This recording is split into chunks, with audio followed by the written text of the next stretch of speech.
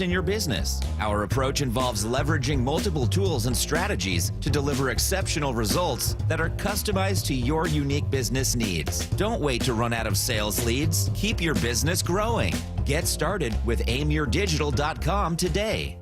Progressive presents good news, bad news, dumb news, then great news. Good news. Your coworker Kyle said bundling home and auto insurance with Progressive could save you money. Bad news. While saying this, Kyle was eating your clearly labeled lunch. Dumb news. Pizza near work costs $7 a slice, and it tastes like drywall covered in ketchup. Great news. You decide to see if you could save money bundling at Progressive.com and enjoy more lunches far away from Kyle. Progressive Casualty Insurance Company affiliates and other insurers not available in all states.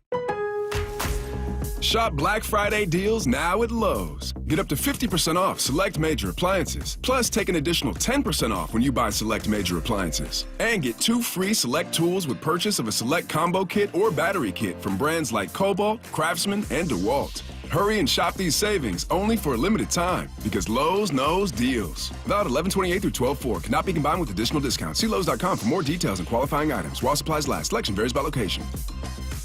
Seattle Sports, your home for Wyman and Bob. Our buddy Mark Schlereth is here. What do you make of this Seahawks team? Hey, listen, man, the Cardinals, and I've done a bunch of Cardinals games. James Conner is a damn good football player. To hold him, I think he had 7 carries for 8 yards. Yeah. Like, that's legitimate, man. To make them throw the ball 40-some-odd times and only give up 6 points with the weapons that they have, and that was a butt-whipping right there. Weekdays 2 to 7 on Seattle Sports and 97.3 FM HD2. Stream every Seattle Sports show with the Seattle Sports app. Brought to you by Fred Hutchinson Cancer Center Proton Therapy. Get new videos, podcasts, and articles on the Seahawks and Mariners from your favorite Seattle sports personalities daily. In sitcoms, when someone has a problem, they just blurt it out and move on. Well, I lost my job and my parakeet is missing. How was your day? But the real world is different. Managing life's challenges can be overwhelming. So, what do? We get support. The Huntsman Mental Health Institute and the Ad Council have mental health resources available for you at loveyourmindtoday.org. That's loveyourmindtoday.org. See how much further you can go when you take care of your mental health. We are Seattle Sports. 7:10 a.m. on your radio. Streaming through the Seattle Sports app. Get new videos, podcasts, and articles on the Seahawks and Mariners from your favorite Seattle sports personalities daily. Let's go! This is Seattle Sports. Streaming through the Seattle Sports app. KIRO AM Seattle. KIRO FM HD2 Tacoma. Home of the Seahawks, Mariners, and everything Seattle sports. Hey, this is Stacey Rost. You're listening to the best of Bump and Stacey on Seattle Sports and the Seattle Sports app. From the Quantum Fiber Studio. This is Bump and Stacey on Seattle Sports. Streaming through the Seattle Sports app and at seattlesports.com. Now, here are your hosts, Michael Bumpus and Stacey Ross. Here we go now. It's a holiday week. Bump and I are live from Virginia Mason Athletic Center where power's back on. We're back here. Good news for the Seahawks. They're getting ready to hit the road to take on the Jets. And Bump, we are going to have a lot for a preview coming up, not just during our show. We're going to jump into the huddle with Ernest Jones joining us alongside Dave Wyman beginning at noon. But before we get to any of that, you and I thought it would be fun to kind of have a Thanksgiving-themed episode. Mm-hmm. And while this is going to sound corny, I promise it's actually a really nice exercise. Thanksgiving is corny. The holidays are corny. That's all part of the identity of the holiday, so why not lean into it? Thank you. Oh, my God. Speaking of corny, I was thinking of casseroles. I told Brian Walters yesterday there is no good casserole. That was one of our hype trains. Really? Would you have boarded? Yeah, probably. I know. I agree, right? Yeah, I would have gone on that It one. will not surprise you to know Brian Walters strongly disagreed. Nah, not at all. Brian Walters went to Cornell. His dad is a member at a prestigious country club. You know? Casserole is in like his It's in his DNA. blood. That's what he does. So I ain't mad at beat up. People like what they like, you know. Exactly. What should Seattle sports fans be thankful for? So this is an exercise in thinking about what we're thankful for as Seattle sports fans, as analysts, as people covering these. If you guys want to chime in with your answers, 866-979-3776. As you think about being grateful this week and especially tomorrow on Thanksgiving, what do you find yourself thankful for? as a sports fan, particularly a Seattle sports fan. Bump, what about you? I'm going to make a connection here. I remember when I was a kid and I used to get clothes for Christmas. I used to hate it. Like, man, why am I getting clothes? At a younger age, you want toys. You know, I want toys, I want video games. But then I remember I got this sweater. And I was at my aunt's house in Oxnard, and I got the sweater, and I was like, oh, thank you, I'm being polite. But in my head, I go, man, I don't want this sweater. But then later on that week, it got really cold, and I put that sweater on. And I go, I'm so thankful I have this sweater. All right? So I'm making that comparison to say y'all should be thankful for Geno. Y'all should be thankful for Geno. Because Geno is a sweater that most of y'all don't really want. You go, oh, yeah, I guess. Thank you. I appreciate the sweater. But then when there's 1 minute left on the clock, you got to drive down and win a game. Like, I'm so thankful I got this sweater. That sweater is Geno. So I'm thankful for Geno. I know that he probably isn't the quarterback to win a Super Bowl here unless he has just crazy amount of support. But in the meantime, 6-5, you're in first place in the division. He helped you win a game last week. He does have his flaws like every other football player. I am thankful for that sweater. That sweater is Geno. That's a really good one. It's exactly how practicing gratitude works, right? Is saying like, look, while I wish that I had a brand new BMW, I'm thankful to have a car to take me to work, and that car has Bluetooth and heat and a fun little skylight. You know what I mean? Like, you're grateful. I was putting together, obviously, the snapshot. If you're listening live, you heard it. If you're listening on the podcast, you didn't. But I was just updating you guys on the Thanksgiving games.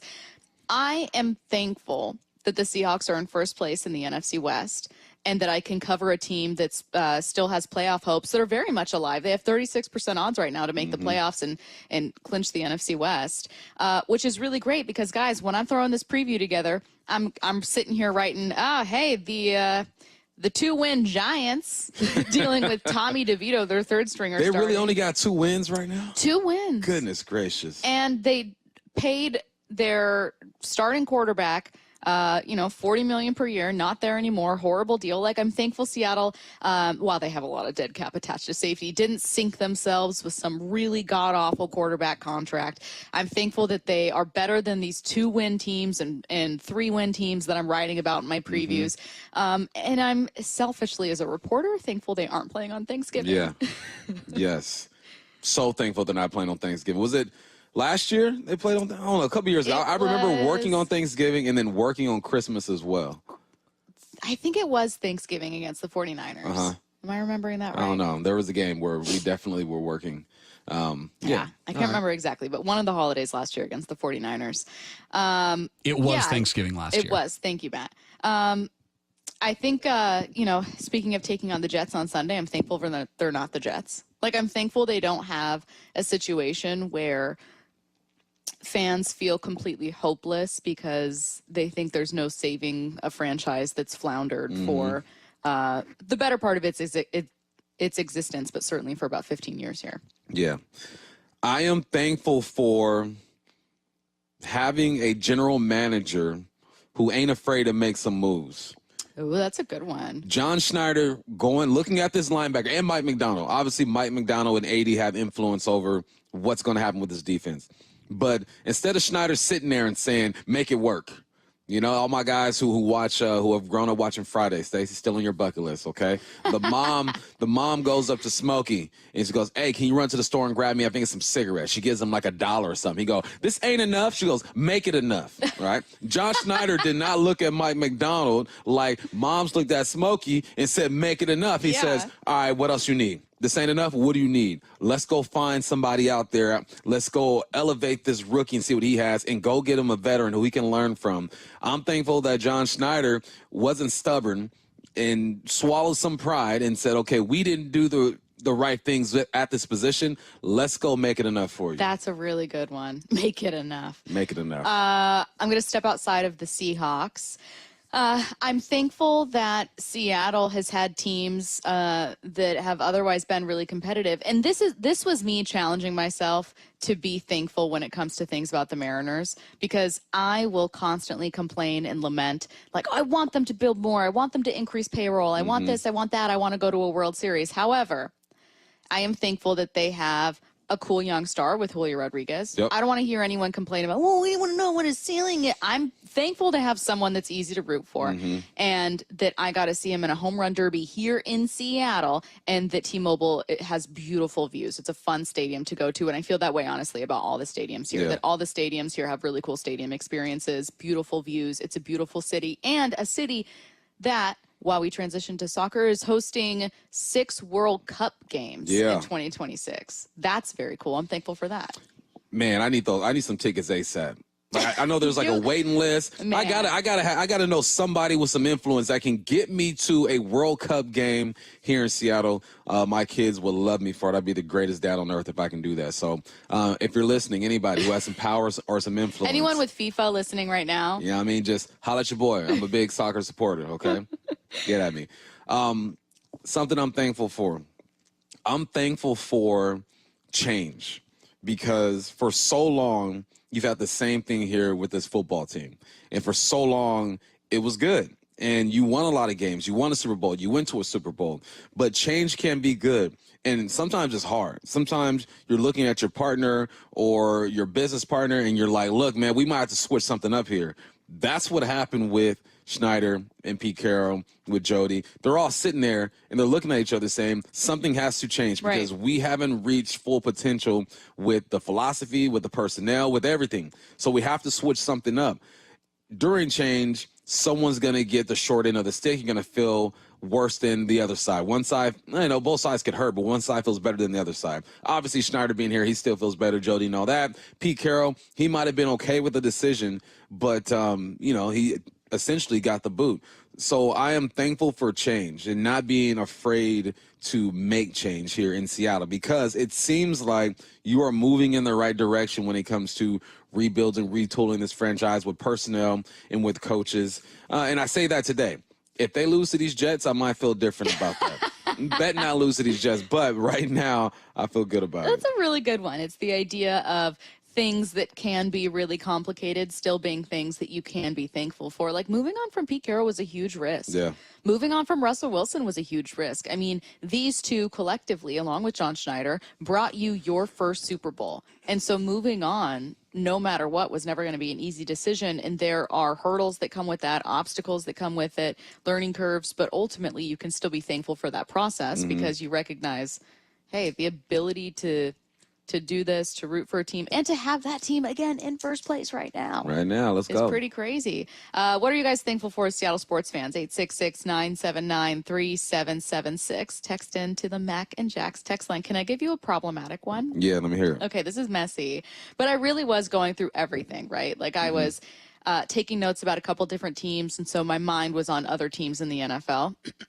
When Deshaun Watson was on the trading block, there were people who wanted Seattle to make a move, and I wondered whether John Schneider, who has always been intrigued by finding his new quarterback, would be tempted. Yeah.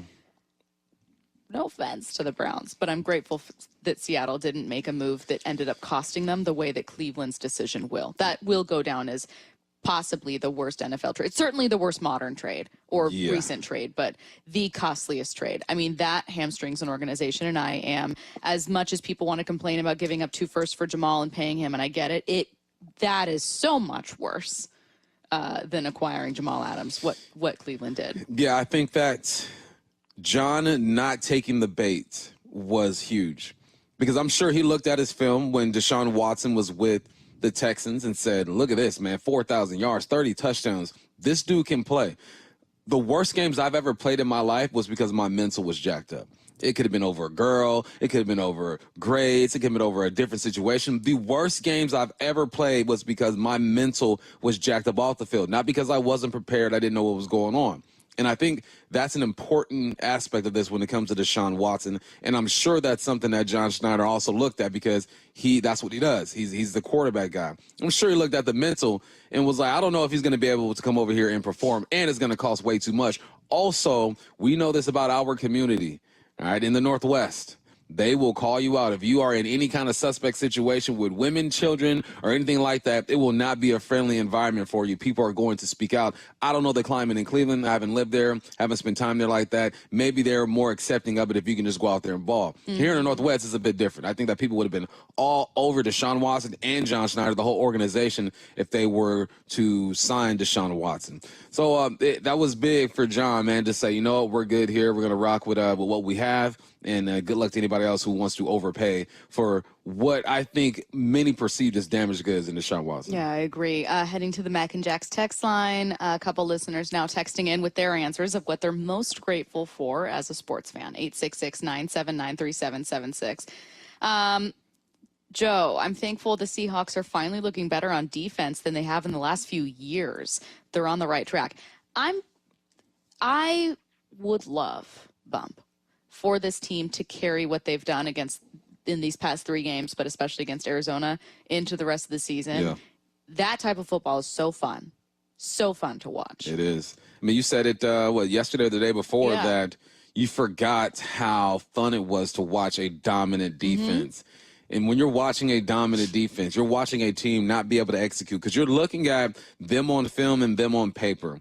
The team on paper, the Arizona Cardinals, was different than the team on film. So I came into this game thinking to myself, goodness gracious. Yeah, we knew they're number 5 when it comes to running the football, but the pass game is getting going. That offensive line has done a good job protecting. Kyler Murray only sacked 15 times going into that game.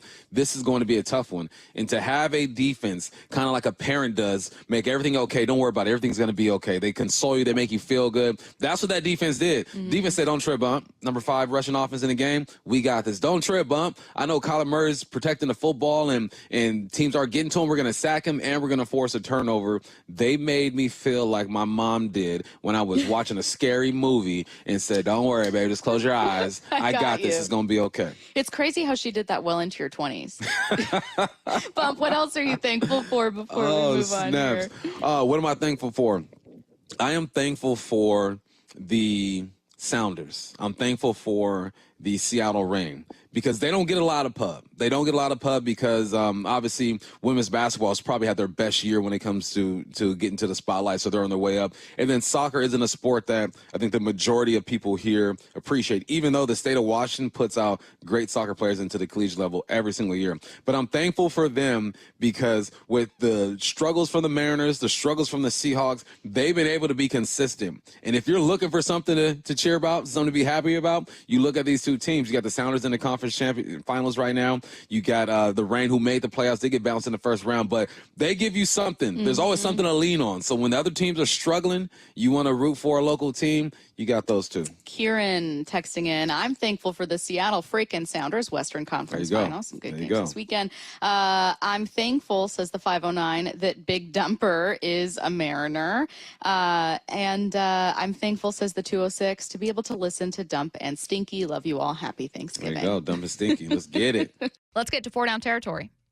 This is 4 Down territory, going inside the game with former Seahawks and Coug wide receiver Michael Bumpus. First down, we went over some player highlights. Let's talk about the head coach, Bump. What did you like most about the play calling from Mike McDonald? Well, I've kind of touched on it already. I like just the blitz packages that he had, the way he used his linebackers, the way he messed with the shade of the defensive linemen. I think he gave Arizona a few different looks. So when the players talk about Mike McDonald was in his bag, that's what they're talking about. We're not only doing the same things every single week. We're giving it, obviously you do some of the same things you do every single week, but you're adding some spices, some sauce to it. And the stunt game was crazy yesterday. I loved it, especially at the linebacker position. I think you have 2 dynamic, good tacklers at that LB spot, so you can roll the dice a bit more with them, especially when you're getting the D-line playing the way that they're playing. So I was just impressed with the pressure. That's really not his thing. 14% of the time he blitzed with the Baltimore Ravens. He's up to about 20-21%. That can mean 2 things. Either he feels like you need to create more pressure with his personnel, or that he trusts his personnel to get it done, or that's just what they're best at. That's what good coaches do. You set your guys up for success. Yesterday was a great example of that. Second down. What's something that, if cleaned up, can take this defense to another level?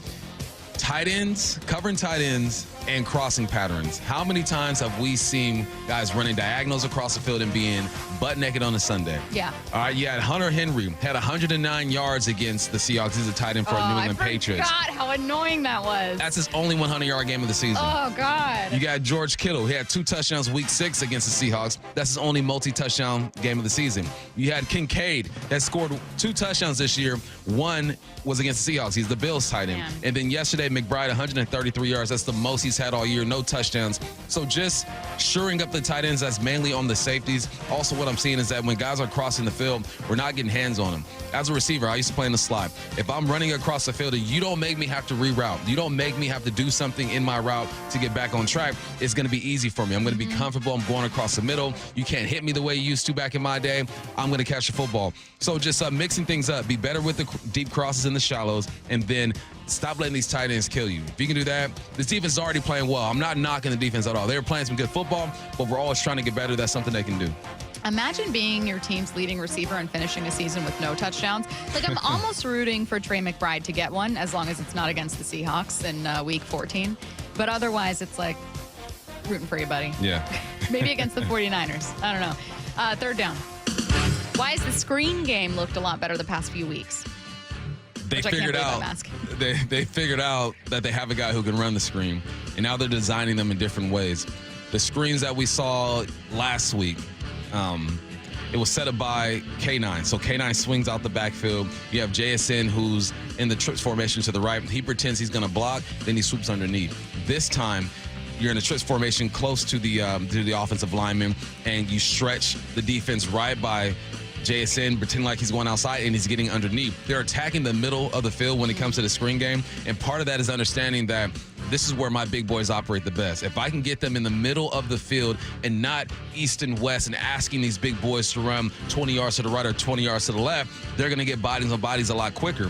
Also, JSN is comfortable going across the middle and using his hands and weaving his way through. It's the understanding that I have a wide receiver who can do it. I got to set him up. And also, this is what my big boys are good at. I'm not going to get them going east to west. I'm going to get them going north and south right now. Why did we never try more middle screen games, middle screen attempts in recent seasons? Like, I understand that they tried endlessly to make screen games work, and it just didn't work. But it was always like on the outside, or it would be to the right. Like, it always failed, and now it's like it's just middle screen game constantly, like over and over, to where it's like, we get it, Ryan.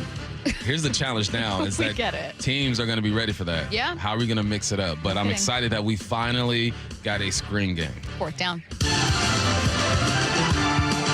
I like this one. What magic number did you put out a couple weeks ago that's still true? Remember I told you, I said if this defense can hold teams to averaging 20 points per game, they're going to have a chance. So far, in the last 3 games, they've held teams to 20 points per game, and they've had a chance every week. The offense has to produce a bit more. 16 points isn't going to be enough every single week. But if the defense continues to do that, 20 points is the number. And so far, it's been true. If you look at the games that they've won and that they've lost, the games that they won, the teams are under 20 points. The games that they lost, teams are typically above 20 points. So just keep doing what you're doing. 20 is the magic number. If you can get your defense to be good against the run like they did yesterday and hold teams to 20, you're going to have a chance. If Geno has the football in his hands late in the game and you have a lead or you're within a score, you have a great chance to win. This isn't a team that's going to blow teams out. It's not going to happen this year. If they do, I will gladly accept it. But 20, 25 points is what they're going to put up. And 20 is the magic number for defense. Is this an offense that should be averaging more per game? Like, when you look at this offense, are you like, no, this checks out? Nope. You can't run the football. If you can't run the football, you can't dictate things. If you can't run the football, you're anticipating closer games like we've seen so far this year. If they can get something going, I'm looking at guards, man, and the guard play hasn't been the greatest. They've gotten better, but it hasn't been the greatest. It's about combo blocks. This is they run a lot of zone and gap scheme. So gap is when you're pulling guards and doing all that stuff. And the gap runs, I think K9 can be a bit more patient. He wants to go, or he doesn't give it a chance. I've been talking to Big Ray about this. In the zone concepts, you need your guards to get up to the backers and help out on that one tech. So you help your center out, and then you get to the backers. What I'm seeing is a lot of the times the guards are so intent on helping out the center that the linebackers diagnose the plays, and when he tries to climb to him, he's already in the backfield. So there are some things that the running backs can do, K9 specifically, things that the linemen can do. They just got to mesh. I got a couple listener questions for you in the last minute here. 206 says, Bump, I've been meaning to ask, is your fascination with Kobe more about his name or his play? You Lakers fan. I like Kobe. I just don't have the same high opinion as you do. But I trust your evaluations more than mine, though. Thanks. I mean, obviously, I love his name, clearly. Your own son's name had me from Hello with that Kobe Bryant. But no, everything that I say is based off of analysis. I don't play favorites. You can have a great name. You can have a great story. I'm going to talk about what I see on film. Even when it comes to Geno, some people just want me to rip Geno. I point out the things that he's weak at, but I also point out there's good in Geno as well. With Kobe Bryant, let's look at the plays he's making. That big play against the Rams to blow things up. I mean, he's a for sure tackler back there. He's got a pick six. So if you ain't believing in Kobe after the pick six, I don't know what else to tell you. There's a reason why Rayshawn Jenkins was healthy and Kobe still got the start. Very good point. Because the coaches believe in him. One more. I have a couple questions. I'm just trying to pick. There's one about the run game. They said it looks like K9 needs to slow down and then hit the hole. How much of run game struggles are on the actual running backs? Yeah, that's what I pointed out, especially during the gap. So when you see the guards and the tackles pull, it seems like he rushes it a little bit.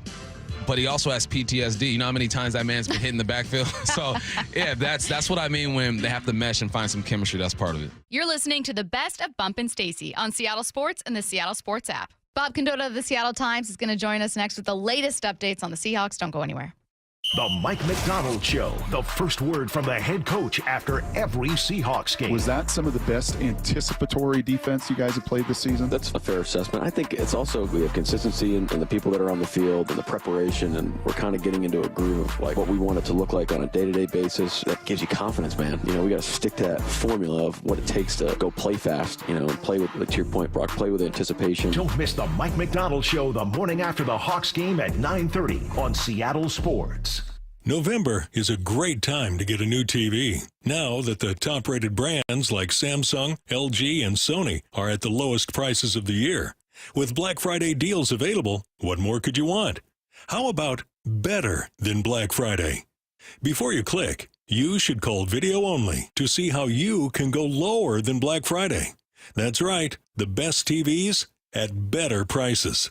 Check out Video Only before you buy, or you'll be sorry. This holiday season, give the gift of Mariners baseball. Why settle for a pair of socks when you can grab a pair of tickets to see the Red Sox? A gift card? Skip it. And snag seats to see the Cardinals. A wine opener? Or how about an opening day trip to T-Mobile Park? For tickets and our complete schedule of marquee matchups, including the Yankees and Dodgers, plus can't miss collectibles, fireworks nights, $10 value seats, and more, visit Mariners.com. A walk-off grand slam for Cal Raleigh. Dave Wyman with an important message for those recently diagnosed with prostate cancer.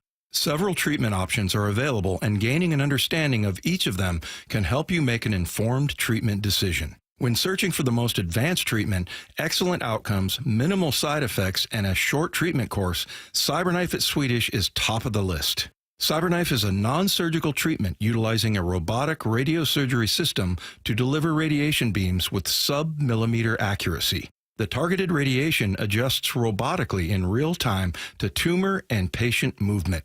Swedish CyberKnife patients report a better quality of life both during and after treatment. Swedish CyberKnife treats patients from all over the Pacific Northwest. If you, a friend, or a family member is diagnosed with prostate cancer, consider Swedish CyberKnife.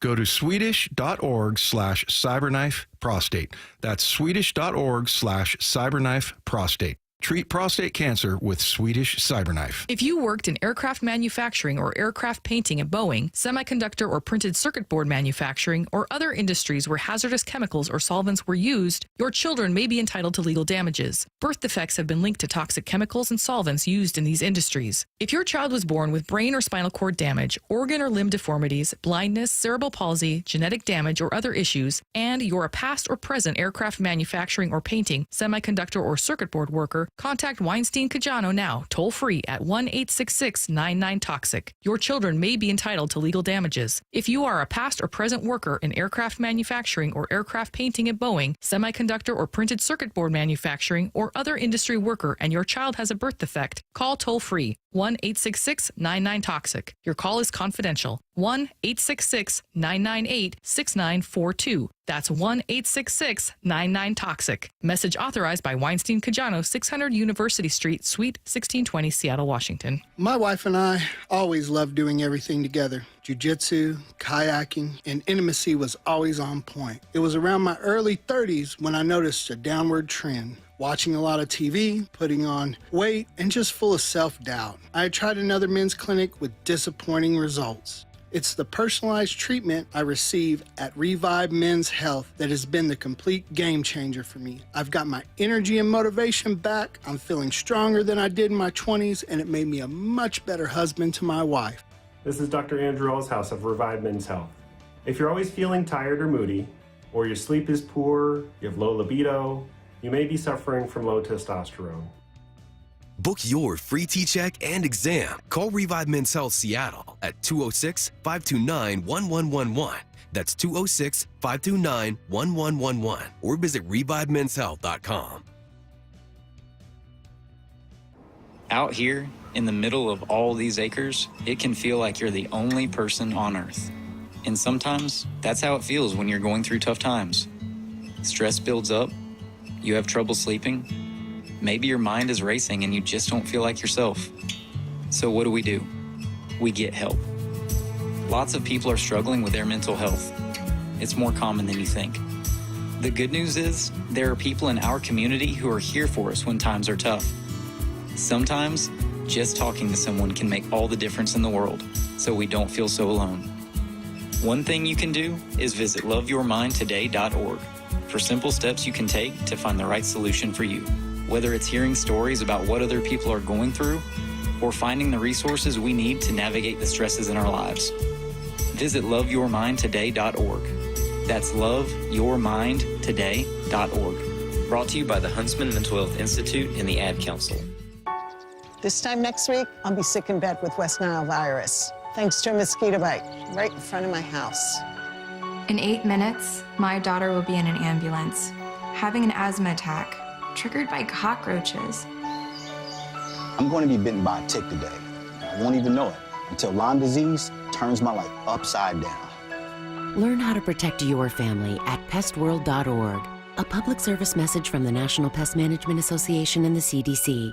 Seahawks Player Spotlight. Man, it felt good to go out there and be able to contribute. Exclusive interviews with your favorite Seahawks. You know, we got a genius as the head coach. Every day with Wyman and Bob. Hey, this is Stacey Rost. You're listening to the best of Bump and Stacey on Seattle Sports and the Seattle Sports app. From the Quantum Fiber Studio. This is Bump and Stacey on Seattle Sports. Streaming through the Seattle Sports app and at seattlesports.com. Now, here are your hosts, Michael Bumpus and Stacey Ross. Here we go now. Joining us now on the Emerald Queen Casino Sportsbook Hotline, it's Seattle Times Seahawks reporter Bob Condotta. Bob, how's it going?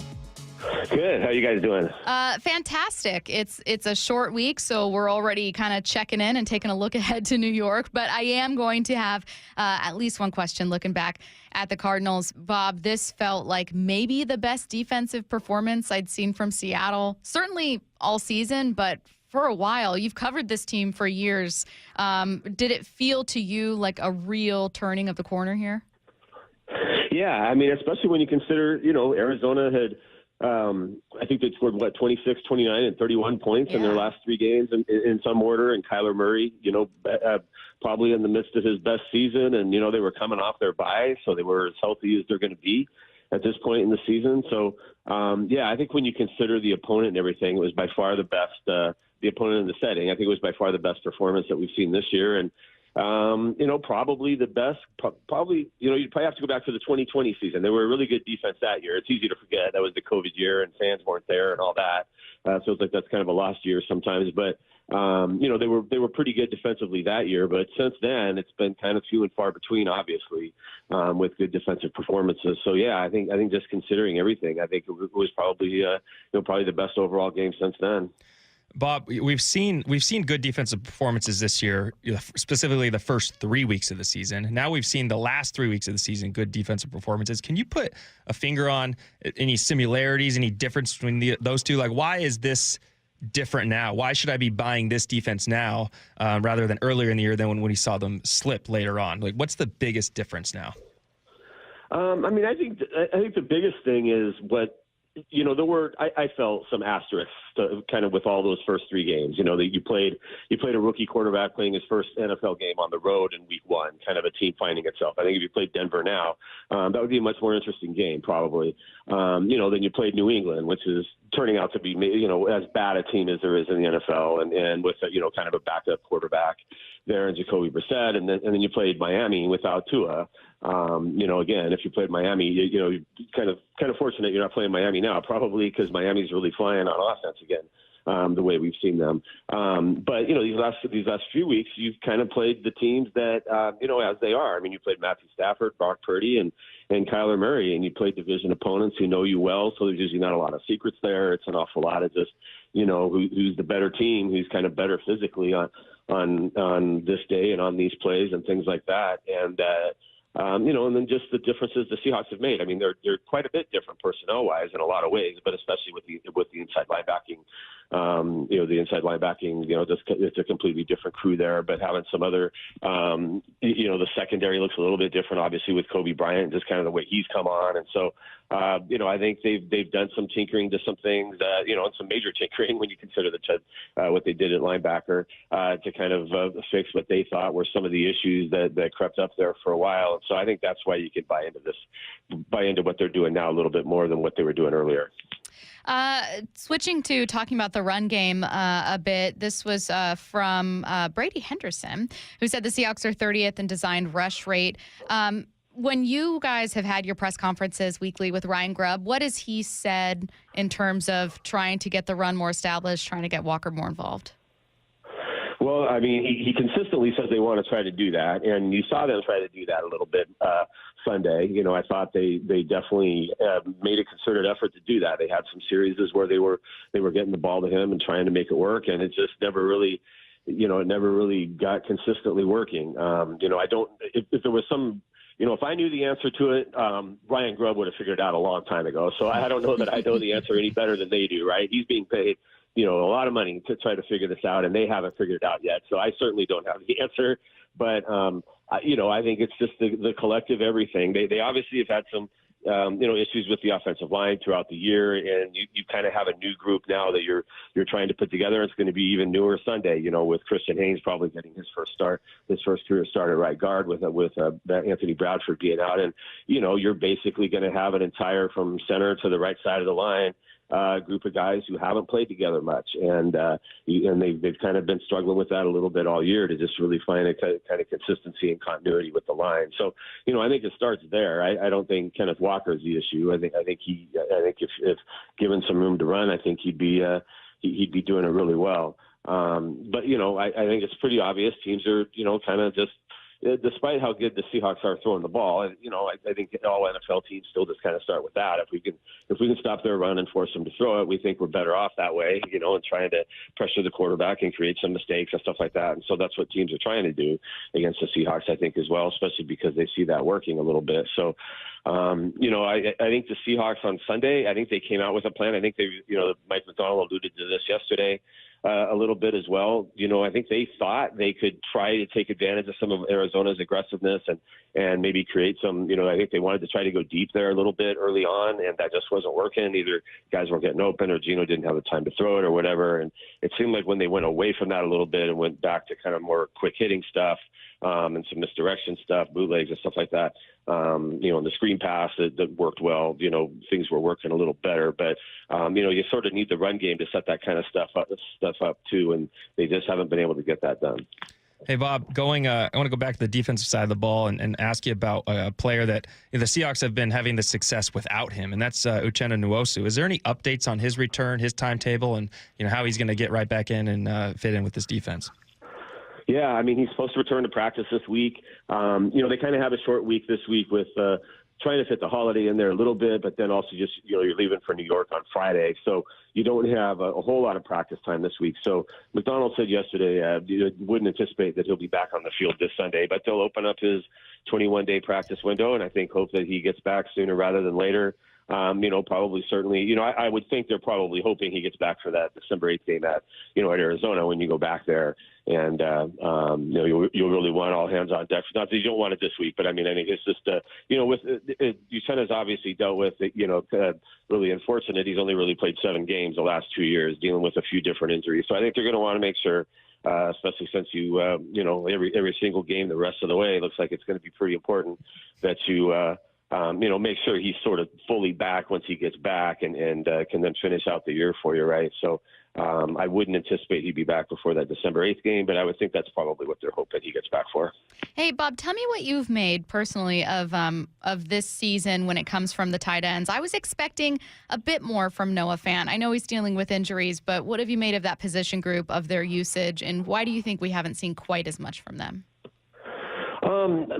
Part of it is because your receivers are doing so much, right? I mean, if you're going to throw the ball all the time to Jackson Smith and Jigba DK Metcalf, which makes all the sense in the world to do, you're inevitably not throwing it as much to someone else. So, I think some of it is just that, is of what you're prioritizing and what you're doing. I thought Noah Fant was doing okay before he got hurt. He's dealt with a couple different injuries. It's maybe easy to forget that he missed some time in the preseason. He had an injury that if I recall right, I think we saw him kind of get have to in one of the practices kind of have to get helped off the field, and everything, was out and missed some time. Pharaoh Brown has been the same thing, where he missed a lot of time during training camp, and so I think that got him off to a slower start as well.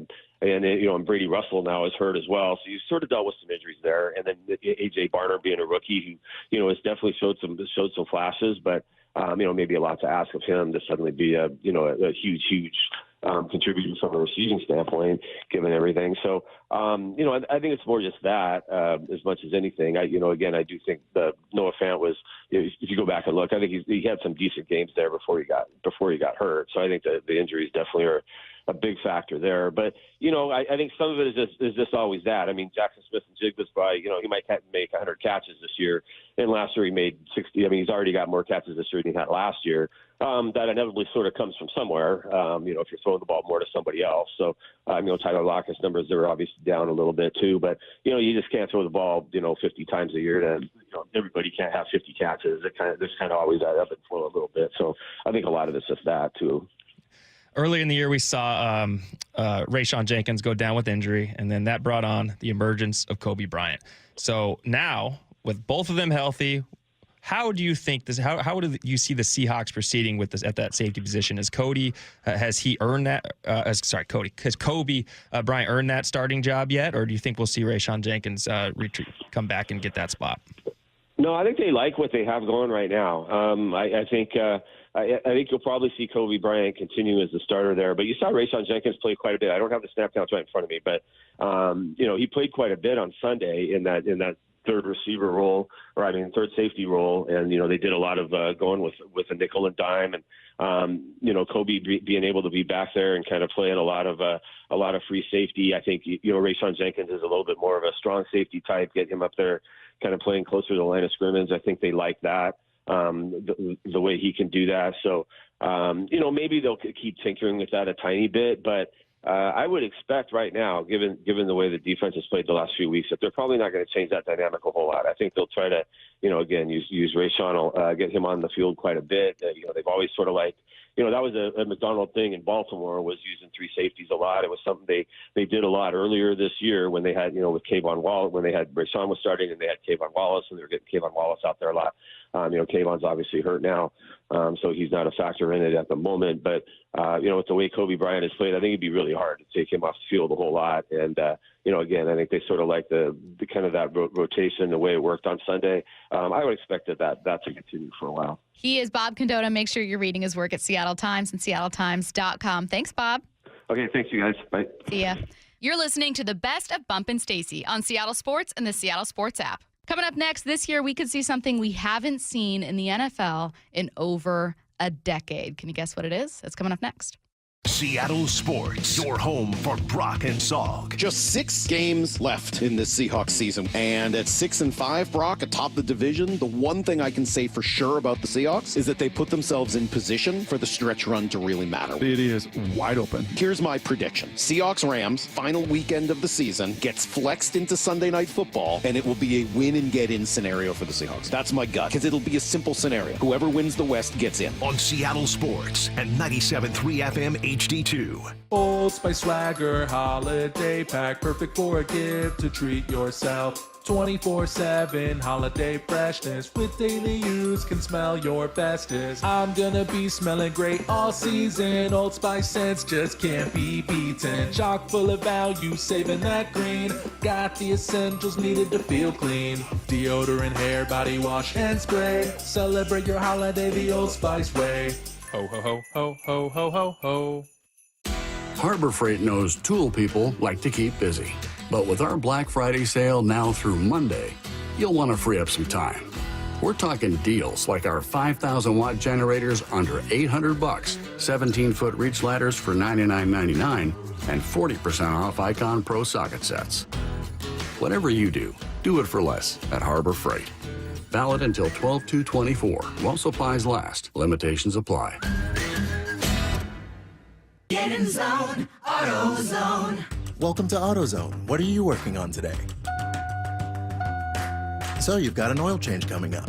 You can go farther and save on full synthetic with our oil change special. Right now, you can get 5 quarts of Valvoline Advanced Full Synthetic with an STP Extended Life oil filter for just $33.99. Get the parts you need when you need them at AutoZone or AutoZone.com. Get in zone, AutoZone. Restrictions apply. Febreze. So my home is also my office. And before I can focus, every room's gotta be clean. That means tidying up, then spraying my Febreze Air Mist. Ooh, that's fresh. Febreze Air Mist scents are all high quality. They fight any weird funk, and they give my air an instant boost of freshness. So not only does my home smell good, I feel good too. After I Febreze, it's time to start my day. Breathe happy, Febreze, la la la la la. Transform your home from top to bottom with State Roofing. Hi, it's Sam Thomason, owner of State Roofing. It's not just about a new roof, it's about a new look for your entire home. Deck out your backyard or give your exterior a facelift with our siding and window options. And there's no better time to start than now with our incredible offer. 0 down, 0 payments, and 0 interest for 12 months. Why wait to make your dream home a reality? We do more than just roofs. Visit stateroofing.com. Let's talk about what's possible for your home. State Roofing, the last roof you'll ever need. When we run out that tunnel, when you put on that jersey, we see 12 as one. We compete together, side by side. You yell louder, we push even harder. Touchdown, Seahawks! Make no mistake, this city lives for Sunday. Get your tickets for Seahawks game days at Lumen Field and experience what this city lives for. Visit Seahawks.com today. Most people out here think that taking care of one another is important. And most people would step up for a neighbor going through a tough time. Most people around here help out friends and family when they need it. But the funny thing is, most of us won't look for help when we need it. If you're struggling with mental health, you should know that there are resources out there that can help. And it's okay to talk about it if you need to. One place to get started with information is loveyourmindtoday.org. Loveyourmindtoday.org offers a range of guides, instructions, and insights for dealing with difficult situations or getting through a tough time. If you're struggling with mental health, get the help you need, because most people out here really care. Visit loveyourmindtoday.org. That's loveyourmindtoday.org. Brought to you by the Huntsman Mental Health Institute and the Ad Council. When I found out my son was using marijuana, I thought it was just part of adolescence. Lots of teens and young people get high. But then I found out how powerful today's concentrates are. I couldn't believe it. It's far more powerful than weed from the 70s, 80s, and 90s. When teens use vapes or dabs, the potency can be 80 to 100% THC. THC can cause addiction, hallucinations, paranoia, anxiety, and cannabis-induced psychosis in youth. For teens and young adults, marijuana use comes with increased risks of suicidal thoughts, planning, and attempts. And these high THC products can be bought almost anywhere. From gas stations to dispensaries, I had no idea. Talk to your children well before they experiment with today's potent THC products. Get educated. Help them understand the dangers are real. Just Say No, KNOW. Go to justsayno.org today for the facts. A public service message from Johnny's Ambassadors. How was your drive to school? Let me tell you, I had to get my iced coffee first. I just can't seem to put it down. My favorite rapper just announced a tour. My phone was buzzing like crazy. I'm so excited. I had to text all my friends right then to talk about it. Then someone started calling me and... Let's try that again. I turned my phone off right away. I never drive distracted. Visit StopTextStopWrecks.org. A message brought to you by the National Highway Traffic Safety Administration, Project Yellow Light, and the Ad Council. Heading outdoors or on the water this weekend? Check in with Joey and Nelly on the Outdoor Line from 6 to 8 a.m. every Saturday on Seattle Sports and the Seattle Sports app. Hey, this is Stacey Rost. You're listening to the best of Bump and Stacey on Seattle Sports and the Seattle Sports app. From the Quantum Fiber Studio. This is Bumpin' Stacey. Weekdays 10 to 2. On Seattle Sports and 97.3 FM HD2. I teased this segment as something we haven't seen in the NFL in over a decade. What is it? That would be a running back winning MVP. Adrian Peterson was the last running back to win NFL MVP. It was in 2012. He rushed for a career-high 2,097 yards, about 131 per game, a casual 131 per game. Every year since then, the award has gone to a quarterback. 3 going to Aaron Rodgers alone, 2 apiece to Lamar Jackson and Patrick Mahomes. So not just to a quarterback, but like predominantly to 3 quarterbacks. But what if that changes this year? Brian Walters in for Michael Bumpus. Brian, Giants running back Saquon Barkley had 255 yards against, I almost said against the Rams. Yes, against the Rams on Sunday night. And not only was it an unreal performance, it also catapulted his name even higher in NFL MVP odds. He's averaging 126 yards per game. Because of that extra game the AP didn't have, he's actually on pace to break that record, or rather break those numbers by AP. So he is on pace to surpass 2,000 yards, to get about 18 touchdowns. Will we see a running back win MVP is kind of where people are left leaving that Sunday night game. Do you think so? I think we should. I do. I never understood the whole, hey, Lamar Jackson, your MVP, but your offensive player of the year is going to go to one of these running backs. If someone can explain that to me, because if I remember, I mean, the quarterback's an offensive position, right? Yes. So how is that such a... I don't understand. I've never understood how that works. If the offensive player and the MVP, if they're both on offense, should be to the same guy. If that's a thing. But what Saquon Barkley has totally...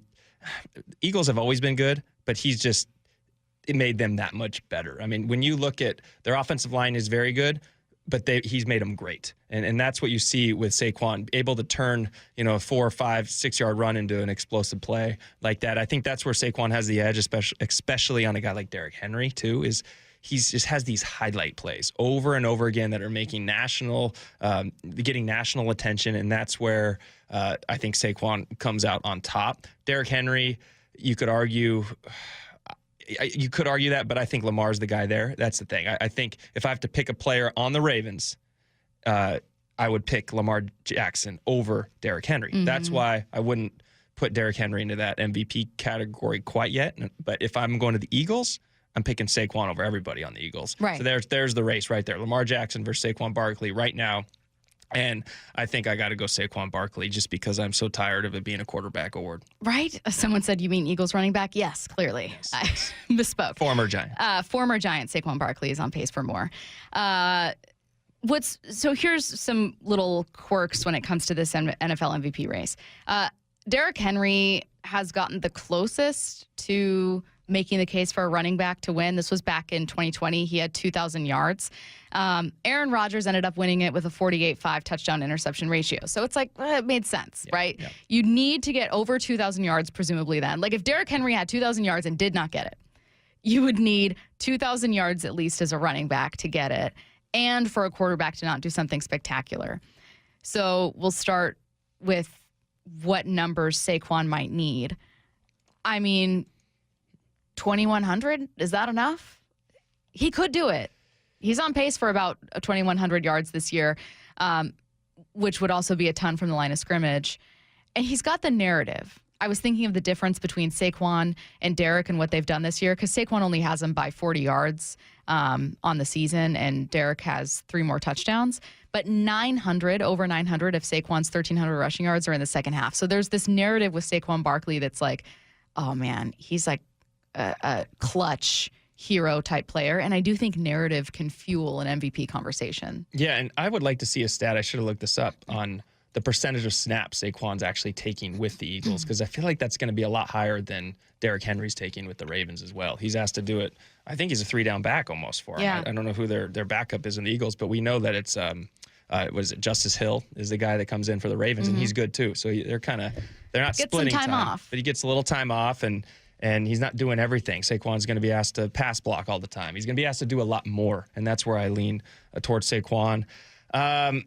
I think a 2,100. It's got to go to a running back. If it has to. If you're gonna, what's the all-time record again? For Eric Dickerson, 21 something. 21 something. Not over 22. And I get it. There's a little asterisk there with the extra game. But if he can get that, who knows though? There's no saying that if he keeps in this pace, he's rushed for 100 and he's rushed for 400 yards in the last 2 games.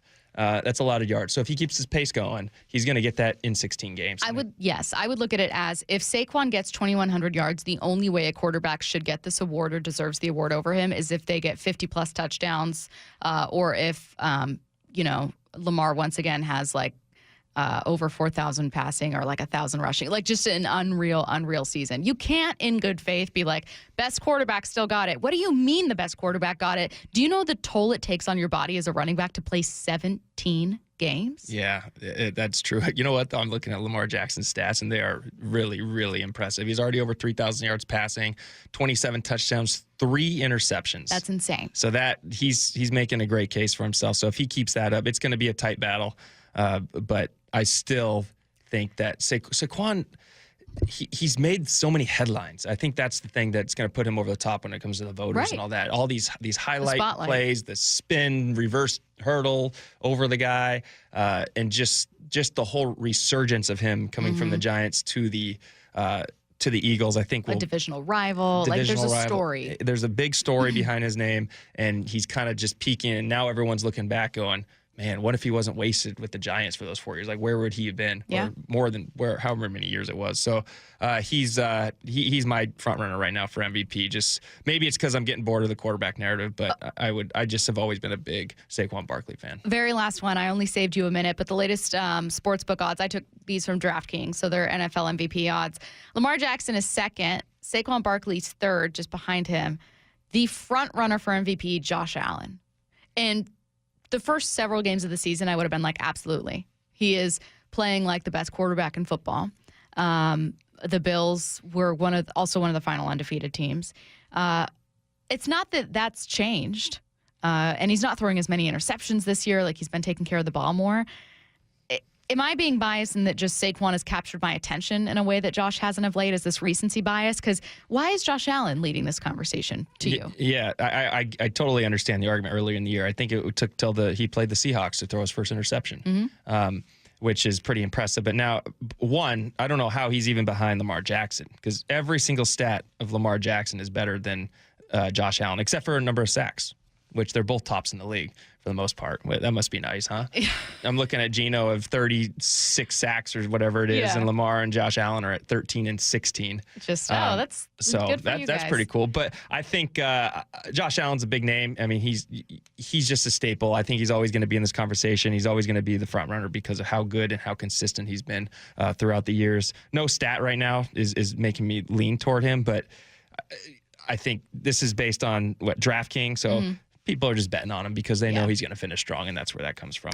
Mike Golic Jr., one half of Gojo and Golic on DraftKings Network, is going to join us next. I'm curious to know what he thinks about the Seahawks. You're listening to the best of Bump and Stacy on Seattle Sports and the Seattle Sports app. Blue 88 on Brock and Salk. Sustainable, unsustainable. What have you seen recently from the Seahawks? Every day at 7:45. Unsustainable is 3.3 yards a carry over your last 3 games. You do that, you run for 3.3 over the next, 6 weeks, you're probably at best going to go 3-3, even if your defense is totally phenomenal. What is sustainable is this front seven just playing together is just a pack animal right now. And that group is playing just pack defense. Blue 88, answering 3 football questions as only Brock Heward can. November is a great time to get a new TV. Now that the top-rated brands like Samsung, LG, and Sony are at the lowest prices of the year. With Black Friday deals available, what more could you want? How about better than Black Friday? Before you click, you should call Video Only to see how you can go lower than Black Friday. That's right, the best TVs at better prices. Check out Video Only before you buy, or you'll be sorry. Stream every Seattle sports show with the Seattle Sports app. Brought to you by Fred Hutchinson Cancer Center. Get new videos, podcasts, and articles on the Seahawks and Mariners from your favorite Seattle sports personalities daily. What's your holiday tradition? Now, if you're like me, it involves gathering around a big meal to celebrate. Well, what if there's no food on the table? Hey, it's G. Scott. This year, help someone less fortunate celebrate the holidays by supporting Nourishing Neighbors. The Nourishing Neighbors program provides grocery cards to the people who are the most impacted by food insecurity. So make a donation next time that you're at Safeway and help make sure everyone is welcome at the table for the holidays. Go to nourishingneighbors.com to learn more. Join Seattle Sports and Treehouse for the 36th year of Holiday Magic, helping provide holiday gifts and year-long support for the more than 6,000 youth and young adults in foster care statewide. When a child receives a holiday gift or a winter coat, they create memories that last long after the chill of winter passes. Over the 36 years of Holiday Magic, we've delivered 182,000 gifts across our state. Join Seattle Sports and Treehouse and share the joy of the holiday season. Text MAGIC to 888-973-5476 to learn more. As veterans, we're no strangers to helping others. It's what we were taught, trained, and told to do. It could be for anything. Helping a friend move. Listening to a fellow veteran for hours, at any hour of the day. Or just simply making time for people. A neighbor, a loved one, or even a stranger. We're often the first to help others. There's no question about it. But we do have one question for the veterans listening. When was the last time you reached out for help? Perhaps it's time to do for yourself what you would do for others. If you or someone you know needs resources, whether it's for stress, finances, employment, or mental health, don't wait. Reach out. Find more information at va.gov/reach. That's va.gov/reach. Brought to you by the United States Department of Veterans Affairs and the Ad Council. I was in the hospital with my son for 18 months. When he got injured, I wasn't prepared, but I knew I had to be strong. When I was told about John's injury, I was in complete shock. I just remember rushing into his room and giving him a big hug and letting him know I was there. These veterans and families are just a few of the heroes we serve at Homes for Our Troops. For thousands of severely injured veterans, everyday life is filled with barriers. It was really the little things throughout the house. Counters that you can't roll up to. I had to drag my wheelchair down steps. I want to help, but he is so determined. At Homes for Our Troops, we build specially adapted custom homes with features like wheelchair access, roll-in showers, and automatic door openers that allow them to function independently and focus on their recovery and family. This house is freedom. It's hope. It's a new beginning. This house has given me my family back. To learn more, visit hfotusa.org. Snakes, zombies, sharks, heights, speaking in public. The list of fears is endless. But while you're clutching your blanket in the dark, wondering if that sound in the hall was actually a footstep, the real danger is in your hand, when you're behind the wheel. And while you might think a great white shark is scary, what's really terrifying and even deadly is distracted driving. Eyes forward, don't drive distracted. Brought to you by NHTSA and the Ad Council. Guys, your testosterone level impacts your energy, drive, weight, hair loss, and even ED. Revive Men's Health Seattle will check your T level for free. For your free T level check, exam, and consultation, call 206-529-1111 or visit revivemenshealth.com. Not completing high school is more of a social thing than it was an academic thing. Even though all these years have passed, I still had that longing to have my diploma. At age 30, Carissa finished her high school diploma. If you're even considering getting your high school diploma, you can do it. No one gets a diploma alone. If you're thinking of finishing your high school diploma, you have help. Find free adult education classes near you at finishyourdiploma.org. That's finishyourdiploma.org. Brought to you by the Dollar General Literacy Foundation and the Ad Council. Let's go! This is Seattle Sports. Streaming through the Seattle Sports app. KIRO AM Seattle. KIRO FM HD2 Tacoma. Home of the Seahawks, Mariners, and everything Seattle sports. Hey, this is Stacey Rost. You're listening to the best of Bump and Stacey on Seattle Sports and the Seattle Sports app. Now, Mike Golick Jr. Wednesdays during football season with Bump and Stacey. Mike Golick Jr. joining us now on the Emerald Queen Casino Sportsbook Hotline. Hey, Mike, how's it going? Good. How you guys doing? Fantastic. I want to take a look ahead to Week 13, but before we do, my co-host Bump brought up something for our last segment with college football that's just absolutely driving him crazy. Bump, would you mind filling Mike in on your Travis Hunter point? Yeah, Mike, I thought it was like Deion Sanders. I thought it's kind of crazy that Travis Hunter isn't at least a finalist when it comes to the Jim Thorpe Award winner. We know he's Vegas odds has him as the front runner to win the Heisman. And it's like, if he is possibly going to win the Heisman, it should be recognized at least as a finalist for the Jim Thorpe Award winner. What are your thoughts on that? Yeah, so I think it's, at first read, I definitely agree. And, like, defensive back play is such a hard thing, I think, especially for award season to legislate. Like, the example I brought up is I remember in 2021 covering Cincinnati when Kobe Bryant and Sauce Gardner were the quarterback tandem for that group. And you saw Kobe Bryant eventually won the Thorpe Award, even though any coach that faced Cincinnati that year and anyone that watched the games knew, yeah, Kobe Bryant's got a bunch of stats because no one throws at Sauce because he erases a whole side of the field. And so I think that comes into play a fair amount with this award here. You've got a bunch of really good guys in this group, though, that are brought into this, like Caleb Downs and Malachi Starks and Jade. They're all really good players. So if we were going to do this sort of like NBA All-Star thing where you ask me who I'm going to take off that list, I'd have a hard time because it's a really deserving field, but it does feel wrong knowing what we know and seeing what we've seen from Travis on that defense. That's just one part of what he does for Colorado that he wouldn't get some sort of love for this. I do love some Caleb Downs, though, man. I think that young man is really impressive. He is. He's great. And, like, Jade Barron and watching him at Texas, every time I've watched the Texas game and checked out that defense, because we know the offense gets a lot more sell with them, I'm like, oh, man, like, this dude can ball. So, again, it's a really impressive group. I mean, hell, the fact that, unfortunately, because of injury, we don't get to talk about a guy like Will Johnson at Michigan as being in this group, what should have been an incredibly robust year at this position. It's the fun kind of like barbershop arguments we love having about this, but it does stink for Travis, who is going to get to wipe any tears he might have had with the Heisman more than likely at the end of this. So he'll get the last laugh. All right, I'm going to look ahead to Week 13, Seahawks Jets, starting right at home here. Obviously, this game on the road, but the Jets, Mike, have a great roster. I mean, I took their defense in fantasy. I was feeling so optimistic about Breece Hall. And I am a fool because here they are with 3 wins. Why do they have so much talent on paper but haven't been able to translate it in the win column? The simplest version of this, and I often hate this sort of reductive version of NFL analysis that we sometimes do, but you did sort of on this roster bet that you were going to get closer to the Hall of Famer, former MVP at quarterback. And because of the offensive line, because of the play calling, any other number of things, but also just because Aaron Rodgers is a guy who's approaching 40 at quarterback coming off a torn Achilles, is just not the same guy that we were used to seeing. So he wasn't going to be able to overcome the deficiencies on this roster up front that we knew were there. And so I think that's the simplest side of it. And then once you play bad enough complementary football for long enough, even a defense that talented, that dealt with some own issues on its back end. We talked about Sauce Gardner before. He's had a bit of a step back this year in terms of his overall production. I think all of that worked together to sort of create what we've gotten in the 2024 Jets.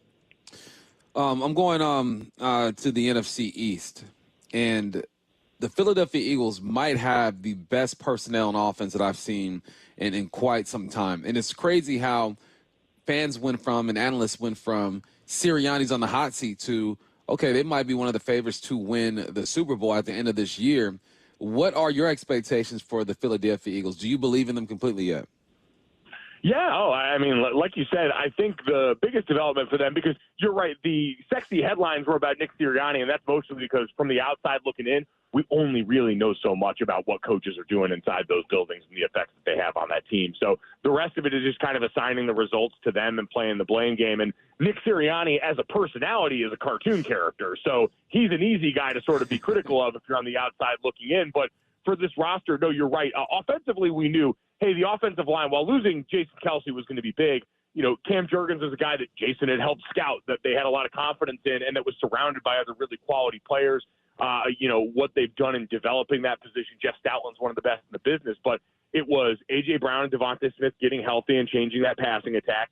And on defense, your young guys grew up. That was the other thing you needed to happen this year. Like some of your other retirements had to be offset by basically the contingent of Georgia Bulldogs you had drafted to replace them. And Jordan Davis and Jalen Carter have been sensational up front. Nakobe Dean at linebacker finally looks like the guy that we saw at the helm of that war machine in college.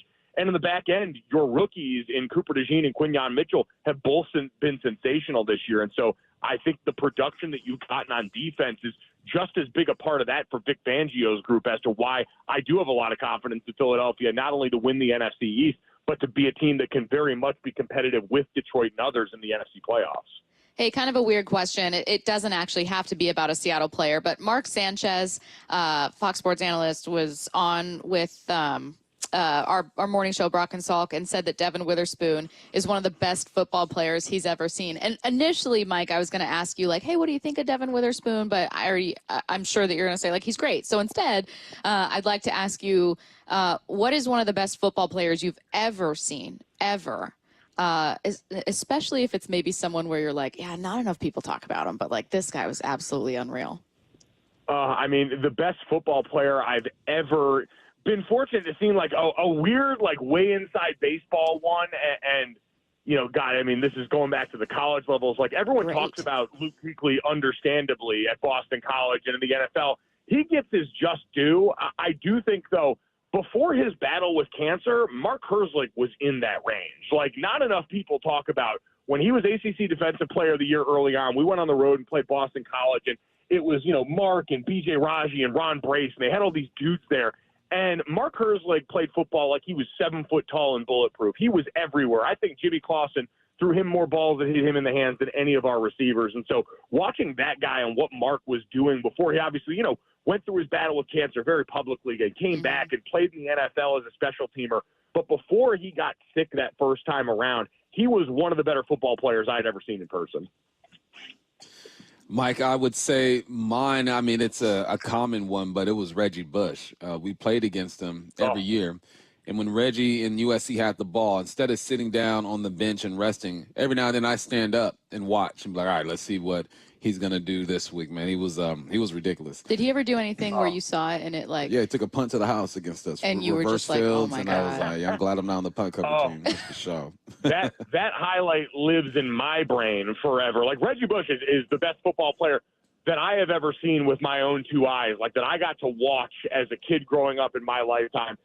It's not really close for second. There are other great players that you can bring up, Cam Newton and what he did, you know, in that season in Auburn and Vince Young, but Reggie to me captivated in a way that was so different and is part of the reason I always tell people, like, when you get a good running back, the reason we're all so high on the Ashton Genty supply this year is because there is a style and a flair that comes with being great at that position that wide receiver and cornerback and all these other positions just cannot touch. Yeah, I agree 100%. Hey, to start our show, we talked about things that we were grateful for here in Seattle or maybe even outside of Seattle. But I want you to be the guy who tells Seattle what they should be grateful for when you're looking at a 6-5 team, because I think sometimes it's hard for people to find the silver lining. For some people, it's easier. But if you're talking to the fans, which you are right now, what should the Seahawks fans be grateful for this Thanksgiving? Well, I think first and foremost, I know it's been maybe a little bit of a roller coaster to start, or maybe more so. I've been on with you guys every week, so I feel like at times we were like, all right, how pumped should people be about Mike McDonald? The answer is clearly very. I think he's done a phenomenal job in year one. We almost don't treat him like a rookie head coach in the way that we talk about these Seattle Seahawks. But I'd say the other one, and I was pumped to see him have the game that he did against Arizona, was a guy I talked about early in the season with you guys. About Leonard Williams, man. Like, as the rest of this team has come together, Leonard Williams, just this steady presence on the interior. We know strong in so many facets against the run, but he broke Kyler Murray in that offense. You saw how dejected Kyler was on the sideline towards the end of that game. And so I think as this defense has gotten, Byron Murphy into the mix there as a rookie, and he's done really well and so strong at the point of attack, a guy like Leonard Williams, I don't think was high on anyone's bingo card coming into the season, but every time I cut on the tape, I'm like, man, that's a dude. Hey, Mike, he's not a Seahawk, but a guy a lot of folks around here care about a lot is Michael Penix Jr. I saw that on Gojo and Golik, you guys interviewed him. What's your kind of view of Michael Penix Jr., whether it was Atlanta's decision, him as a player, and what was that conversation like? Did you learn anything? Yeah, you know what? I thought it was pretty insightful just how level-headed he seems about the situation, where as a competitor, and the thing we were most curious about is he's had to watch basically the entire rest of his rookie class go out and get opportunities. We know so many of them started the season, but then Drake May gets to come in and play, and Bo Nix is coming on now as another guy that was maybe drafted a little higher than people accepted, the same way Michael Penix was. And he said, no, I'm taking every opportunity that I can to soak up the knowledge of learning from a guy, Kirk Cousins, who may not be the sexiest quarterback for so many of us from the outside, but Michael said it's the day-to-day consistency in all the little things that go into great quarterback play that have really stood out to him. And so he's a guy who we know has that competitive fire, wants to be out there, and has made so many plays in the past already in his football career, but really seems to be using this opportunity to his advantage. And as we've had so many debates about, well, do you throw quarterbacks out right away? Or, if you can sit them down and bench them for a little while here, Michael Penix Jr. is one of the guys in that sample size that we've seen for Aaron Rodgers in the past or Jordan Love,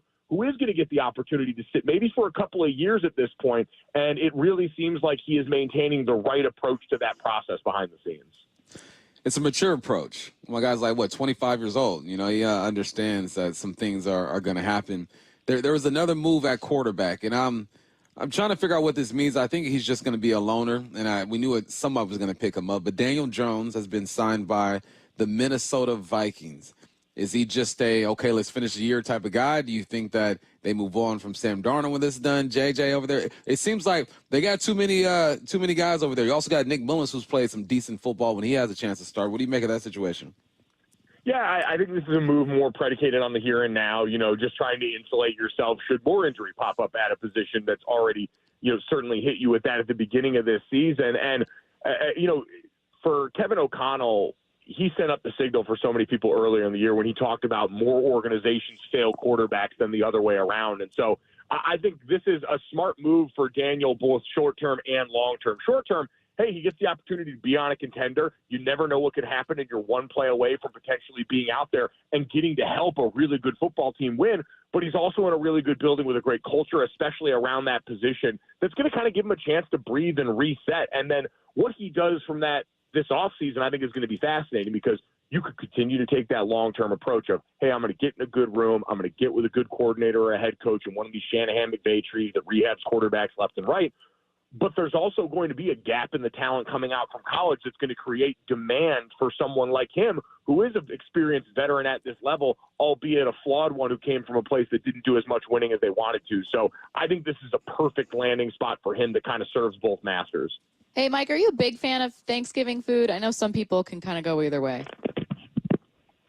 I am a big fan of food in high volume. And I think that's the underrated part of Thanksgiving is it is a high-volume food day where gluttony is one of the main items on the menu. So, listen, I understand, like everybody else, turkey is probably went from being overrated to a little bit underrated. Now I think properly rated as I said turkey, quite honestly, is the old-school West Coast offense quarterback, like drop back pocket pass distributor, Shanahan McVay quarterback that we're not really sure how good they are because they thrive in the system.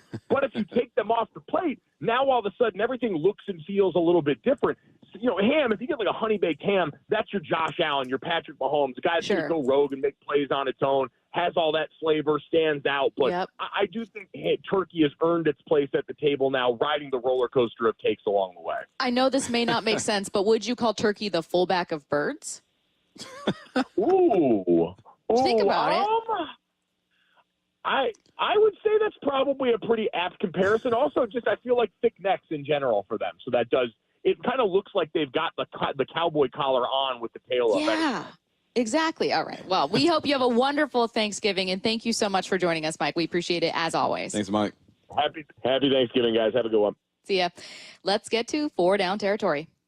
This is 4 Down territory, going inside the game with former Seahawks and Coug wide receiver Michael Bumpus. First down, you've been pleased with the Seahawks getting under center more. Along with getting under center, what can the Seahawks do to help their play action game? Well, step 1 was getting under center. Step 2 was getting a fullback back there. They've done that with several different people. I rewatched the game the other day. I even saw Jake Bobo back there in the fullback spot. We've seen receivers, we've seen linemen, we've seen tight ends back there. All right, so they're experimenting with it. Something that I think that will help their play action game, whether they are under center or whether they are in shotgun, is Geno's mesh points. I'm looking at his mesh points, and it's almost too quick. It's like he doesn't necessarily want to or doesn't give the defense enough time to truly react to it. I'm not saying he's horrible at it. He's a professional quarterback. He does his thing. But there are times, especially in shotgun, where he just flashes the football. And there are times when he's under center and he opens up where he just barely flashes the ball. You got to be deliberate with those movements. You got to make guys believe that this is going to happen. He does get the defense to react. I think there's more left in there. Then the coach in me is asking myself, well, why is he not deliberate with it?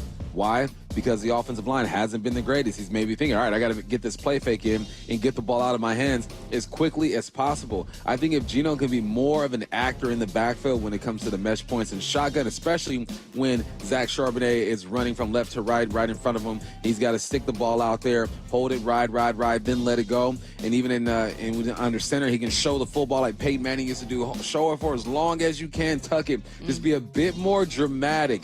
Be like my daughter when I ask her to clean her room. Be dramatic as heck when you are in the backfield. Second down. Jada should go and just give lessons. She just shows up. Listen, guys. This is how you make everything 10 I need times emotion. more dramatic. You need to fall into the role. Tears. Give me more. Tears. Yeah. Give me pouting. Give me tears. Second down. What does a win mean for the Seahawks on Sunday? It means that you can start to trust them a bit. They start off 3-0, and there were some whispers about, well, they're playing a rookie quarterback, they haven't played anybody, and you accept it, you understand that, because you're looking at these football teams. But after that 3-0 start, a lot of people, they're crushed. They're saying, oh, Mike McDonald's done. What is he doing? What's this grub offense doing? You're trying to figure out, you're trying to point the blame. Now they've put together some wins. The Niners win, who maybe some thought they would get it done, especially with the injuries. Then you have, I'm not blanking on who they beat last week. I went against the Cardinals. That made you feel a bit better about that situation. They're the number 5 rushing team. Kyler Murray turns the football over. Your defense is dominant. So they're starting to regain some trust. If they can win this game, I think they get a lot more trust because that is a game you are supposed to win. No one thought they were supposed to beat the Niners. No one thought they were supposed to beat the Cardinals. You knew, well, there's a good chance they could, but you're not supposed to. Everyone's looking at this game and saying, you are supposed to beat this team. I don't care if you're on the East Coast. I don't care what time you're playing. I don't care if they're completely healthy. The way, the way that they've been playing and the way that you've been playing as of late, you are supposed to win this game. If they do win this game, you start to rebuild that trust. You've been lied to a couple of times this year. You question your relationship. Now you see some change in behavior. You're saying, yeah, I can start to trust this person again. That's what the Hawks can do this weekend. That's what a win means for the Hawks if they get her done. Well, let's talk about the Jets. Third down. New York has the second best pass defense. Do you believe them? Why or why not? Naturally, you look at the roster and you look at DJ Reed, you look at Sauce Gardner and everyone else they have on that defense, and you're inclined to believe them. But this is why I do. I just looked at maybe the top-tier quarterbacks they've played against. You mentioned earlier in the show they have not allowed a 300-yard passer all year. Brock Purdy went for 232, no touchdowns. Sam Darnold went for 179, and the Vikings won that game, but still one interception. Josh Allen, who lit us up, 215, 2 touchdowns, but not a very explosive game. Russell Wilson, who people kicked to the curb, went for 264, 2 touchdowns. Stroud went for 191, no touchdowns, and Murray went for 266, 2. These are modest games. These are games, honestly, we'll take from Geno all day. Yep. 264, 2 touchdowns for sure. These are modest type of games, so I'm starting to believe them. At this point, the numbers don't lie to you when you look at who teams are, if they're good. If they're good, the numbers don't lie to you. If you're ranked top 5 at something at this point of the year, it's true. They lie to you when they're bad. Because then you're looking at the bad numbers and say, oh, they're 28th in the league at this, but the last 5 games, they've been really good. They just had a horrible start. So the good numbers tell you that you've been consistent throughout the year. The bad numbers tell you at some point you were really bad, and maybe as of late you're playing some good football.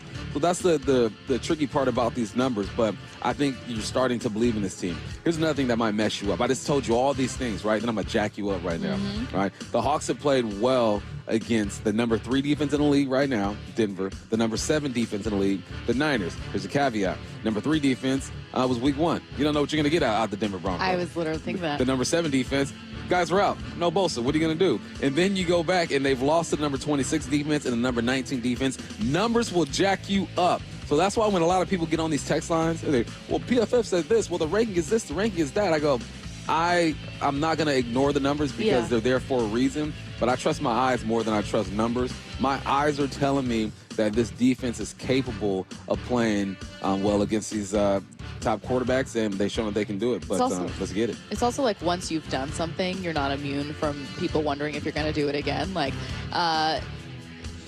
people just assume that no matter what the Chiefs struggle with, and they've struggled with scoring, they've struggled with turning the ball over, they've struggled with all kinds of things, they're like, well, I'd still pick them to be in a Super Bowl because they've proven more often than not that they can overcome that. And they're looking to win their 3rd in a row. The Seahawks, on paper, should beat the Jets. On paper, they should beat the Jets. And yet, I saw this same team lose to the Giants, and not only lose to them on some fluky late play, they got outplayed by the Giants. So I don't know which version we're going to see. Hopefully it's the one they've been for 3 weeks, which is a really good defense. Hopefully. 4th down. Come on. What's refreshing about college football this year? Oh, I love this. I'm going to sound like a hater, but whatever. I don't care. All right? The SEC is not... I think they are still the best conference. They're still the best conference, but they're beating each other up, and they're not represented in the playoffs the way people thought they would be represented. I love that the ACC right now has 2 teams that are in the college football playoffs, and one of them is not Clemson. You just expect Clemson to be in that mix. No, we're talking SMU, and we're talking about Miami. You youngsters, if you weren't born in the 80s or early 90s, you don't understand how dominant Miami was in the early 2000s with their teams. They've fallen off. They are back in the mix. I love that that Texas makes the move to the SEC. They're the representatives up top when it comes to the rankings in the SEC. I love that Tulane, ranked number 17 in the country, is in the mix. I love BYU being there. We're just seeing new names pop up, and this could be because of several things. It could be because the SEC are beating each other up. It can also be that SMU got money, and they're going to go out there and they're going to pay for people. It could be that Indiana played a soft schedule. So what? They're still beating the teams that are in front of them. I just love that we're seeing new names. I feel for DeBoer because I think he's a good dude. If you've ever met DeBoer, he's a good human being. He's in a tough situation. He's got to get things fixed fairly quickly over there. Ole Miss being a 3-loss team, and they were complaining about having to play in the SEC championship and then possibly losing that and not getting into the playoffs. Don't worry about that, Lane. You just keep winning games because you're not going to the SEC championship. I just love what's going on in college football. Different schools, Illinois is in the mix. I mean, UNLV's ranked 22. This is just it's fun to watch, man. I love seeing the old heads, the traditional teams go after it, like Ohio State is in the mix in Oregon. But I like the new names too. You're listening to the best of Bump and Stacy on Seattle Sports and the Seattle Sports app. Brian, what I'm going to ask you coming up next is what we should be watching out for and if this could potentially surprise Seattle when they head to New York. That's coming up next.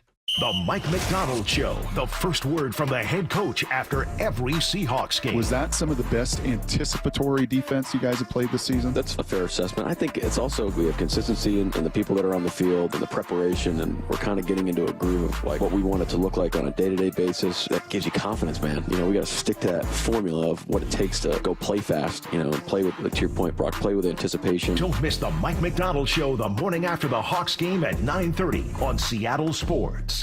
Welcome to Staples. Help! My family's in for the holidays and I need gift ideas. That's why we're here. Staples has amazing deals on everything you need. Photo gifts, laptops, and gaming systems. Even custom holiday cards and shipping solutions to send gifts to the family that can't make it. Perfect! Have anything for Uncle Frank? I love him, but the guy is never quiet. Noise-canceling headphones.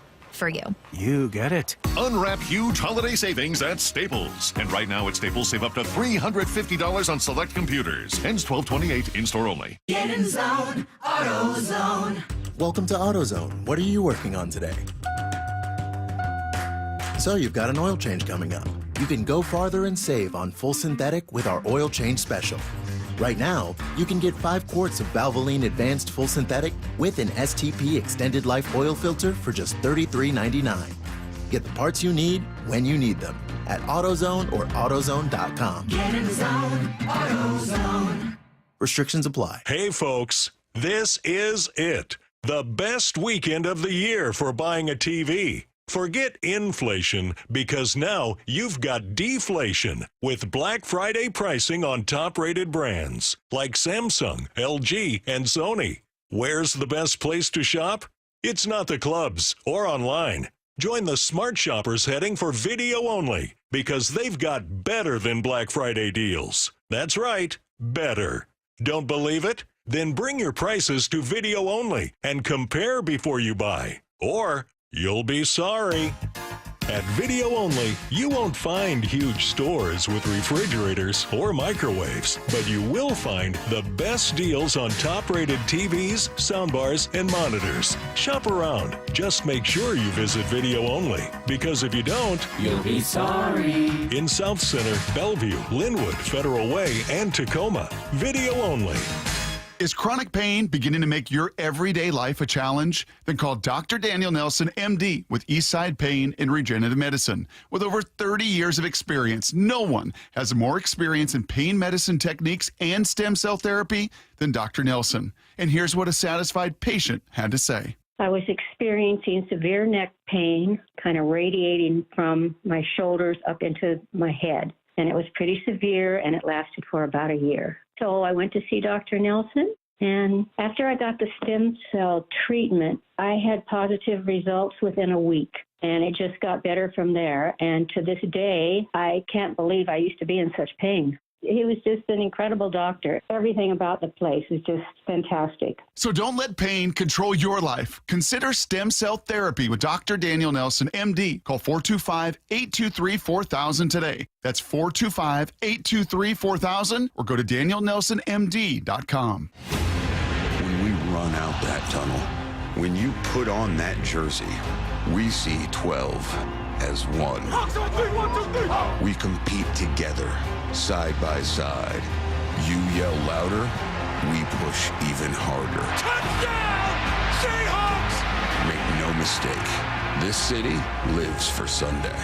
Get your tickets for Seahawks game days at Lumen Field and experience what this city lives for. Visit Seahawks.com today. If you worked in aircraft manufacturing or aircraft painting at Boeing, semiconductor or printed circuit board manufacturing, or other industries where hazardous chemicals or solvents were used, your children may be entitled to legal damages. Birth defects have been linked to toxic chemicals and solvents used in these industries. If your child was born with brain or spinal cord damage, organ or limb deformities, blindness, cerebral palsy, genetic damage, or other issues, and you're a past or present aircraft manufacturing or painting, semiconductor or circuit board worker, contact Weinstein-Cajano now, toll free at 1-866-99-TOXIC. Your children may be entitled to legal damages. If you are a past or present worker in aircraft manufacturing or aircraft painting at Boeing, semiconductor or printed circuit board manufacturing, or other industry worker, and your child has a birth defect, call toll free 1-866-99-TOXIC. Your call is confidential. 1-866-998-6942. That's 1-866-99-TOXIC. Message authorized by Weinstein-Cajano, 600 University Street, Suite 1620, Seattle, Washington. Now. We tend not to think about now. We dream about tomorrow, relive yesterday. But sometimes we don't see what's right in front of us. Victory over cancer is in front of us. Right now, cancer research is saving lives. Cancer research funded by the V Foundation is leading to new discoveries and new treatments, and ultimately, one day, victory over cancer. Give to the V Foundation. Right now, 1 out of every 2 men and 1 out of every 3 women will get cancer in their lifetime. Now is your moment. You may save someone you love. 100% of your donation goes directly to game-changing research. 100%. Donate at v.org. Because today's cancer research is tomorrow's victory. Don't give up. Don't ever give up. Headed outdoors or on the water this weekend? Check in with Joey and Nellie on the Outdoor Line from 6 to 8 a.m. every Saturday on seattlesports.com. Hey, this is Stacey Rost. You're listening to the best of Bump and Stacey on Seattle Sports and the Seattle Sports app. From the Quantum Fiber Studio. This is Bump and Stacey on Seattle Sports. Streaming through the Seattle Sports app and at seattlesports.com. Now, here are your hosts, Michael Bumpus and Stacey Ross. Here we go now. The Seahawks are on the road for Week 13, taking on the New York Jets. Brian Walters in for Michael Bumpus. And Brian, this is a fascinating team. Now, I'm really curious to see how the Seahawks do against a really, really great NFC team like the Vikings, against a really good team like the Packers. Obviously, I'm interested in round 2 against the Cardinals and Rams. All of those games still remain on the schedule. So it's easy to look past the Jets. It's not a divisional opponent. It's not even a conference opponent. They're really struggling. But, man, this is a fascinating team to me because they have all the talent in the world. Pro Bowlers on all 3 levels of the defense, a former 4-time MVP at quarterback, really good young running back, and it hasn't been working. So we'll start with why.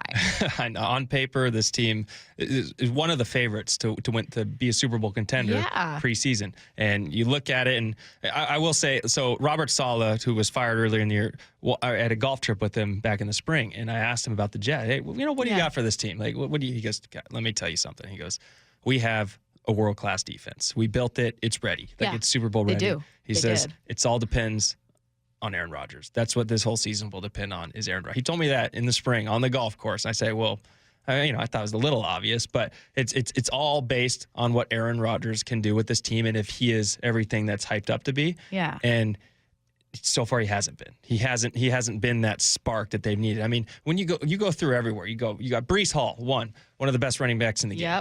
On paper, he's a playmaker, one of the top 5 guys that you would want on your squad. You have Garrett Wilson, who's an up-and-coming star, wide receiver, makes all kinds of great plays. You've seen his ability with the one-handed catches and everything. They brought in Devontae Adams. I mean, offensively, you look, there's so many weapons. Conklin's had a great year as a tight end for their team. So where's the issue? And obviously it goes to Rodgers. The defense has played well. I mean, they're the number 2 team to the pass. So this is where it gets interesting for the Seahawks. Seahawks want to pass the ball. We've been that.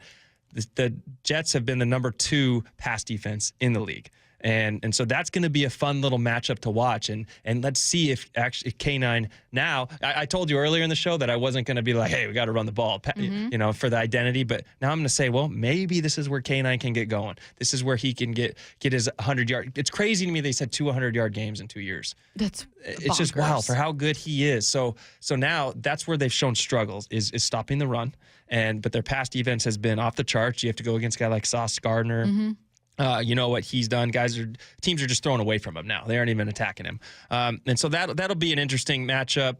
But to me, it's one, NFL teams don't look past NFL teams. That's just a false narrative that, everyone, the media, everyone wants to hype up. Oh, is this a game you can look past and go into the Cardinals? No, it's not. Like, this is an important game. You see guys, a lot of these younger players are looking at this roster and they see Aaron Rodgers and they go, man, this guy is a legend, right? He's one of the best quarterbacks to do it of all time, and now I get to go up against him. So there's a little intimidation factor too for a lot of these young guys. So they're looking at this game like it's everything. And what do they want an interception from Aaron Rodgers? That's for sure. A lot of these Devin Withers. You don't think Devin Witherspoon wants to pick off Aaron Rodgers, one of the NFL greats, no matter what state he's in or no matter how good he's been playing. I mean, that's what they're looking at this game for. So I hope it's. I hope we're not we've talked about this a lot, and especially in the post-game show on Sunday we talked about it. It's just I hope we're not the kind of the wake-up call for the Jets. That's the scary thing. When you see a team with so much talent on the roster, you go, man, I hope it just doesn't click for them this game. That's what I'm worried about, and that's why I thought that this team in particular was really interesting to me. Like,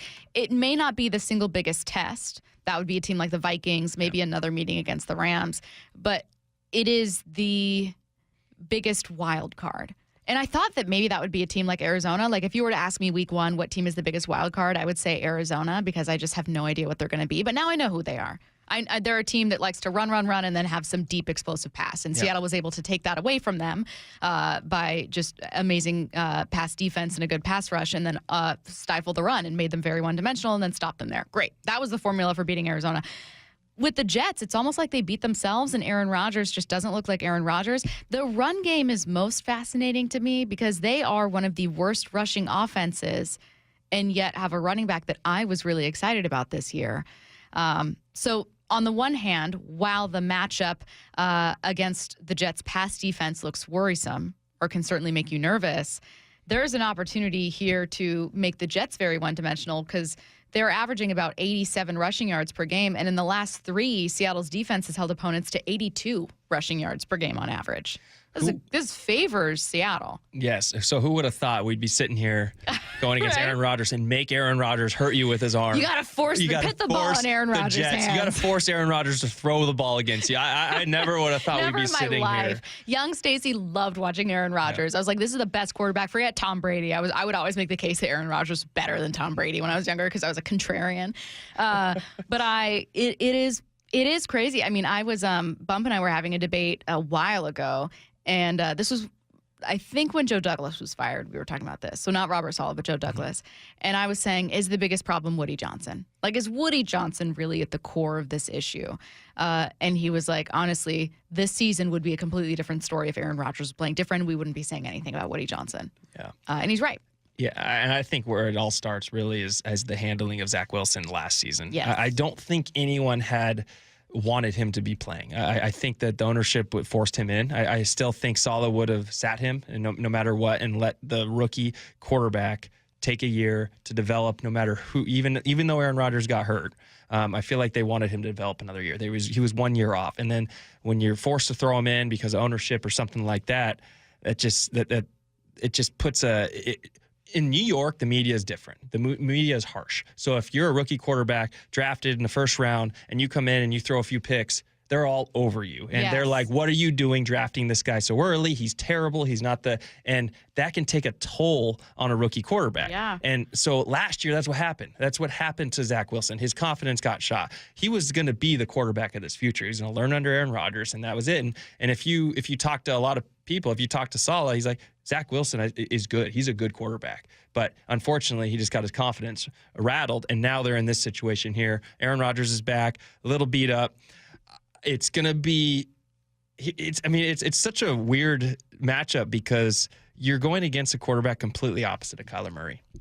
You just prepped all week for Kyler Murray. You keep him in the box. Don't let him hurt you with his legs, and you did it. And now you have Aaron Rodgers, who it's like, well, he's not going to run the ball on us. So you got to collapse the pocket on him and hopefully and get some sacks. And if the defensive line keeps playing how they are, if Leonard Williams can keep dominating like he did last game, I think it's going to be a very long game for Aaron Rodgers, who really lacks the ability to escape. I hope that that's what it is because while Kyler Murray can be incredibly explosive, I mean, for goodness sakes, he was averaging 8 yards per carry as a passer this year. So obviously he is an explosive player.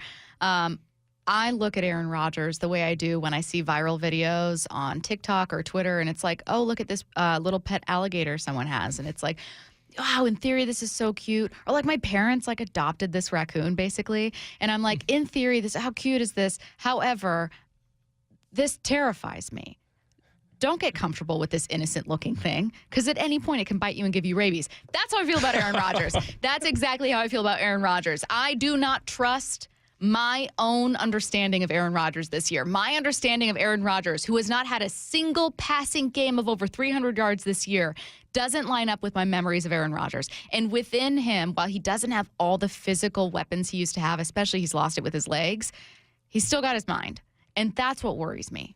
Yeah, key headline, Aaron Rodgers is a raccoon that can bite you and give you rabies. I have warned them so many times to stop feeding those dang raccoons. They make them eggs. It's horrible. You're 100% right, though. That's where we get at, where you just don't want to be the team that he awakens on. No. That something clicks, and he's like, okay, it's back. I'm back.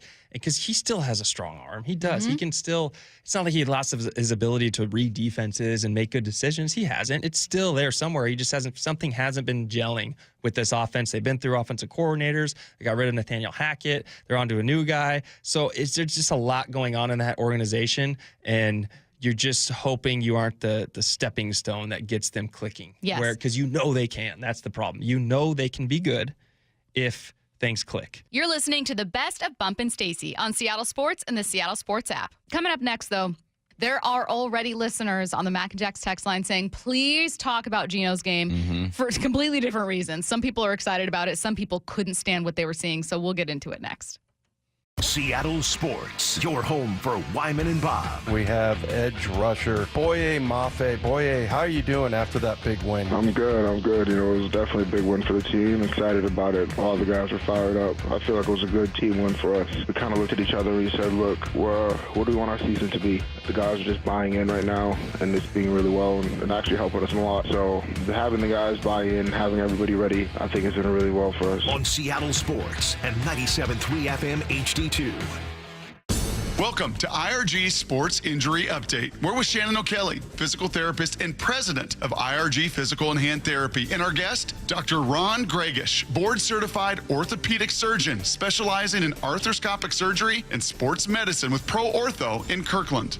Dr. Gregish, thanks again for joining us. Tell us that athlete that just has that chronic hip pain, maybe it's not going away with rest. What could be going on there? Frequently, those athletes have a hip labral tear as well as something called femoroacetabular impingement or hip impingement. Oh, I could spend hours talking about this, but just in a nutshell, femoroacetabular impingement or FAI occurs when there's extra bone kind of in the front part of the hip, either on the femur side or the hip socket side, that'll rub when the hip goes into deep flexion when you bring the leg up. The reason we think it's so common in athletes is because of those positions that athletes need to get into. NFL linemen, hockey goalies, even basketball players get it. And once you develop the symptoms, it's really hard to get rid of it, oftentimes without surgery, especially as an athlete. It's a mechanical problem. It's an impingement where you're talking about the ball and socket, but there's something going on mechanically in there, and that's impinging, whether it's a labrum or a bony impingement, and it has to be corrected. You do that correction through a scope now, right? That's right. We can treat that arthroscopically. We shave down the bony impingement problem and repair the labrum to treat it typically. What's the return to play for most of these athletes? It's long. Return to play can usually take 9 months to a year, and also return to play only about 75-80% of athletes ever get to the same level they played at before. The nice thing about it, there's an option today in this scope procedure of these hips. If you want more information regarding hip pain, you can contact Dr. Gregish at proortho.com. With over 40 neighborhood clinics around Washington, IRG has you covered. Let IRG be your family's physical therapist. Find the location nearest you at irgpt.com. That's irgpt.com. Mariners single game tickets for 2025 are on sale now. The squad will be back in action before you know it. And now's the time to lock in your seats for the biggest games next season. Don't miss opening day on March 27th. Incredible giveaways like the Julio Bat Flip Bubble and matchups versus the Dodgers, Yankees, and more. Plus, check out 30 value games with tickets starting at just $10. Go to Mariners.com to get your tickets today. A deep blast. This is gone. Home run. Julio. Your gas light's on. We need to fill up. Gas around here is too expensive. Don't drive all over searching for the lowest prices. Just download the free Upside app and get cash back for every gallon of gas you buy. I've already made around $200. You can make that kind of cash back just for buying gas? I'm stopping now to download Upside and fill up my tank. Download the free Upside app to earn real cash back every time you buy gas. Cash out anytime to your bank account, PayPal, or e-gift card. Download the free Upside app now and use promo code RADIO for an extra 25 cents per gallon cash back on your first fill up. That's promo code RADIO. How was your drive to school? Let me tell you, I had to get my iced coffee first. I just can't seem to put it down. My favorite rapper just announced a tour. My phone was buzzing like crazy. I'm so excited. I had to text all my friends right then to talk about it. Then someone started calling me and... Let's try that again. I turned my phone off right away. I never drive distracted. Visit StopTextStopWrecks.org. A message brought to you by the National Highway Traffic Safety Administration, Project Yellow Light, and the Ad Council. Cougar basketball is back. These guys want to get better at basketball. They want to go as hard as they can in the game.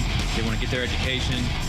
They want to be around each other and build a real family. Coach Riley and the Cougs are ready. We put in so much work all of our lives for this exact moment. We are Wazoo. It's only on your home for Cougar basketball. Catch the Cougs all season long on AM 770 KTTH. Hi, I'm Ryan Blaney, a third-generation race car driver, and we dedicate a lot of our time to going as fast as possible. My grandpa Lou is the reason why my dad and I started racing, and I'm really proud to follow in his tracks. But when my grandpa was diagnosed with Alzheimer's, it was a very unexpected bump in the road for us. I've learned a lot on this journey with my grandpa Lou, and the memories of my grandpa will always be with me. It's important to notice if older family members are acting differently, experiencing problems with their memory, or having trouble with routine tasks. Talking about Alzheimer's can be really tough. But if you notice something, have a conversation with your loved one. Encourage them to see a doctor or offer to go with them. Early detection of Alzheimer's can give your family time to explore support services, make a plan for the future, and access available treatments. The Alzheimer's Association provides care, support, and research to help you take control of the situation with your family and manage the disease together. If you or your family are noticing changes, it could be Alzheimer's. Talk about seeing a doctor together. Visit alz.org/time to talk. A message from the Alzheimer's Association and the Ad Council. What I know about courage, I learned from my adoptive mom. She said sometimes you just gotta hold on and know we'll get through this. Mom, we are so high up. Hold my hand. No, you hold my hand. Here we go. Learn about adopting a teen from foster care. You can't imagine the reward. Visit adoptuskids.org to find out more. This message is brought to you by Adopt U.S. Kids, the U.S. Department of Health and Human Services, and the Ad Council. 4 down territory, going inside the game with Michael Bumpus. I like this. More quarterbacks should start doing this. Every day at 11:15 and 1:15 on Bumpin' Stacy. Hey, this is Stacey Rost. You're listening to the best of Bumpin' Stacy on Seattle Sports and the Seattle Sports app. From the Quantum Fiber Studio, you're listening to Bumpin' Stacy. Weekdays 10 to 2 on Seattle Sports and 97.3 FM HD2. Bump, we saw a lot with Geno Smith's game this week against the Cardinals. If last week was, oh my God, Geno Smith completely redeemed himself. Last 12 seconds of the game, he rushes for a touchdown, go-ahead score against the 49ers. They win that game.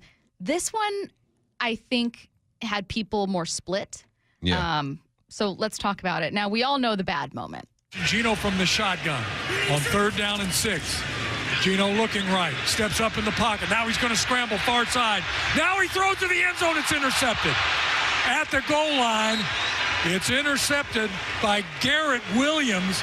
Geno rolled, probably had some running room, could have picked up the first, tried to force it to the end zone.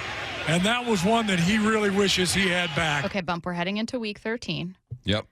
Geno has been hovering around 50-50 with touchdowns to interceptions. Mm-hmm. What can we safely say about Geno in terms of red zone play or interceptions or anything now? Oh, he's got to be better in the red zone. He has to be. That is the reality of the situation. But for context, I'm gonna take this a different way real quick. Okay. So, in the football game yesterday, there were times Ken Walker didn't follow his blockers. He saw something, wants to bounce it outside, doesn't happen. There were times where he does follow his blockers, and still nothing happens. There are times when DK didn't stack a receiver the way I would like him to stack him and squeezes the space between a receiver that's inside. There are times where I felt like JSN didn't get his hands on a guy and block him. Mm-hmm. There are a lot of times where I saw the guards just whiff on a block or a blitz they're supposed to pick up. I say that because there are times in a game where everybody on that field is going to make a mistake. Buda Baker was probably the best player on that field yesterday. Even he made mistakes. Got beat for a touchdown. He's shooting the gaps. He's missing a couple tackles. He got beat for a touchdown. Things are going to happen. I say that to kind of put context around Geno. Geno's been making some mistakes. Here are his mistakes. He took a sack that took the team out of field goal range in the second quarter. Okay. There was that interception in the red zone. And after that interception, I'm sitting there with my guy, Paul Moyer. That's who I watch the games with. I'm at the home games. And now he's got the yips. He's scared to really fire it in there. He's got to get over some stuff mentally. This is what happens in the course of a football game.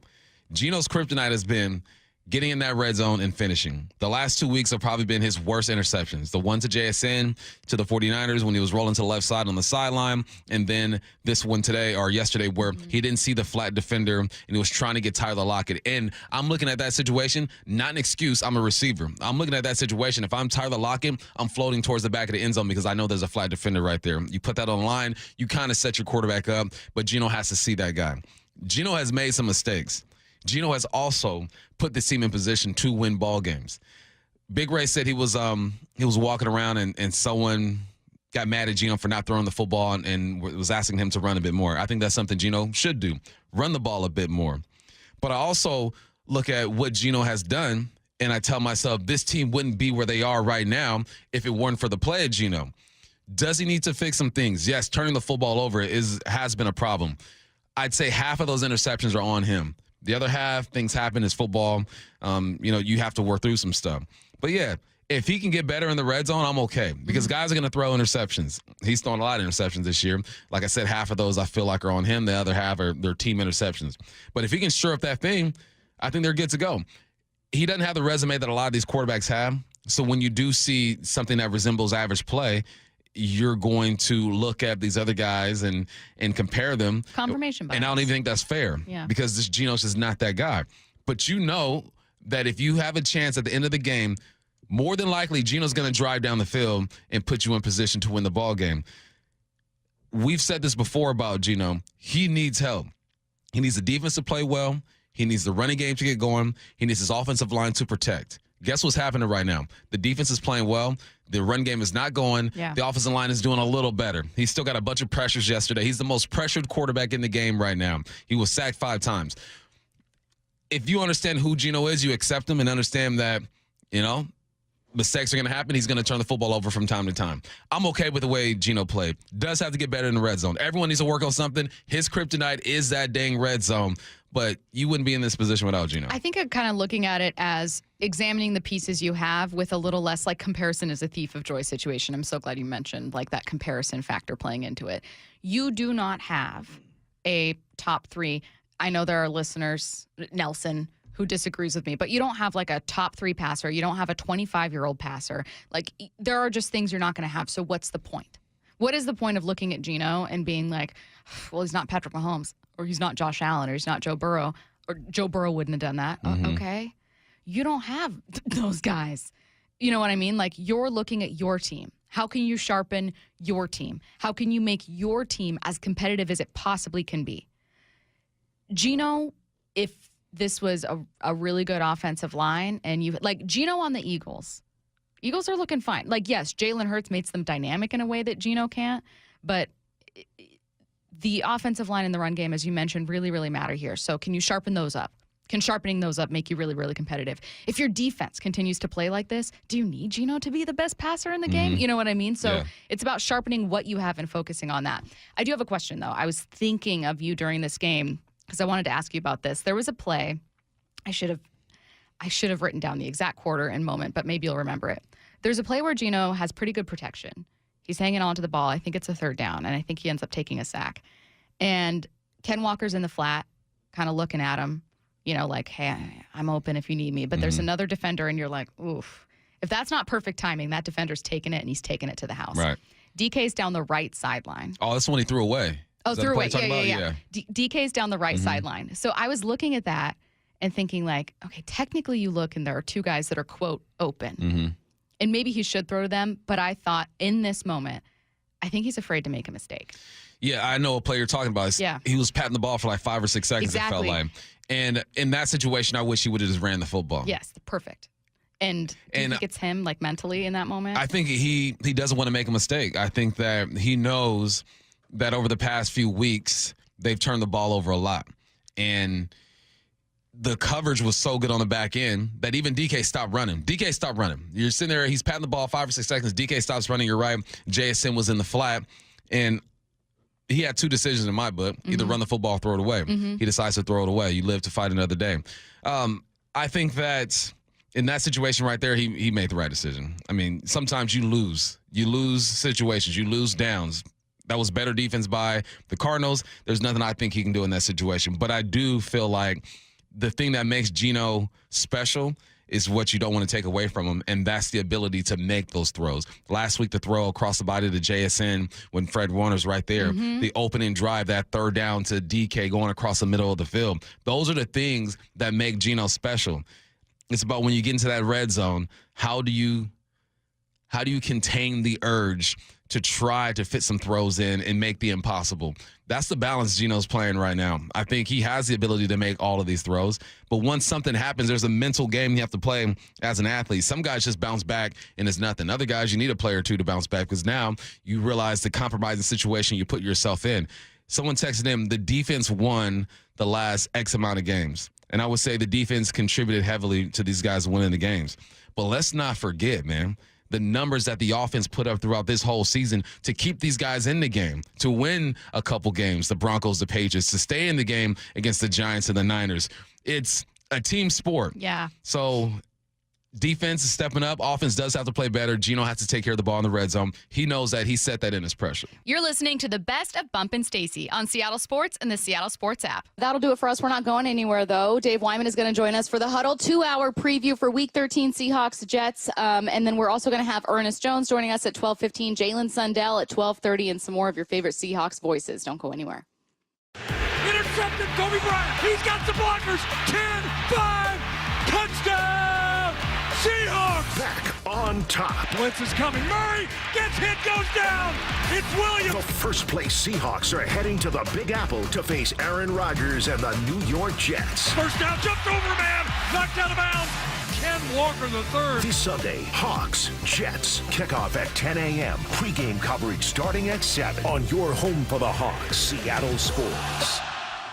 My wife and I always loved doing everything together. Jiu-jitsu, kayaking, and intimacy was always on point. It was around my early 30s when I noticed a downward trend. Watching a lot of TV, putting on weight, and just full of self-doubt. I had tried another men's clinic with disappointing results. It's the personalized treatment I receive at Revive Men's Health that has been the complete game changer for me. I've got my energy and motivation back. I'm feeling stronger than I did in my 20s, and it made me a much better husband to my wife.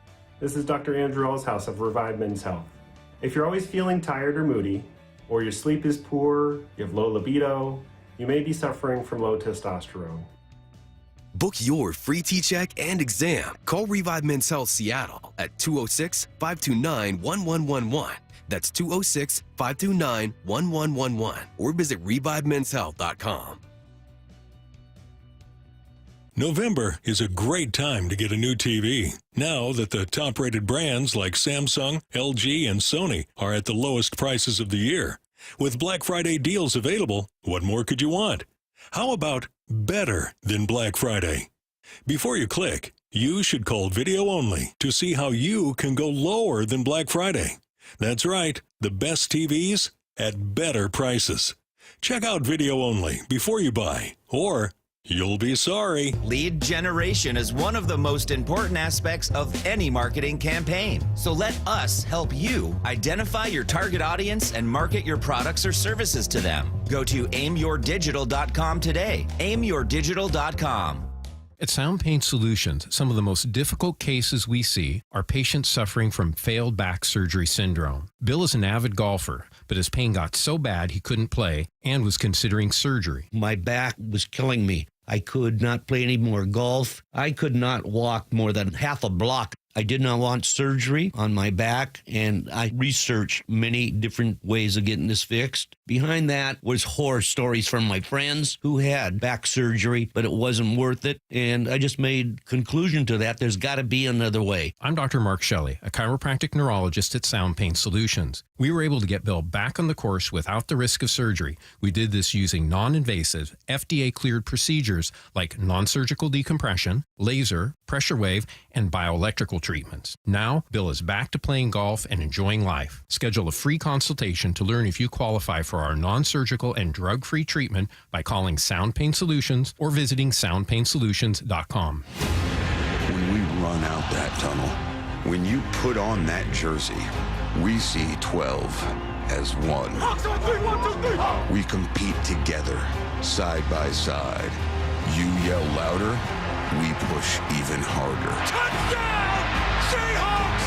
Make no mistake, this city lives for Sunday. Get your tickets for Seahawks game days at Lumen Field and experience what this city lives for.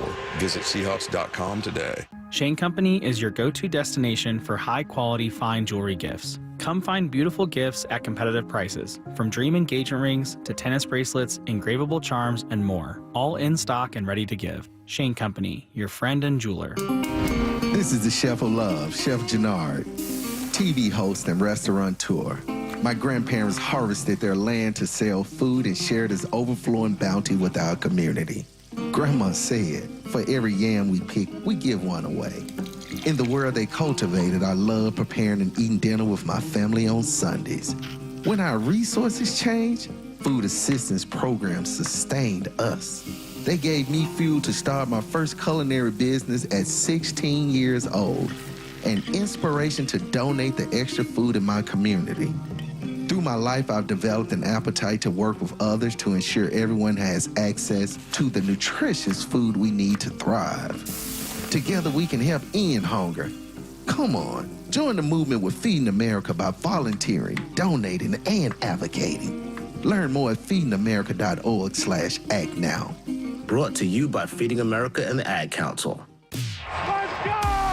This is Seattle Sports. Streaming through the Seattle Sports app. KIRO AM Seattle. KIRO FM HD2 Tacoma. Home of the Seahawks, Mariners, and everything Seattle sports. Hey, this is Stacey Rost. You're listening to the best of Bump and Stacey on Seattle Sports and the Seattle Sports app.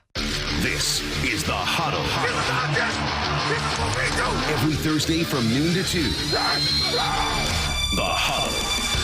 We're listening to The Huddle with Dave Wyman, Michael Bumpus, and Stacey Ross. We're going to spend a little bit of time looking back at that big Week 12 win over the Cardinals before we're joined by Ernest Jones, Jaylen Sundell. We're going to hear from Coach Mike. And then in hour 2 especially, we're going to jump ahead and look at Week 13 against the Jets. Wyman, I'm going to start with you, though. This felt like a huge win, not only statistically. The Seahawks' odds of making the playoffs with a loss would have been at 8%. With a win, they're at 36%. But it also felt important to establish a really great defensive game. Yeah, and I thought, like, Big Cat, everybody noticed that. He pretty much beat everybody's ass on the entire offensive line. And, you know, when you saw the pundits and guys like Marcus Spears talking about that, I mean, look, usually defensive line play isn't super sexy, and Big Cat made it that way, man. It was amazing. So, yeah, him and Witherspoon just really stood out on defense, and I thought they, you know, those two guys are playing as advertised. Mm-hmm. You know, I mean, that's after they got McDonald, they went and signed Big Cat, and you know that was like the most important thing. At least that's what it looked like to me. Between Schneider and McDonald, that was the most important guy to lock up, and he's the most important part of the defense. But you could say that Gumby also is a huge part of it. Our guy Spoon. Devin, we've been calling him Gumby because he's just bendy, right? He's bendy. He's Gumby, damn it. but man, yeah, he's just all over the place. The way his body, he contorts his body. Yeah. It's like his brain is taking his body first. Like it's like he doesn't even realize it. That's the thing. That little spin move that he did to contain, because I was, you know, on that was it a 4th down? Yeah. Mm-hmm. Yeah. So on that play, I was like, oh no, man, we got Kyler Murray on the edge, and then I saw Spoon there, and I'm like, everything's gonna be fine. Yeah, and sure enough, it was. So, yeah, great defensive performance. Bump, it felt very important in this one that there wasn't like an asterisk to throw in. Like when the Seahawks beat the 49ers, people were like, well, you didn't have Nick Bosa out there for part of the game. Yeah. And they didn't have George Kittle. No, this was just a very good Cardinals team coming in off of 4 wins, and you beat them. Yeah, this was a Cardinals team that had been taking care of the football. Kyler Murray had been looking really comfortable in the pocket throwing. He was getting outside, making runs. Connor was making some good runs, and we just didn't see that. Now, we did see McBride have a day, and I think it was one of the Seahawks players in their post-game presser said, well, you're going to give up something if you're trying to take away something. So they clearly made a conscious effort. They will not run the football on us. And despite what McBride did, he didn't score any touchdowns, you know? So you gotta look at it that way. If you're going to emphasize one thing, another part's going to be a bit leaky, and I think they can shore that up. This week is going to be a different challenge with a different approach. But it was clear that approach worked. I'm sure McBride maybe hit some incentives during that game in his contract because he had a day, but he went home with an L. Dave, I saw you nodding along with Bump's point about, look, you kind of have to decide as a defense that you're going to give something up. Yeah. What do you think Seattle's defensive approach was in this one, and were you okay with the day McBride had? Yeah, I mean, it didn't bother me, other than I had to play him in fantasy. He was on the other side. Oh, no. That's the worst when you check during the game. You go, man, this guy's having a day. Oh, no. Don't tell Bob I said that. He's very annoyed by this. But yeah, I mean, it was just like the very first series, he catches a 12-yard out. And, you know, it was kind of like, okay, they're going to give that up. And really, that's the only thing that they gave up. But I think Bump's exactly right. If you're going to, you know, take away the run and load up, I mean, there's going to be, somebody's going to be open. It's just a matter of whether Kyler Murray could find him or not. And he did. So, yeah, I was perfectly fine giving up those little, you know, out routes to the tight end. I mean, I don't worry about that too much. So it was, yeah, it was. They did the right thing, and what they did was they took away Kyler Murray, because what do you have, like, I think 9 yards, something like that, rushing? Yeah. Yeah, so. They had 49 as a team, I think. Yeah, so, I mean, that's what they were going to take away, and so go ahead and dunk us with, you know, the tight end, but it's not gonna be a problem. We're going to win this game. Guys, let's transition to the offense. This is an offense that's averaged over the last 2 games 15 points, because obviously, don't forget, you guys have the pick 6 from Kobe Bryant. So 10 points in this one, I believe. Or excuse me, 10 points in your former, 30 across 2 games, 15 on average. That is great because you're winning, so no one really cares. But I'd love to see this offense average more. Across these 2 games, Bump, they have 1 passing touchdown. Why aren't we seeing an explosive offense? Are these just 2 tough defenses they've faced? Are these, you know, are there injuries we should be aware of? I mean, why do you think we've kind of seen them at times struggle? Well, against the go ahead. All right, go ahead. Well, against the Niners, that's a good defense. You know, you have a good defensive line, even though Bosa was out. Your backers are on point. That back end is good. I think the Niners are just a solid football team. And you had some opportunities, but you turned the football over. I think last week, it's a bit of the same thing. Like, I'm a Geno guy. I will advocate for Geno all day. But what I also will do is be honest about it and say that when you get into the red zone, we just have to be extremely efficient. And that's something that this team has just struggled with. Yeah. I think that and when you become one-dimensional, right, teams are going to say, we'll let them attempt to run the football because we don't have to bring the extra help. We're just going to allow our linebackers to run read, and if they see it, go for it. We're going to make sure the back end is cluttered, and it makes it hard for Geno. So I think that, you know, there's been a couple of down weeks, and half of it goes to the offense and their execution. Half of it goes to the defense saying we're going to drop everybody and make Geno just try to pick us apart. Wyman, what do you see from the offense? Well, I think you're seeing from the defense that they're finally getting to where they want to be. It just took a while, right? And I think the offense is the same way. Bob was asking me, like, you know, what'd you think about the offensive line play and everything? I was like, well, they got sacked 5 times. They didn't run for over 100 yards, and they scored 10 points. You know, so it's not great what they're doing, but I do like they're designing ways to get JSN the ball. Yep. That little whip screen that they run. I thought it was I was talking to B-Walt yesterday about this, that alignment that they had where JSN got the touchdown. The 2 defenders were waiting to play inside-outside, and they both go outside. I thought it was a great design, and they're doing a good job of, you know, getting him the ball and getting him open. And so, yeah, there's some things that are happening, and I think Geno, you know, he just, every once in a while, he's just not going to see a guy. I understand that. But, you know, as much as that was a frustrating interception for everyone, the one that he threw on the drive to DK that was in between like 4 guys, and I was like, oh, no. I know. Yeah. And it's caught. He fit it right in Yeah. there. It was a perfect throw. So, yeah, I mean, I feel like the offense can get there, but there wasn't anything that really stood out on the offensive line like it did the week before with Abe Lucas and Olu. Yeah. So, yeah, I mean, I just think they need to continually get it right. And they've got a pretty good D-line they're going against. I was watching this Michael Clemens guy. Yeah. My God, he was making back-to-back plays after play, and I was like, is that Quinton Williams? No, that's somebody else. So, you know, they got a good defensive front. It's going to be a good test for our offense. I know that we're going to spend most of the second hour looking at the Jets, but with just a couple minutes here, let's go ahead and start there at the very least. Dave, you already talked about the defensive line. This is a Jets team that's 3-8, but I feel like that isn't indicative of the defense that they've been putting out there on the field.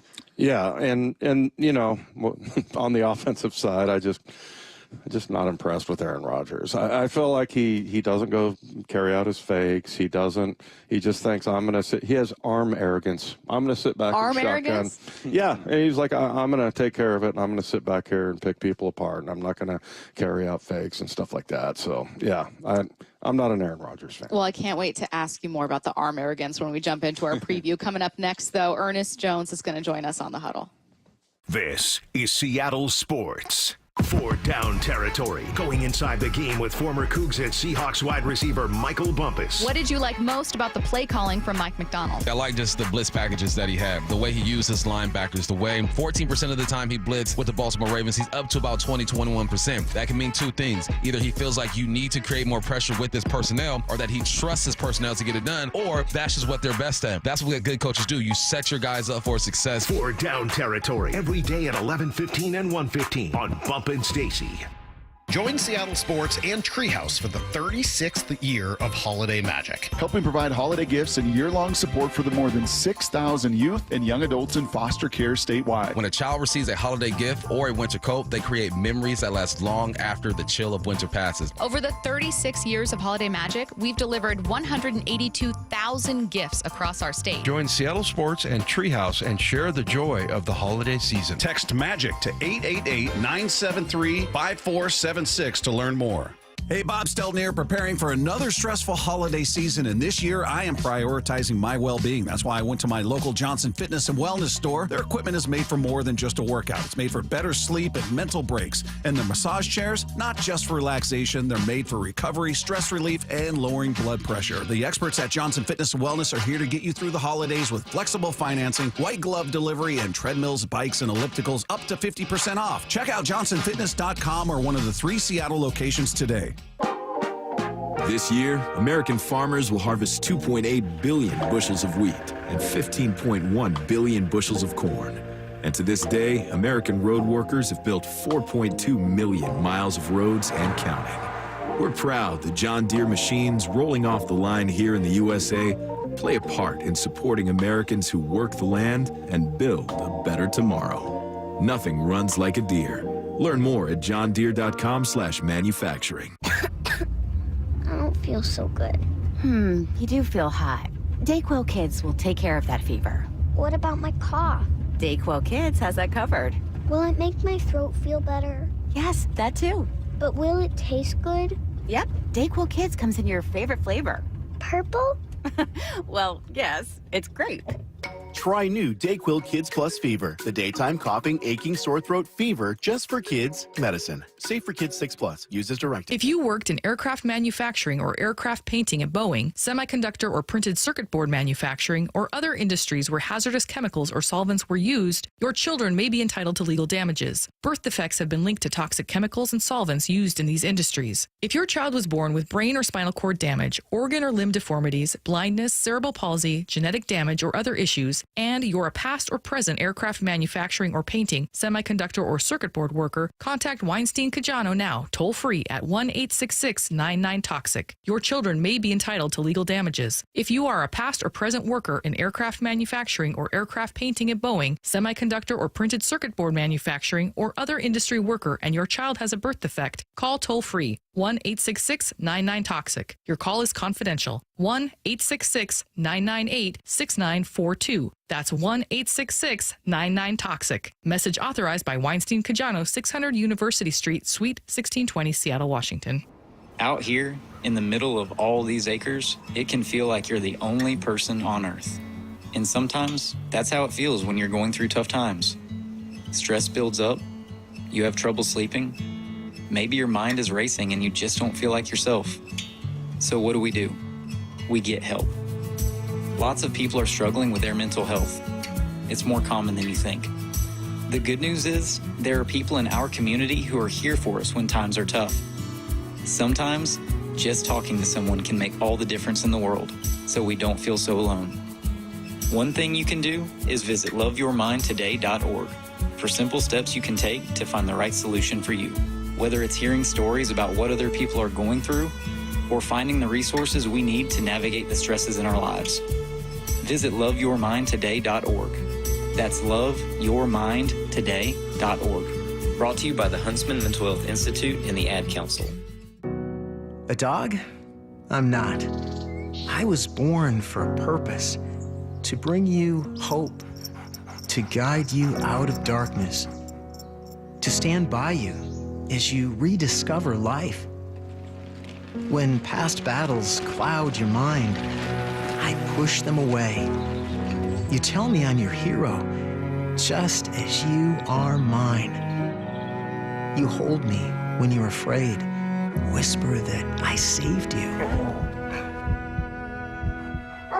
With me by your side, no challenge is too great, no night too dark. I'm your guide, your companion, your friend, your light. A dog? I'm not. With me, you see the world again. Discover hope at Dogs Inc. Visit us at dogsinc.org to learn more. The Mike McDonald Show, the first word from the head coach after every Seahawks game. We want to play a certain way, and you're just going to chisel away at it every day. Presented by Emerald Queen Casino. This is The Huddle. Every Thursday from noon to 2 on Seattle Sports. You are listening to The Huddle with Dave Wyman, Michael Bumpus, and Stacey Ross. Joining us right now, one of the newest Seahawks, Ernest Jones. Ernest, how's it going? It's going great. Congratulations on back-to-back wins. These are monumental. You guys are first place in the NFC West. Now, you got here, 2 weeks, 3 weeks ago now? Well, I think about 4 weeks. About 4 weeks ago? Time. I don't understand. Does it feel any different? Because the team was in a slightly different place. Right. And does it feel a little more excitable? The vibes are good, or does it feel about the same? Oh, no, it feels definitely different. The vibes are great. Definitely for me, just getting to know all the teammates now, building a good relationship with everyone. So it's getting cool, man. We're having a lot of fun playing together.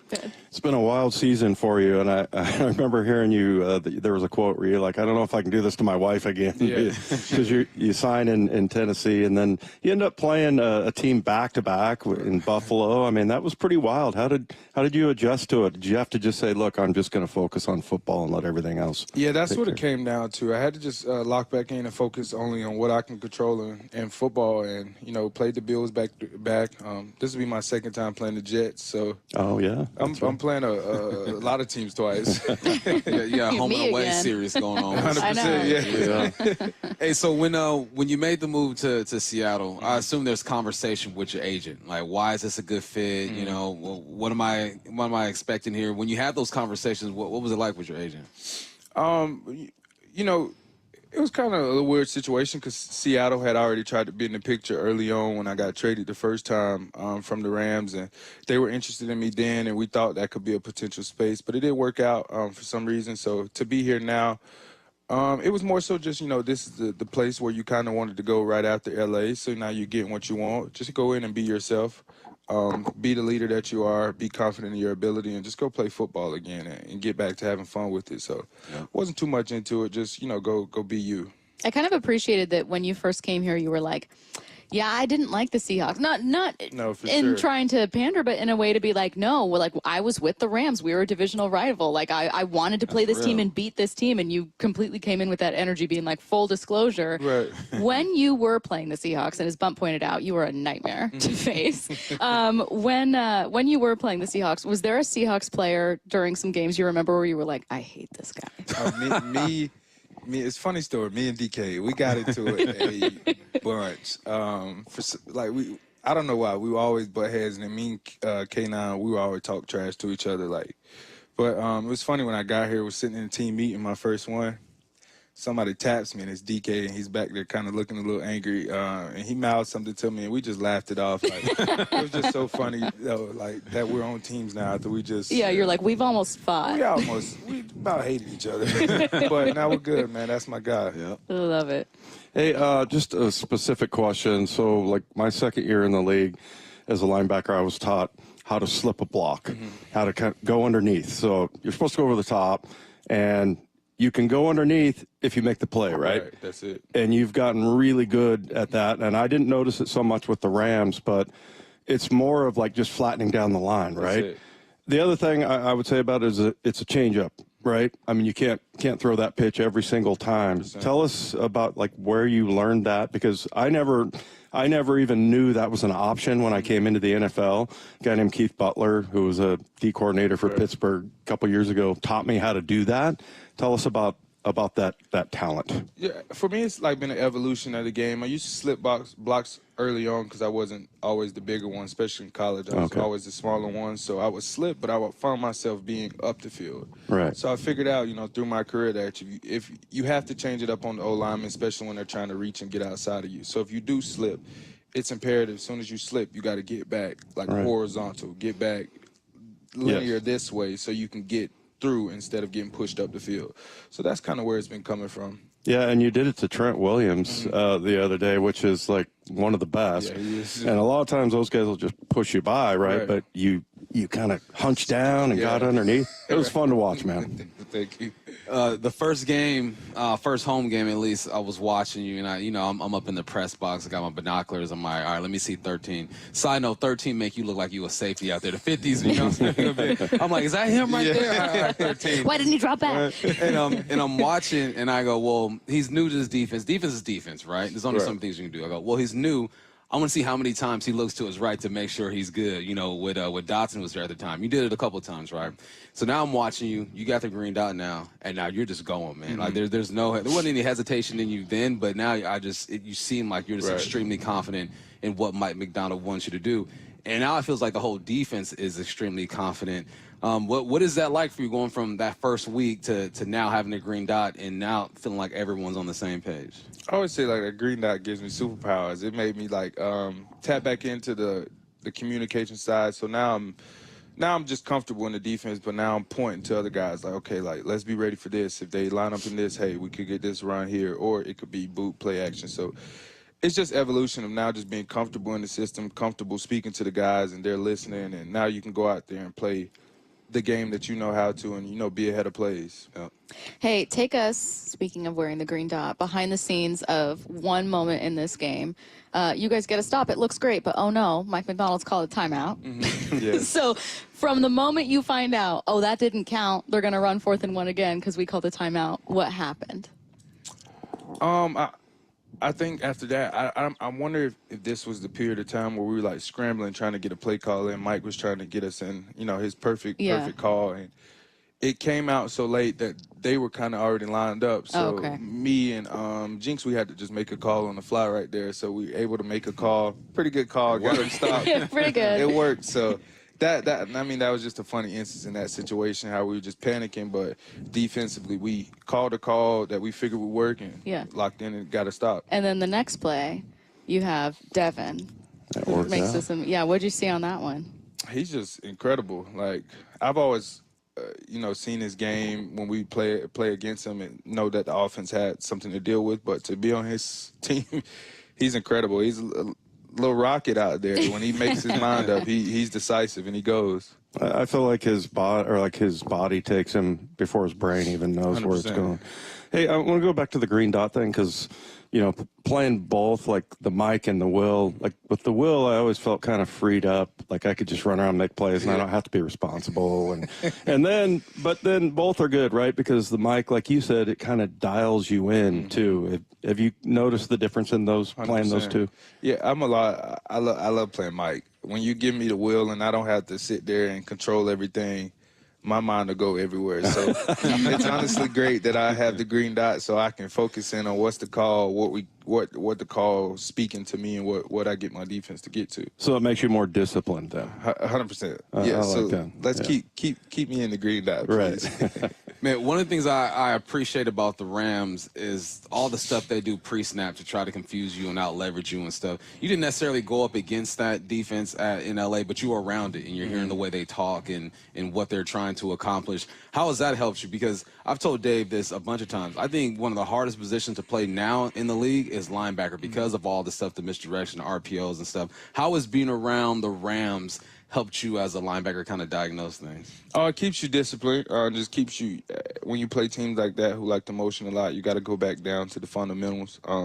Making sure you're not crossing over, making sure your feet are good. And just don't try to see too much when you're going against offenses like that. You have to see certain things that allow you to get to the right drops or get a run pass key. Yeah. Can I ask you a corny question? Yes. It's one that Bump and I were answering for ourselves earlier. Obviously, it's Thanksgiving, right? So we were thinking of like what we're most thankful of for sports fans as a player. So obviously, I know that you're thankful for your family. You know, you guys have a son who's 4 months old. Obviously, that would top the list. But if you were to think like as a player, I'm thankful for, what would it be? I probably have to say the game. Just being able to still play the game, being able to go out there and, you know, have fun with your teammates. And this is a opportunity that don't so many get to, you know, get. So that I'm thankful that I'm one of, you know, 1% that get this opportunity. You in charge of any cooking tomorrow at all? I always do the turkey. You do the turkey. I do the yeah, turkey. Same. That's a tough one. Yeah. It is tough. Well, they have this thing called the internet now, and you look it up. How much does it weigh? How many minutes? How many Still tough. degrees? It still is tough. Yeah. Early on, back when they didn't have the internet, when I was cooking, it was hit or miss. I'm a bartender. I got you. There you Yeah. go. I want to come to your house, man. See, you guys have it easy. All right, you guys. Thank you, Ernest, for joining us. You are listening to The Huddle. Don't go anywhere. This is Seattle Sports, the Mike McDonald Show. The first word from the head coach after every Seahawks game. Was that some of the best anticipatory defense you guys have played this season? That's a fair assessment. I think it's also, we have consistency in the people that are on the field and the preparation, and we're kind of getting into a groove of like what we want it to look like on a day-to-day basis. That gives you confidence, man. You know, we got to stick to that formula of what it takes to go play fast, you know, and play with, like to your point, Brock, play with anticipation. Don't miss the Mike McDonald Show the morning after the Hawks game at 9:30 on Seattle Sports. Hey folks, this is it. The best weekend of the year for buying a TV. Forget inflation, because now you've got deflation with Black Friday pricing on top-rated brands like Samsung, LG, and Sony. Where's the best place to shop? It's not the clubs or online. Join the smart shoppers heading for video only, because they've got better than Black Friday deals. That's right, better. Don't believe it? Then bring your prices to video only and compare before you buy. Or you'll be sorry. At Video Only, you won't find huge stores with refrigerators or microwaves, but you will find the best deals on top-rated TVs, soundbars, and monitors. Shop around. Just make sure you visit Video Only, because if you don't, You'll be sorry. In South Center, Bellevue, Linwood, Federal Way, and Tacoma. Video Only. Guys, your testosterone level impacts your energy, libido, weight, and even ED. Schedule your free testosterone level check with the team at Revive Men's Health Seattle. Text the word BOOST, that's BOOST, to 65555, or visit revivemenshealth.com. Message and data rates apply. Message frequency varies. Text help for help and stop to cancel. ReviveMen'sHealth.com/privacy policy for how to opt in. Info will be used, and ReviveMen'sHealth.com/terms of use for terms of service. Cougar basketball is back. These guys want to get better at basketball. They want to go as hard as they can in the game. They want to get their education. They want to be around each other and build a real family. Coach Riley and the Cougs are ready. We put in so much work all of our lives for this exact moment. We are Wazoo. It's only on your home for Cougar basketball. Catch the Cougs all season long on AM 770 KTTH. When you bring joy to a child's holiday, something happens. Your holiday season becomes more joyful too. Join Les Schwab and Fox 13 for the Les Schwab Fox 13 Toy Drive. Simply drop off new unwrapped toys at any one of the 83 Western Washington Les Schwab Tire Centers now through December 16th. Every child should get new toys for the holidays. It's the Les Schwab Fox 13 Toy Drive, happening now. Daisy was abandoned by her family and placed in foster care at 15 years old. Her life was full of uncertainty. She thought she'd never have a permanent place to call home. Before I was adopted, I felt like I wasn't enough. I had this hole in my heart, and I never knew what I needed to patch that hole. But when my mom asked to adopt me, that hole was closed. It feels so normal now to say that I'm a part of this family. I am surrounded by love. I feel safe. And that hole inside of me is gone. I am whole. I'm finally enough just as I am. The Dave Thomas Foundation for Adoption is changing the lives of teenagers at risk of aging out of foster care. like Daisy, every child deserves a permanent, loving home. You can help. Learn more at davethomasfoundation.org. I never realized that I'd be taking care of a 2-year-old and a 9-year-old on my own. I think men can be a little stubborn sometimes where pride gets in the way and they may want the help. They may not know how to ask. With my traditions, with the family support in line, and just with my mind frame, I was able to turn a negative into a positive. I knew I needed more tools in my toolbox to take care of these little girls that had just lost their mother. It's time for me to be that father that I knew I could be. I think just being that good role model as well, that models good behavior in front of them, going to work every day, coming home and being able to put on that smile. The biggest reward about being a dad is sitting back and watching your kids be happy. Never stop being a dad. That's dedication. Find out more at fatherhood.gov. Brought to you by the U.S. Department of Health and Human Services and the Ad Council. Again! Here's that song again! For the 100th time today, here's that song again. It's gonna be stuck in your head all day. Here's that song again. It will make you cray, cray. You love your kids enough to watch that TV show a bajillion times. Love them enough to make sure they're in the right car seat for their age and size. Show them you love them. Keep them safe. Visit nhtsa.gov/the right seat. Brought to you by the National Highway Traffic Safety Administration and the Ad Council. Subscribe to the Seattle Sports YouTube page to find new and exclusive content from your favorite shows and personalities daily. Just head to YouTube, search Seattle Sports, and click subscribe. This is The Huddle. Every Thursday from noon to 2. On Seattle Sports. You are listening to The Huddle with Dave Wyman, Michael Bumpus, Stacey Ross, and joining us right now, yet another Seahawk back-to-back going offense here with Jaylen Sundell. Jaylen, how's it going? Going good. Are you a big Thanksgiving person? Are you excited for this week? Yeah, I like Thanksgiving. Yeah, I'm excited. Favorite holiday? Not my favorite holiday, no. What takes that spot? Probably 4th of July. Oh, okay. 4th of July. You like blowing stuff up? I do. There you go. I was going to say, why the 4th of... Oh. See, I'm from California, right? And in L.A., you can't legally have the, fireworks that go up. So we just had sprinklers growing up. And then I came out here and with my wife's family, and they started blowing stuff up. I go, guys, is this illegal? Like, can we do this? I know. And it gets crazy out here. Same thing. I was from California, and I was like, you can actually do that? Yeah. Wow. Yeah, there's lots of freedom here. Now, did you grow up that way? Because you're from Missouri, you mentioned. And then, so I'm assuming you've had exposure to some pretty decent firework options. Yeah, you can do whatever you want in Missouri. You can set something on fire. They don't care. Yeah. So do you have any part in cooking the Thanksgiving meal at all? No, that would be my wife. Your wife. Yeah. Take care of everything. Yeah. Okay. Yeah. Probably better that way. Oh, for sure, yeah. Come from a program where all you guys do is win.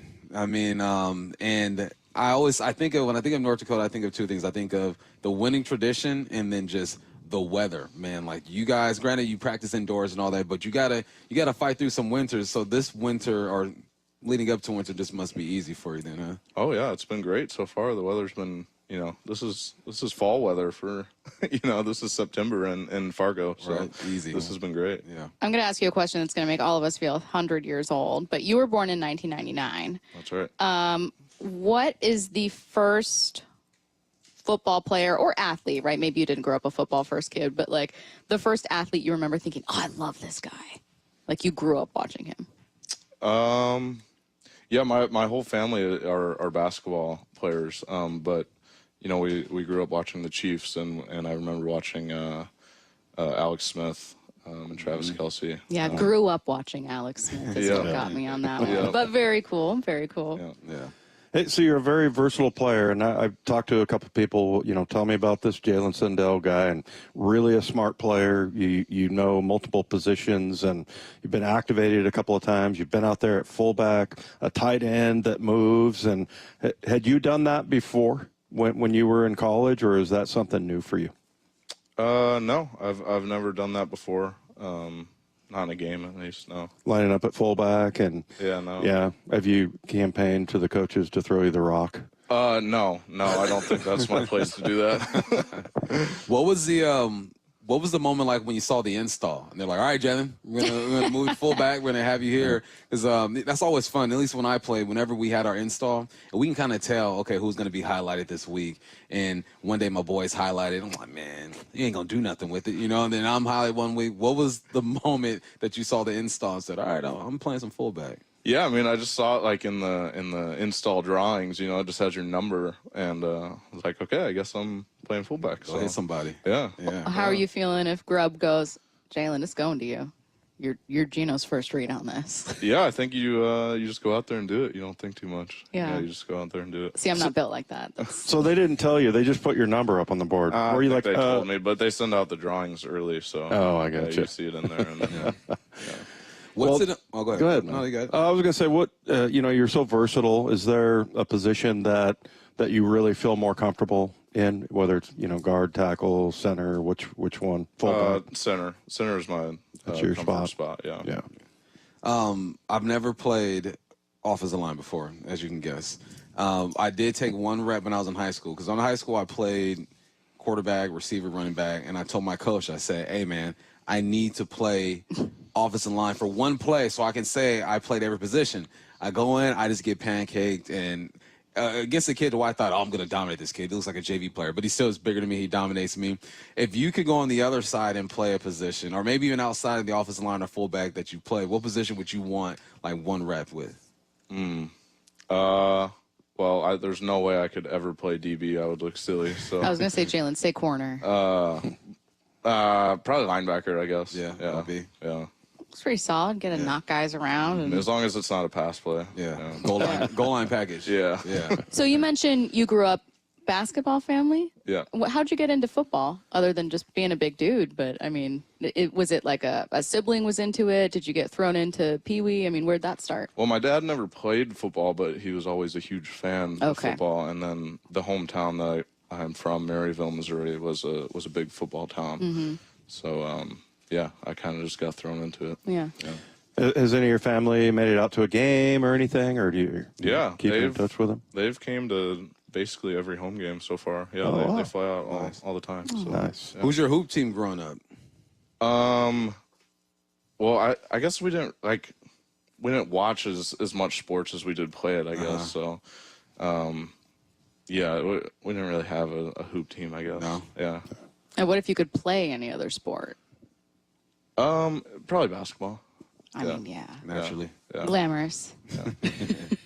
Hey, tell us what it's like being in, with Geno in the huddle, and just his leadership and things that you've noticed. He seems like he's a great leader, especially with the younger guys, bringing them along.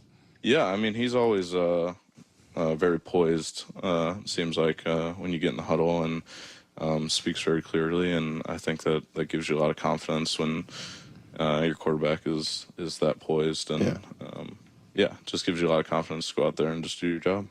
What's life like for you outside of football? You've been married. How long you been married? Year and a half. Year and a half now. Mm-hmm. So what do you and wifey do when you're not watching film or icing up or doing some type of rehab? Yeah. Well, we like to eat. We like to try new foods. So it's been fun in Seattle trying new foods and new restaurants, and so we like to do that, and we like to go to the movies a lot too. So. You see Gladiator yet? We have not seen it yet. Man, I haven't seen it yet either. I thought you were going to watch it. It got too late. I need to sleep. I'm getting old. Okay, I thought it was really good. I highly recommend it. Yeah. It was pretty true. She printed out her original. tickets to go. Oh, wait, didn't need to put do you go to the theater, or are you just watching them at home? We go to the theater. I love Really? the theater. Yes, Yeah. it's a great time. Yeah. I haven't been since 2011. Wyman, I you swear gotta to go to a God. movie I theater. swear to God, I know. They I have gotta get whole back into it. reclining seats Oh, now. yeah. Like movie theaters Yeah. have leaps and They bounds serve better than they booze used in to there be. now too. You can get a Yeah. beer. I can't. Yeah, I don't So, know. Jaylen, I want to know how you guys met. I'm guessing in college. Yep. We Okay. met at church. Okay, Yep. so what was the situation? Did you see her from afar and you're like, that girl? No, is we adorable. we were like sitting. I was sitting behind her in the pew behind her, and she was in front. And then you kind of get up after church and look around and find people that to talk to. And we both stood up kind of awkwardly, and no one was around us. So we just eventually started talking to each other. And then from there, you just like asked her out. Like, what happened? Yeah. We went on a date that week. So How scary was it too in that moment when you just met this girl, ask her out? yeah, it was nerve wracking. That's pretty bold. Yeah. Yeah. Yeah, it just felt right. So worked out. Yeah. I just remember being so relieved that my wife felt awkward too. Yeah. At the same time. Yeah, So that's right. Did you know always that good. though? No, not at the time. She looked pretty cool to me, but I was awkward as could be. Yeah. So, before the games now, when I was playing, maybe Dave, when you were playing too, Holmgren had us in a strict suit and tie you need to wear to the games type of dress code.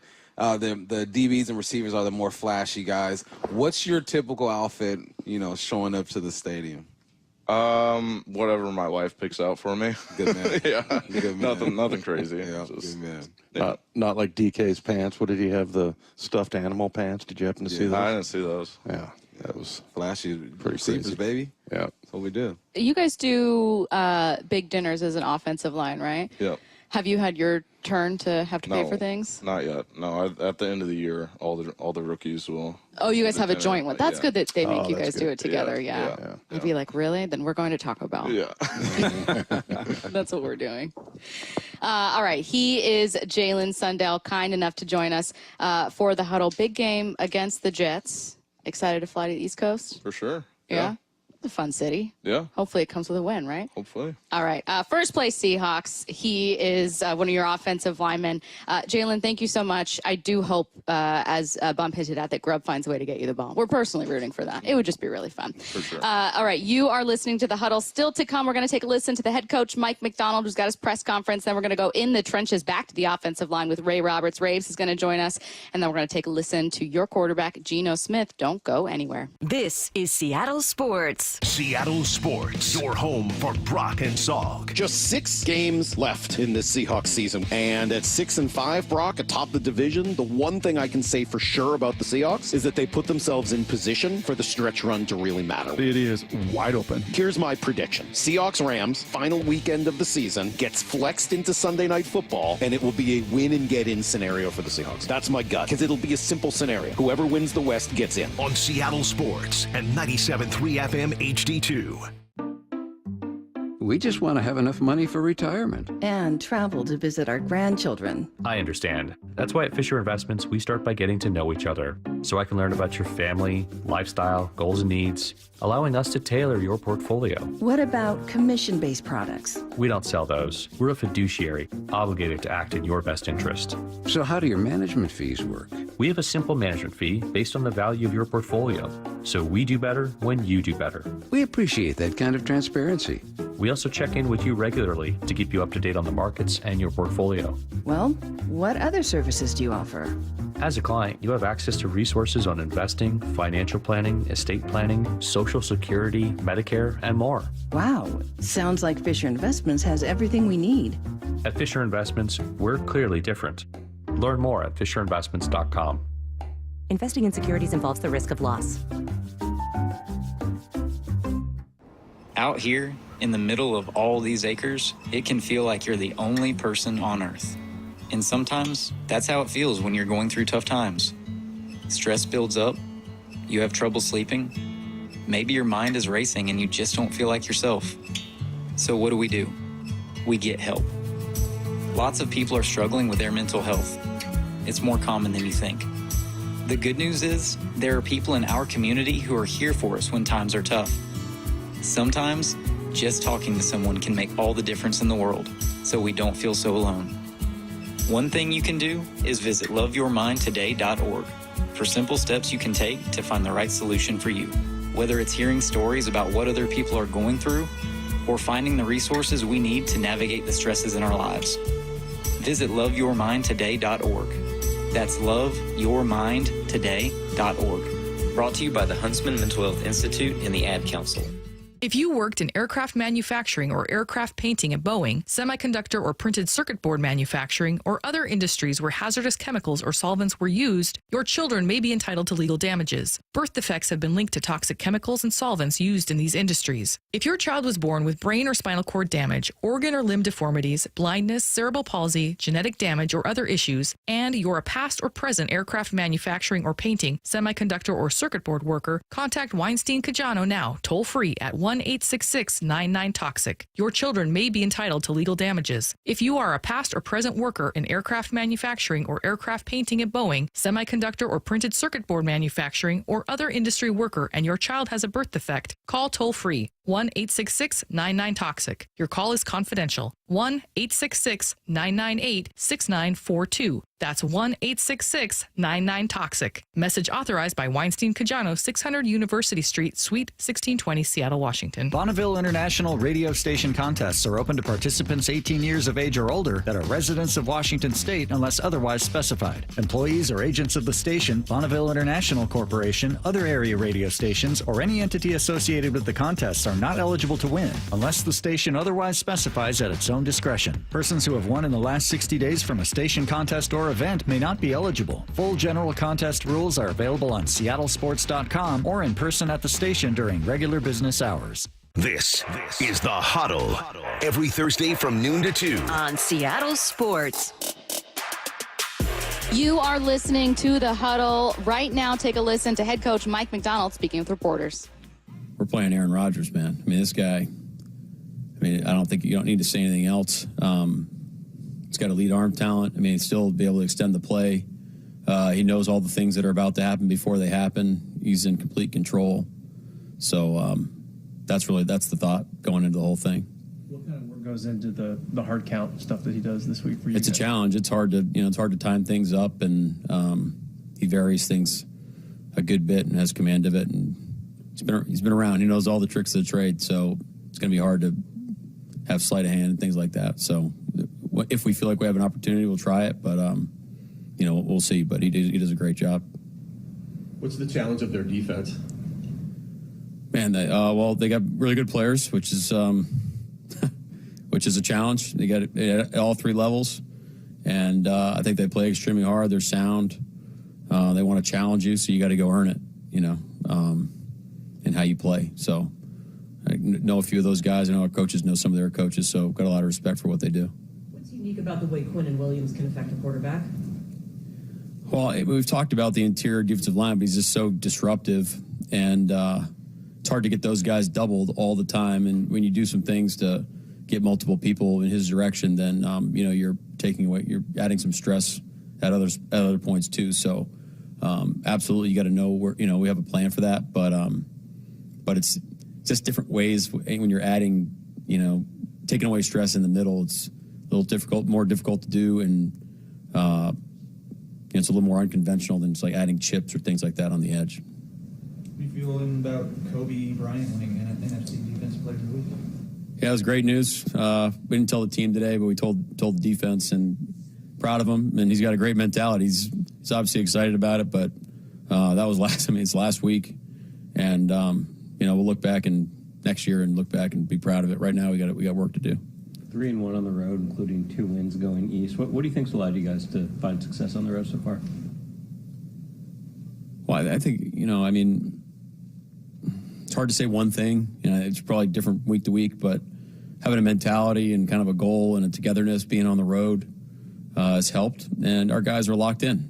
I think all of our ops people kind of make it seamless for us to go on the road, and our guys know what the challenge is each week, and you got to go execute it, and we've done that 3 out of 4 times. So, but it's kind of the same story. It is at home, and obviously I wish our home record was better, but it's an opportunity. We have a great opportunity now to go, try to get another win and further our position here down the stretch.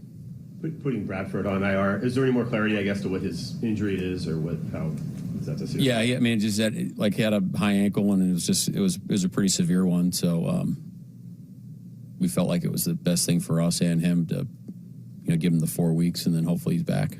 When you said earlier this week that you're going to take a long look at Lowe, is he competing to start, or is that going to be Christian? I'd say that's accurate right now. So we're working through that. Those guys will split reps throughout the week. And we haven't decided about how the reps will work on Sunday yet. What have you, just in general, assessing Christian when he has played this year? What you've kind of thought of how he's played? Well, I think Christian's done a nice job. And this is not like hey, Christian can't go do the job. We just saw him go play really good football for us in reliever duty for AB this past week. But Satala's a guy that we're really excited about as well. And so now there's an opportunity where he can gain some more reps throughout the week, and he's been kind of making some progress, and we're later in the year now. So let's see what he can do. What's it like for a guy like him that hasn't been active for a game yet, and this late into a season, now getting this opportunity and having a chance to work and ramp up and run with it a little bit? I mean, it's not out of the ordinary from my perspective. I mean, this is just how we roll. It's like guys are, they earn opportunities in practice, and you should be confident that you've had all these reps that you're standing on, and we'll see how. Again, we're not sure how the reps are going to work out on Sunday, but when he's out there, let's go rock and roll, man. Go do all the things you've been doing in practice this whole time. So he should be really excited. When you've done it with Kobe Bryant and Cody White, Josh Jobe, guys who have impressed you in practice during playing time. Yeah. What are you looking at in those practices? What stands out, and especially when they're in maybe scout team? Right? Yeah, I think there's a difference in when people say like making plays. People think of like you're making tackles or picks or whatever. It's just constantly doing the right things all the time. So it's taking the right footwork. It's how we're playing. It's how we're the A blocks, the B blocks, all the blocks that we're doing, all the slips, like how he handles them one-on-one, his energy, knowing his assignments. Obviously, you're looking at like the physical capabilities as well. So it's all those things together, and it's not to add any pressure or anything on anybody, but like this is the NFL. It's the highest level. You got to bring it every day. I think we do a great job of bringing competition to practice where you're going to sharpen each other if you have that mentality. So we're not just rolling the ball out there, and we're continuously trying to get better, and the best guys that are playing the best should get opportunities to play. Mike, before the last couple of weeks, I think you guys were averaging almost 9 penalties a game. Yeah. But in the last 2 weeks, I think it's 9 total. What has allowed you to play cleaner football? Is it playing together more, knowing the assignments more? What is it? Yeah, I think it's all the above. Some couple tweaks made at the bye about how we're operating, and I think that's helped. How we're coaching it throughout the week. We did a couple things at practice. There's anytime you're trying to find solutions to these things you don't know. So, me, I'm a tinkerer, so we'll go. It's like my dad in his golf swing. You just got to go. Got to try stuff, man. And so some things work, some things don't, and then you just kind of build off of it. But the guys deserve a lot of credit too. I mean, really, they deserve all the credit. I mean, it was a point of emphasis. We've done it well enough for 2 games, but you're still chasing it. I mean, there's still plays on there where we had opportunities from maybe some explosive plays or keep drives going, and those are unforced errors, and those are the ones we're trying to eliminate. The cost of doing business stuff, to a certain extent, that's why the numbers kind of fluctuate back and forth, but you're looking at kind of the totality of the whole thing. I think on Monday you used the phrase "ball finds energy." Yeah. Talking about, what does that mean? Well, that's from Tom Crean, who's John Harbaugh's, I guess, brother-in-law, and great basketball coach, great guy, great human. But he had that saying about his basketball team. I thought it was really cool. You can imagine a basketball team, people moving without the ball and, playing for one another unselfishly, and the ball finds them if they play the right way. If it's just static and everybody's just staring around, standing around, then that's not good basketball. And football's the same way. If you play the right way, you play with energy, you play team football, you run to the rock, you block your tail off, you follow the runner down the field, finish in a dominant position, all those things. I don't know, there's just a spirit to it that, the ball should bounce your way more often than not. What kind of challenges does Breece Hall present as a runner and pass catcher out of the backfield? Well, we showed the guys today. I mean, he's got breakaway speed, and he runs with power, and he runs with how he runs some of their tracks is not unique, but just like kind of unique to his running style. So it's something that we have to do a great job preparing for throughout the week. But his run after the catch and his breakaway ability is dangerous. So again, it's anytime we play great players every week. You have a kind of a different plan of attack each week, but it's going to take all 11. We got to take great angles. We got to tackle sound. We got to get to the ball. Coach, can you talk about the running back's role in getting the running game going? A lot of focus on the offensive line and blocking there. Mm-hmm. But about picking the right gaps and actually hitting it as designed versus improvising? I just think, it's easy to say, the run game is purely falls on the offensive line shoulders, which is not true. It's all 11. It's how we design it as coaches and how we call it. It's how we coach it up, and then it's how well we execute. It's all together, and it's the same thing on defense.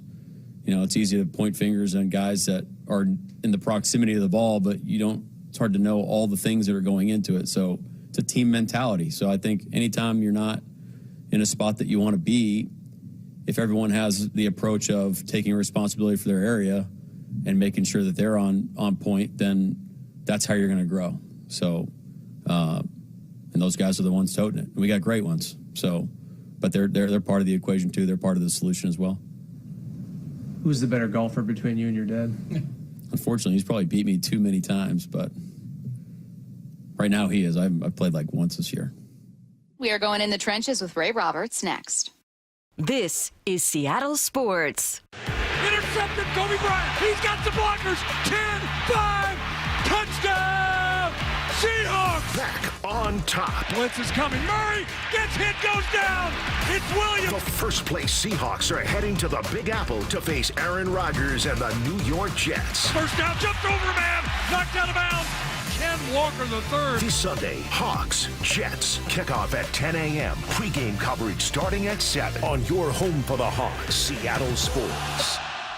I'm Bradley Johnson with 1-800-DUI-AWAY, and I want to talk to you about the holidays. They're a time for friends, family, good food, and ugly sweaters. But they're also when cops are out in full force, looking to pull you over and find evidence of DUI. During the holiday months at 1-800-DUI-AWAY, we see DUI arrests skyrocket. So if instead of carolers coming to your house, it's a summons to court, call 1-800-DUI-AWAY. We have over 25 years of experience keeping the holidays joyous, because too much of Grandma Betty's eggnog can easily take you on a midnight sleigh ride to jail. Call 1-800-DUI-AWAY or go to 1-800-DUI-AWAY.com to set up a free private consultation in Seattle, Bellevue, Everett, or Tacoma. Don't drink and drive this holiday season, because if you're caught driving with a nose too red and cheeks too jolly, you'll be calling 1-800-DUI-AWAY. 1-800-DUI-AWAY. It's better over here. If you're 55 and up, T-Mobile has an exclusive rate plan just for you. Right now, get 2 lines of talk, text, and data for just $30 a line. That's a 45% savings versus Verizon and AT&T. Plus, you can get one of the latest 5G phones free when you add a line. That's right, a free 5G phone. Experience all this and more on America's largest 5G network. So why wait? At T-Mobile, customers 55 and up can get 2 lines of talk, text, and data for only $30 a line. Just go to T-Mobile.com/choice55 or visit your local store to make the switch. With AutoPay using debit or bank account plus taxes and fees, 45% off 2 lines versus AT&T Starter and Verizon Welcome. Plan benefits vary. Free phones up to $300 off with 24 monthly bill credits and qualifying new line for well-qualified customers plus tax and $35 device connection charge. Contact us before canceling entire account to continue remaining bill credits. Bill credits end if you pay off device early. See details at T-Mobile.com. Hey, are you looking to save on internet and mobile this holiday season? Well, good news. Xfinity is having a Black Friday sale. They have you covered with these great deals. Learn how to get your choice of a 5G phone on Xfinity. Plus, you can also get fast, reliable Xfinity internet with a line of Xfinity Mobile Unlimited for a great low price. So don't wait. Bring home a new 5G phone and get Wi-Fi speeds up to a gig on Xfinity Mobile. That's a big deal. Or should I say a gig deal? Now through December 3rd, ask how to get your choice of free 5G phone with an unlimited plus line. Plus, get Xfinity Gigabit internet with free Wi-Fi equipment for only $25 a month for 12 months with no annual contract when you add unlimited mobile. Go to Xfinity.com/Black Friday sale to learn more. Restrictions apply, taxes and fees extra after promo, regular rates apply. Gig Wi-Fi requires Xfinity Gateway. Xfinity Mobile requires Xfinity Internet. Gig speeds available via hotspots to Xfinity Mobile customers only. Reduced speeds after use of monthly data included with your data option. Actual internet speeds and data thresholds may vary. Most people out here think that taking care of one another is important. And most people would step up for a neighbor going through a tough time. Most people around here help out friends and family when they need it. But the funny thing is, most of us won't look for help when we need it. If you're struggling with mental health, you should know that there are resources out there that can help. And it's okay to talk about it if you need to. One place to get started with information is loveyourmindtoday.org. Loveyourmindtoday.org offers a range of guides, instructions, and insights for dealing with difficult situations or getting through a tough time. If you're struggling with mental health, get the help you need, because most people out here really care. Visit loveyourmindtoday.org. That's loveyourmindtoday.org. Brought to you by the Huntsman Mental Health Institute and the Ad Council. When I found out my son was using marijuana, I thought it was just part of adolescence. Lots of teens and young people get high. But then I found out how powerful today's concentrates are. I couldn't believe it. It's far more powerful than weed from the 70s, 80s, and 90s. When teens use vapes or dabs, the potency can be 80 to 100% THC. THC can cause addiction, hallucinations, paranoia, anxiety, and cannabis-induced psychosis in youth. For teens and young adults, marijuana use comes with increased risks of suicidal thoughts, planning, and attempts. And these high THC products can be bought almost anywhere. From gas stations to dispensaries. I had no idea. Talk to your children well before they experiment with today's potent THC products. Get educated. Help them understand the dangers are real. Just Say No, KNOW. Go to justsayno.org today for the facts. A public service message from Johnny's Ambassadors. This is Seattle Sports. Streaming through the Seattle Sports app. KIRO AM Seattle. KIRO FM HD2 Tacoma. Hey, this is Stacey Rost. You're listening to the best of Bump and Stacey on Seattle Sports and the Seattle Sports app. This is the Huddle. Every Thursday from noon to 2. The Huddle. You are listening to The Huddle with Dave Wyman, Michael Bumpus, and Stacey Ross. We're going in the trenches with Big Ray Roberts. Ray, how's it going?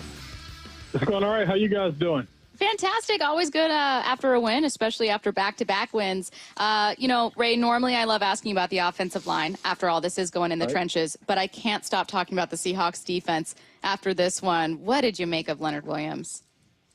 Well, it's interesting that we had a show, went on the show with Falk earlier in the week, and he was asking what makes this guy so difficult to block. And I'd said, he's not the biggest dude, but he's big. He's not the strongest dude, but he's strong. He's not the most athletic dude, but he has enough athleticism. But the thing that makes him really hard to block is he has relentless effort. There's so many times where he looks like he's been blocked, and then all of a sudden he makes a tackle for a loss, or he gets a pressure on the quarterback, or he sacks the quarterback. Sometimes, he'll look like he's double-teamed and he's out of the play, and at the last second he splits the double team and makes the play. If you watch that particular game, when he had to chase down Kyler Murray, I think it was off to towards their sideline, and the angle that he took where Kyler felt like he had nowhere to go, so he just went to the ground. So that was one of his sacks. And so this dude has been playing really good football all year long. He just hasn't had the stats to go with it. He's been doing a lot of the dirty work, allowing other people to make plays. And then on Sunday, he was able to break through and actually get guys to the ground, get the sacks, and really impact the game in a way that I haven't seen a defensive lineman impacted that way here in a long time. Ray, I'm going to ask you about Witherspoon, because I think you're able to put things into words as well as anyone. And there are some animals that, like, when like a light comes on or there's any kind of like motion, that there's some like a sensor that it just makes their feet go. I think that's right. Like, and I don't want to say cockroaches are one, but like deer. Yeah. I mean, it's almost like his body, like he doesn't know that, like his brain doesn't even process it. Like his body just reacts before he even thinks about it. That's the only way I guess I could explain like his quickness and his reaction time.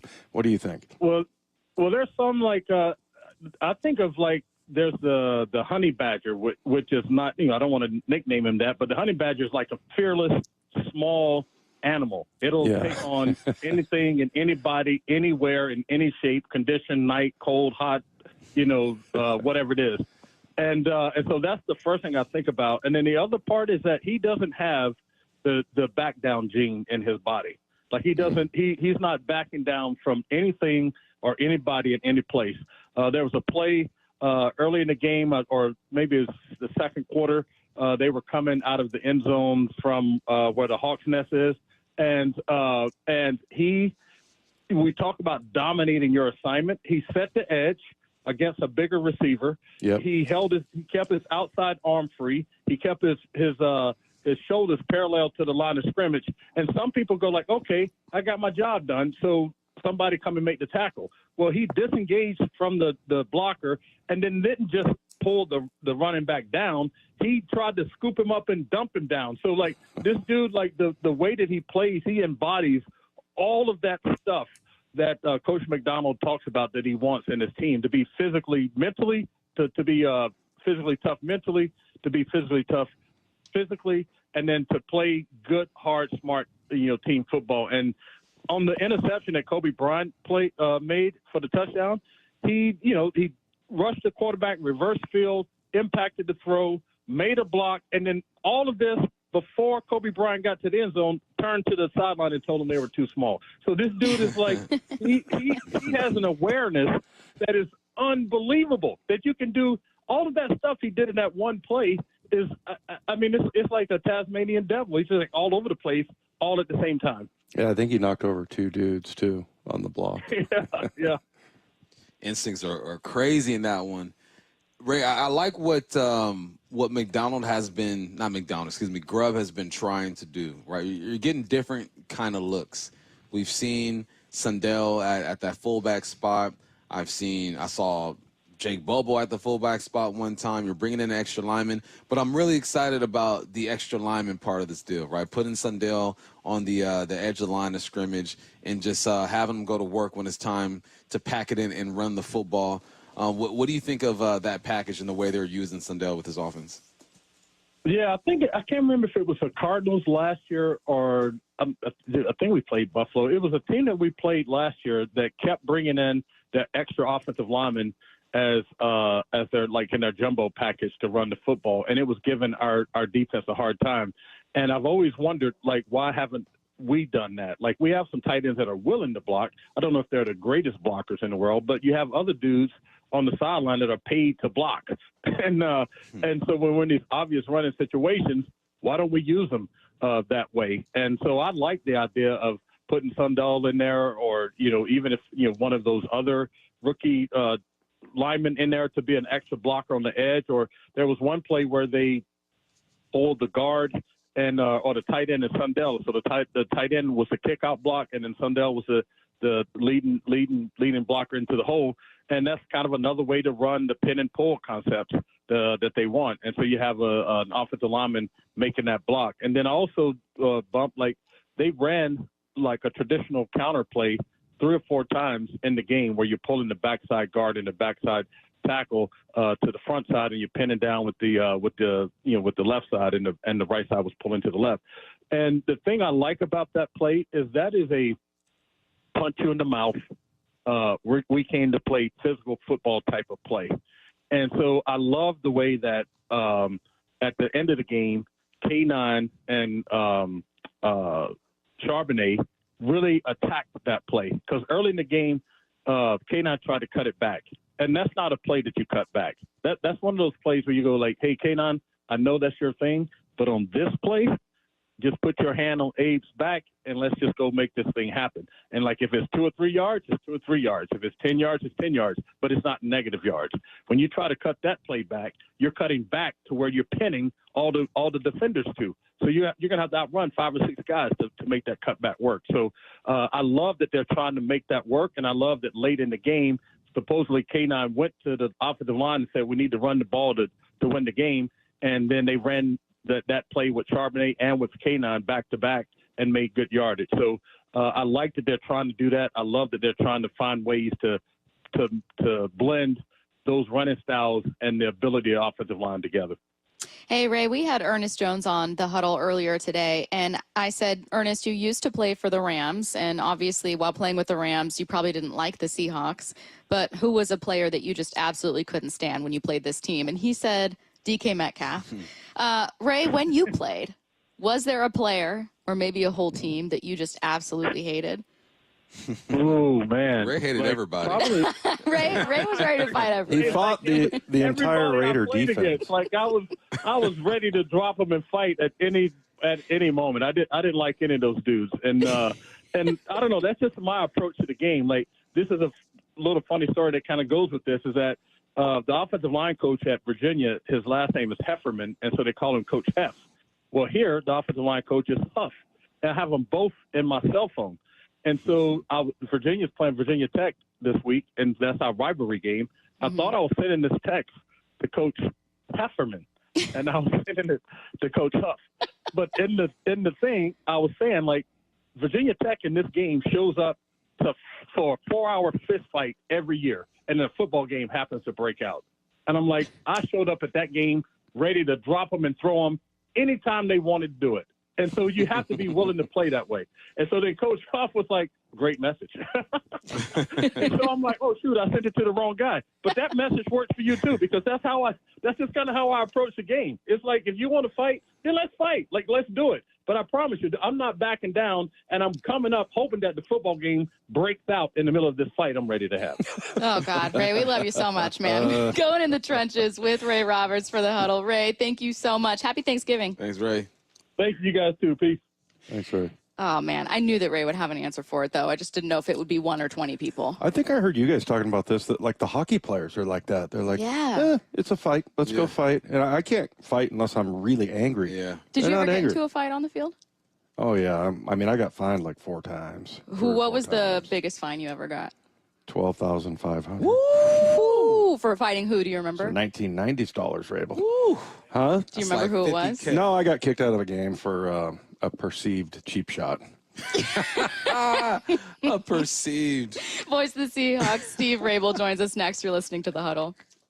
This is Seattle Sports. Seattle Sports, your home for Brock and Salk. We're going to talk to my favorite color commentator in the NFL today. That's right. I'm saying it with my chest. Mark Sanchez. Weekdays 6 to 10. Did he just say that Devin Witherspoon is one of the best players you have ever seen? His football instincts and his physical traits are unreal. And his body control, the way he can stop and start, he's got ball skills, and the dude's nasty, bro. Wow. He's one of the best players, I'm telling you. On Seattle Sports and 97.3 FM HD2. Wesley is a truck driver. I drive a truck, and I love what I do. A truck driver with IRS troubles. They told me I owed them $43,000. It got really bad. Quite a few letters in the mail. They were talking about wage garnishment, coming after my house, my car. Yeah, they don't play around. I seriously thought that I was going to lose everything. One sleepless night, Wesley finally made a call to Optima Tax Relief at 2 a.m. Kind of figured I'd get a machine, but I didn't. I actually got to talk to an actual person in the middle of the night. He found just what he was looking for. Oh, they were great people. You need a team of people that know what they're doing. Optima Tax, they know what they're doing. Optima Tax Relief came through with flying colors. I saved an incredible amount of money. Happy don't even come close. I was absolutely overjoyed. Take Wesley's advice. If you're in any kind of trouble with the IRS, call Optima Tax Relief. Don't trust anybody else. Call Optima for a free consultation. Call 800-343-6460. 800-343-6460. 800-343-6460. Optima Tax Relief. Some restrictions apply. For complete details, please visit OptimaTaxRelief.com. Hey, folks, this is it. The best weekend of the year for buying a TV. Forget inflation, because now you've got deflation with Black Friday pricing on top-rated brands like Samsung, LG, and Sony. Where's the best place to shop?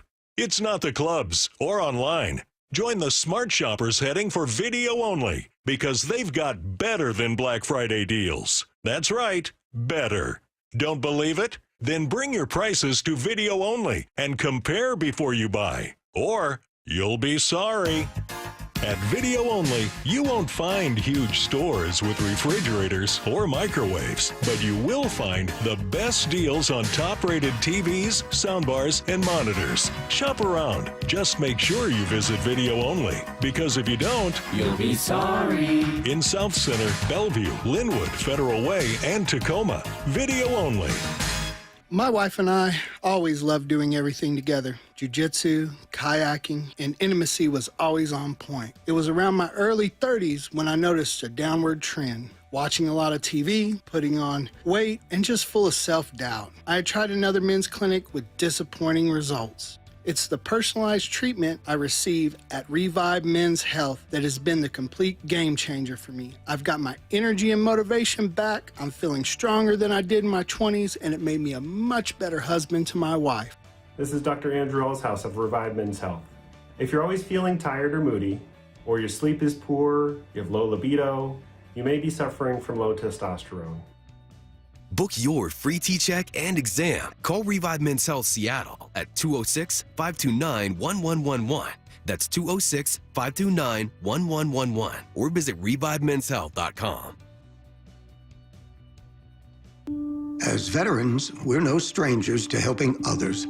It's what we were taught, trained, and told to do. It could be for anything. Helping a friend move. Listening to a fellow veteran for hours, at any hour of the day. Or just simply making time for people. A neighbor, a loved one, or even a stranger. We're often the first to help others. There's no question about it. But we do have one question for the veterans listening. When was the last time you reached out for help? Perhaps it's time to do for yourself what you would do for others. If you or someone you know needs resources, whether it's for stress, finances, employment, or mental health, don't wait. Reach out. Find more information at va.gov/reach. That's va.gov/reach. Brought to you by the United States Department of Veterans Affairs and the Ad Council. I was in the hospital with my son for 18 months. When he got injured, I wasn't prepared, but I knew I had to be strong. When I was told about John's injury, I was in complete shock. I just remember rushing into his room and giving him a big hug and letting him know I was there. These veterans and families are just a few of the heroes we serve at Homes for Our Troops. For thousands of severely injured veterans, everyday life is filled with barriers. It was really the little things throughout the house. Counters that you can't roll up to. I had to drag my wheelchair down steps. I want to help, but he is so determined. At Homes for Our Troops, we build specially adapted custom homes with features like wheelchair access, roll-in showers, and automatic door openers that allow them to function independently and focus on their recovery and family. This house is freedom. It's hope. It's a new beginning. This house has given me my family back. To learn more, visit hfotusa.org. The Mike McDonald Show, the first word from the head coach after every Seahawks game. We want to play a certain way, and you're just going to chisel away at it every day. Presented by Emerald Queen Casino. This is the Huddle. Every Thursday from noon to 2. On Seattle Sports. You are listening to The Huddle. Joining us now in studio, in person, voice of the Seahawks, Steve Raible. Hey, Raves, how's it going? I'm looking at my screen over there. Hi, everybody. I know you're saying, who's the old guy sitting over there? That's me. It's Raves. It's lovely, Stacey, to be with you. We are you. happy to be able to see you and happy to be able to talk about a win. I mean, I obviously mentioned to Ray when we were just talking about him that it is just more fun to talk about your team, not only when they're winning, but right now, first place in the NFC West. Who'd have thunk it? You know going into the game that can happen, and you know the week before that you have to win this game against the 49ers to just even keep your feet in the ball game when it comes to the division, and yet here you are now with the tiebreakers. Of course, we got a lot of season left, but with the tiebreakers, you're sitting on top. It's a great feeling. It's for us, three old football players here surrounding you. It's for us. What's fun is to see the look on the guy's face, the faces of those players, knowing what they're accomplishing and knowing that, hey, we can do this. We just came from the presser next door, listening to Big Cat and Geno and the rest, and these guys talking, and the confidence right now that they have, and also the understanding that none of this happens if we don't keep working hard, doing just what we're doing. So in that respect, it's all fun. It's fun leaving the stadium on Sunday evening when you got a big win. Yeah, absolutely. And apparently from what we heard from you during the break, you're the president of the Aaron Rodgers fan club, is what you were telling us. Man, I grew up a Packers fan anyway. So, but he's too much. He's very, very, late in the Packers deal. But Bart Starr was my guy growing up. That's a quarterback for all you under a Hall of Fame quarterback who won like 5 championships. It sounds made up. Yeah, that's right. Yeah. For all of you under 60 folks out there listening. But Aaron Rodgers' numbers are just hard to believe, and that he's still playing at a high level. He'll be 41, as Stace reminded me, on Monday. So, I mean, we have shoes that old, but still, that's old for football. Happily, he's not playing to those kinds of levels, but he's got a lot of weapons around him, and he is not going to be easy to beat at home on Sunday. That's just kind of the way it's going to be.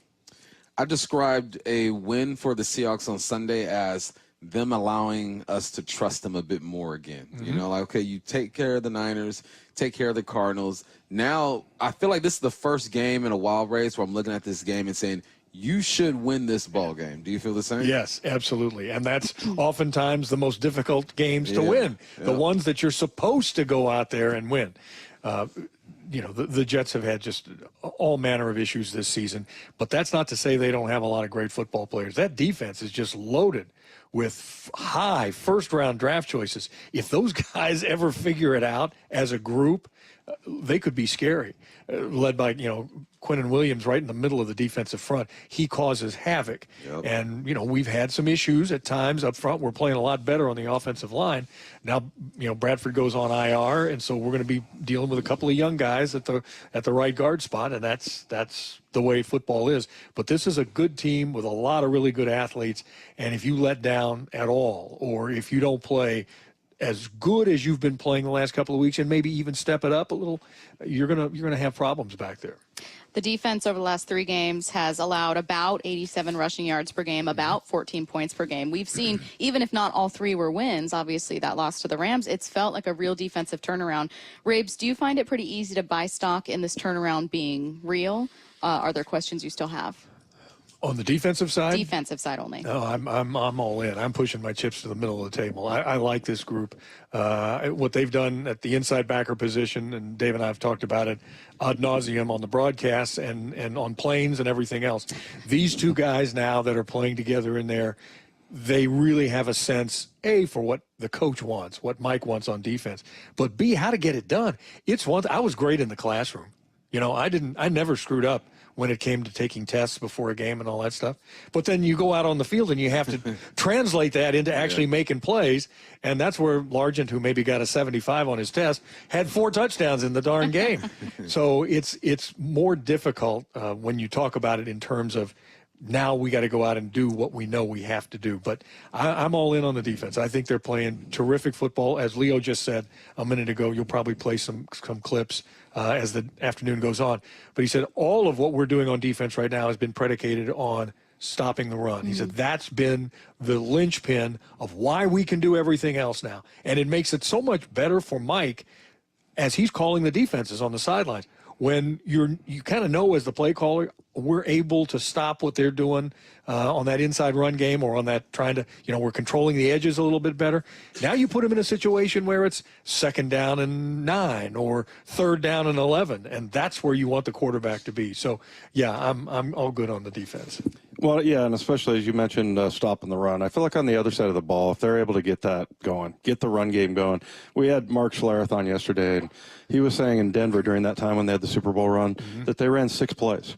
But, you know, there's variations off of every single thing. And, you know, if you can just get a few things. And I think, you know, who's the guy? Mark Sanchez he called into Brock and Salk. Same type of thing. And do you see from the offensive line, like, it looks like maybe Olu, maybe Lucas, maybe Cross can kind of shape that running game up before we get there to the end of the season? You know, this is just my own speculation because I haven't asked Mike about it or Ryan Grubb about it. But one of the things that's helped the defense is kind of doing this. Do what you do really well and kind of start lopping a little bit of stuff off on the outside and just say, okay, this is where our focus is. I think with the running game, it might be sort of the same way. Yeah. Let's kind of pare this down to the 4 or 5 or 10 8 or 10 running plays that we know we feel good about. Right. And I think they're getting there. I really do. And I think now that Abe is back, they're really going to get closer. The 3 names that you mentioned, and I'm not, you know, stacking them on basis of talent or what kind of cook they are or anything else. I'm stacking it in terms of what I can see of an individual person. Abe back is the leader of that offensive front. In most cases, it's the center because he's got the most responsibility. You know, when you guys played and when we watched Walt Jones play, Walter was about as quiet as anybody could be on the offensive front. You didn't want to make him mad, and you hoped he didn't glom onto you, get those big hands on you, because then you were dead. But he wasn't kind of that vocal guy. Abe is not a real vocal guy, but he is, in my estimation now, this is only one guy, but I think he's the leader of that offensive front. And as he continues to he's just working himself into game shape. He hadn't played since last December until 2 weeks ago. Right. And so I think he is going to be the linchpin of how much better we run the ball as the season goes on. And a lot of it because he's a Coug, right? Naturally. He didn't even have to say it. I could see over there that beaming with pride. A proud uncle. Yeah. Watching Abe. Rapes, you've seen a lot of these Seahawks teams come through. And I think a component of it are guys like Josh Jobe, who finds a role, guys like Kobe Bryant, who establishes himself. What do you think is missing from this team? Obviously, they're going to make some moves next year to try to make this thing better, and this is a good football team. Yeah. But what do you think is missing from this team to point them in the direction of hopefully being a contender one day? Yeah, that's a tough question because you kind of look. First of all, you always need depth. You can never be have too many guys. Cornerbacks, they're oftentimes not the biggest guys on the field. Sometimes they're the smallest of the guys you have on the field, and they're asked to take on guards and running backs who are 230 pounds. And so things break. That's kind of the nature of the beast. So you can't have too many of those good guys. And I think we've got a pretty good core of cornerbacks. And just look at the guys.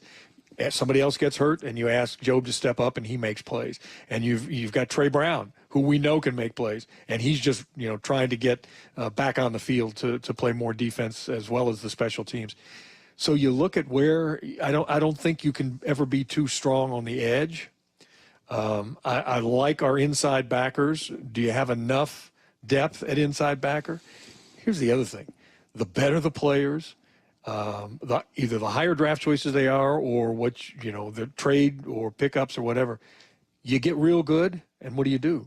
You have an opportunity to get a big contract. Yep. And you can't keep all those big contracts. Mm-hmm. So you also have to replenish the guys who are now, after this season, going to go out and maybe find their opportunity to get their big payday. It's always the second contract. The first one, is okay. But the second one is where you start to make your money if you're a really good player. And if you can get to a third one, heaven forbid, then you're set. You got Dave Wyman money after that. He is the voice of the Seahawks. Steve Raible, hear him on the call Sunday. Wonder how Geno Smith feels about playing his former team. Let's find out next. This is Seattle Sports. Seattle Sports, your home for Wyman and Bob. We have safety, Julian Love. Yeah, just take us through that play and watching Kobe go across the goal line. I didn't think he had that in him, that celebration that he had. He has a chip on his shoulder. He's not the sweetest, teddy bear. Kobe Bryant walks around the building just with a huge chip on his shoulder, with that swagger, that charisma that really, Seattle's defenses have been known to have. Streaming live on the Seattle Sports app. At the Home Depot, we know you can't control everything, like when your guests arrive too early for Saturday college football. But you can control your grill. With the Traeger Timberline XL, you can watch the game, not the grill. Monitor your football feast from anywhere using the Traeger app. With the Timberline XL, you can bake, smoke, sear, fry, and saute. That's Desmond Howard level versatility. Huddle up, the food's done. Defend your game time with Traeger and the Home Depot. How doers get more done. Shop Dell Technologies Black Friday event for their lowest prices of the year. The future is on sale today with limited time deals on select PCs like the XPS 16 that accelerate AI with Intel Core Ultra processors. Black Friday is their biggest sale of the year and the best time to upgrade, but it's only here for a limited time. Shop now at Dell.com/deals. That's Dell.com/deals.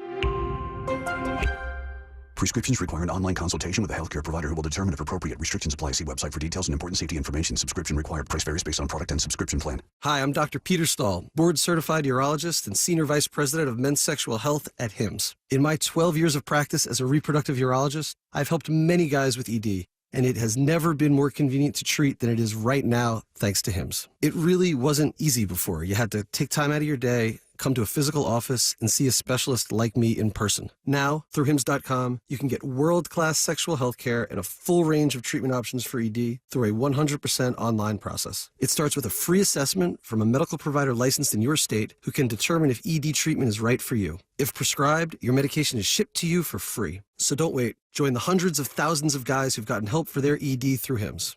To start your free online visit and find ED treatment at up to 95% off brand name prices, go to hims.com/joy. That's hims.com/joy for your free online visit. If you worked in aircraft manufacturing or aircraft painting at Boeing, semiconductor or printed circuit board manufacturing, or other industries where hazardous chemicals or solvents were used, your children may be entitled to legal damages. Birth defects have been linked to toxic chemicals and solvents used in these industries. If your child was born with brain or spinal cord damage, organ or limb deformities, blindness, cerebral palsy, genetic damage, or other issues, and you're a past or present aircraft manufacturing or painting, semiconductor or circuit board worker, contact Weinstein-Cajano now, toll-free at 1-866-99-TOXIC. Your children may be entitled to legal damages. If you are a past or present worker in aircraft manufacturing or aircraft painting at Boeing, semiconductor or printed circuit board manufacturing, or other industry worker, and your child has a birth defect, call toll-free 1-866-99-TOXIC. Your call is confidential. 1-866-998-6942. That's 1-866-99-TOXIC. Message authorized by Weinstein-Cajano, 600 University Street, Suite 1620, Seattle, Washington. Get in zone, AutoZone. Welcome to AutoZone. What are you working on today? So you've got an oil change coming up. You can go farther and save on full synthetic with our oil change special. Right now, you can get 5 quarts of Valvoline Advanced Full Synthetic with an STP Extended Life Oil Filter for just $33.99. Get the parts you need when you need them at AutoZone or AutoZone.com. Get in zone, AutoZone. Restrictions apply. Febreze. So my home is also my office, and before I can focus, every room's gotta be clean. That means tidying up, then spraying my Febreze Air Mist. Ooh, that's fresh. Febreze Air Mist scents are all high quality. They fight any weird funk, and they give my air an instant boost of freshness. So not only does my home smell good, I feel good too. After I Febreze, it's time to start my day. Breathe happy, Febreze, la la la la la.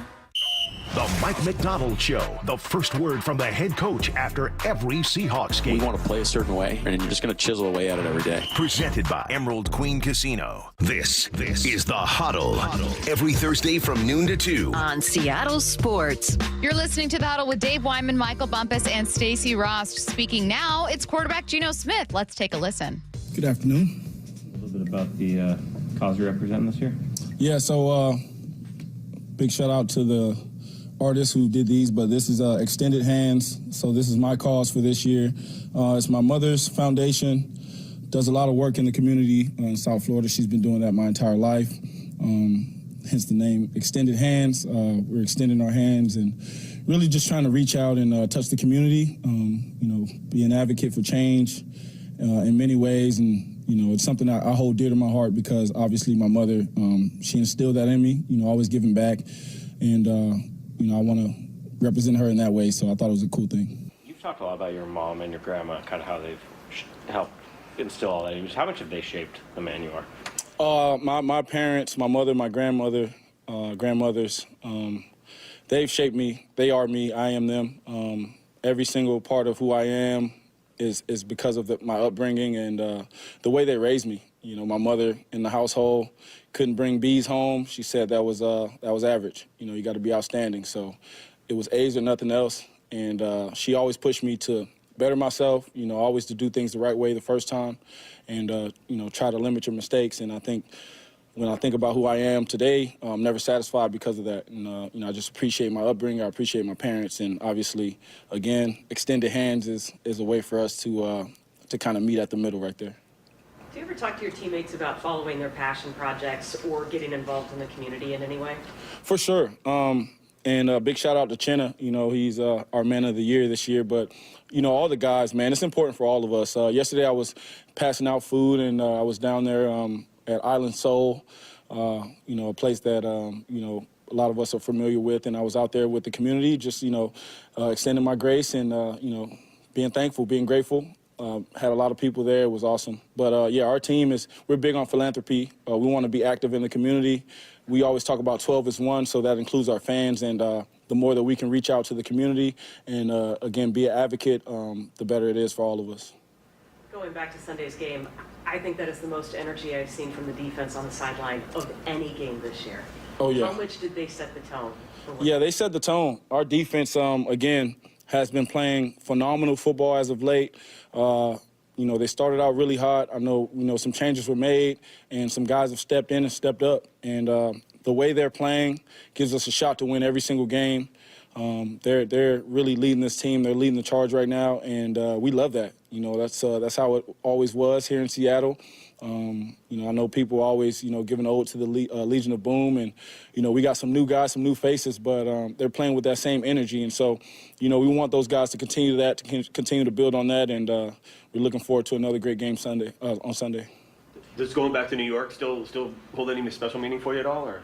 Always, always. I've always had tremendous love and respect for that organization. Obviously, the team that drafted me gave me a chance out the gate. A lot of great people there. Some people that I, was there with, a lot of those people are not gone.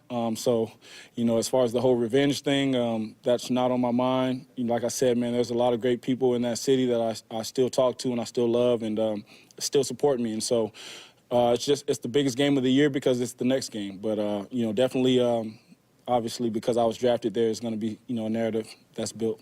You stay in touch with Rex Ryan? Is that some guy you talk to? No, I don't talk to Rex. Is there a difference at all between a Jets game and a Giants game in that stadium? I mean, the crowd or anything, or is it just kind of the... it's been a while since I've been there.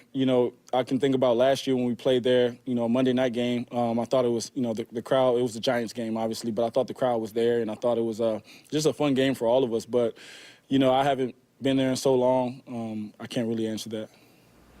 Geno, I know you can be hard on yourself about some your own game. What do you kind of look the last couple weeks? I know you've had a couple tough picks you probably want back, but then the bounce back from them to lead the key drives you guys needed to win games. How do you kind of evaluate your last couple of performances? Yeah, always going to look at the things that I can do better. I think that's the way I've always approached the game. And so, you can make the right decision on every play but one. And that'll be the play that I'll emphasize and I'll look at the most. And so how do I evaluate it? We won the game. That's what I care about the most. Other than that, how can I get better? Many ways. Everything can improve, and that's something that I continue to work on daily.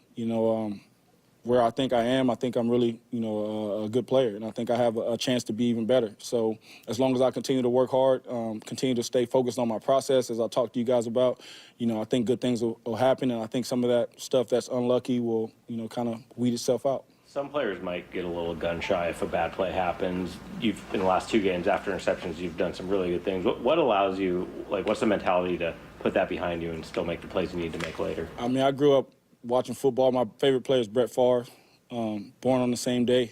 And, what would Brett do? Keep slinging. That's the way we play the game. I never try to be reckless. I'm always trying to make the right decision, but I do believe in myself. I believe in my arm. I believe in my process, like I always talk to you guys about. And at times, bad things happen. That's the way this game goes. But you can't let that affect you. If you really are, who you say you are, then you just go and play the next play. Was Favre's gunslinging mentality what attracted you to his game? No, I love the game from the jump, from just playing it. That's really what attracted me to it, just playing football and being out in the yard. My grandmother, she's the biggest football fan in our family, and she raised me in this world. And I've always loved football, from the time I put on cleats. And why was Brett Favre your favorite player? I just love the way he plays. I love his style. Think about a guy who played a game, a day after his father passed. It's probably something I would do.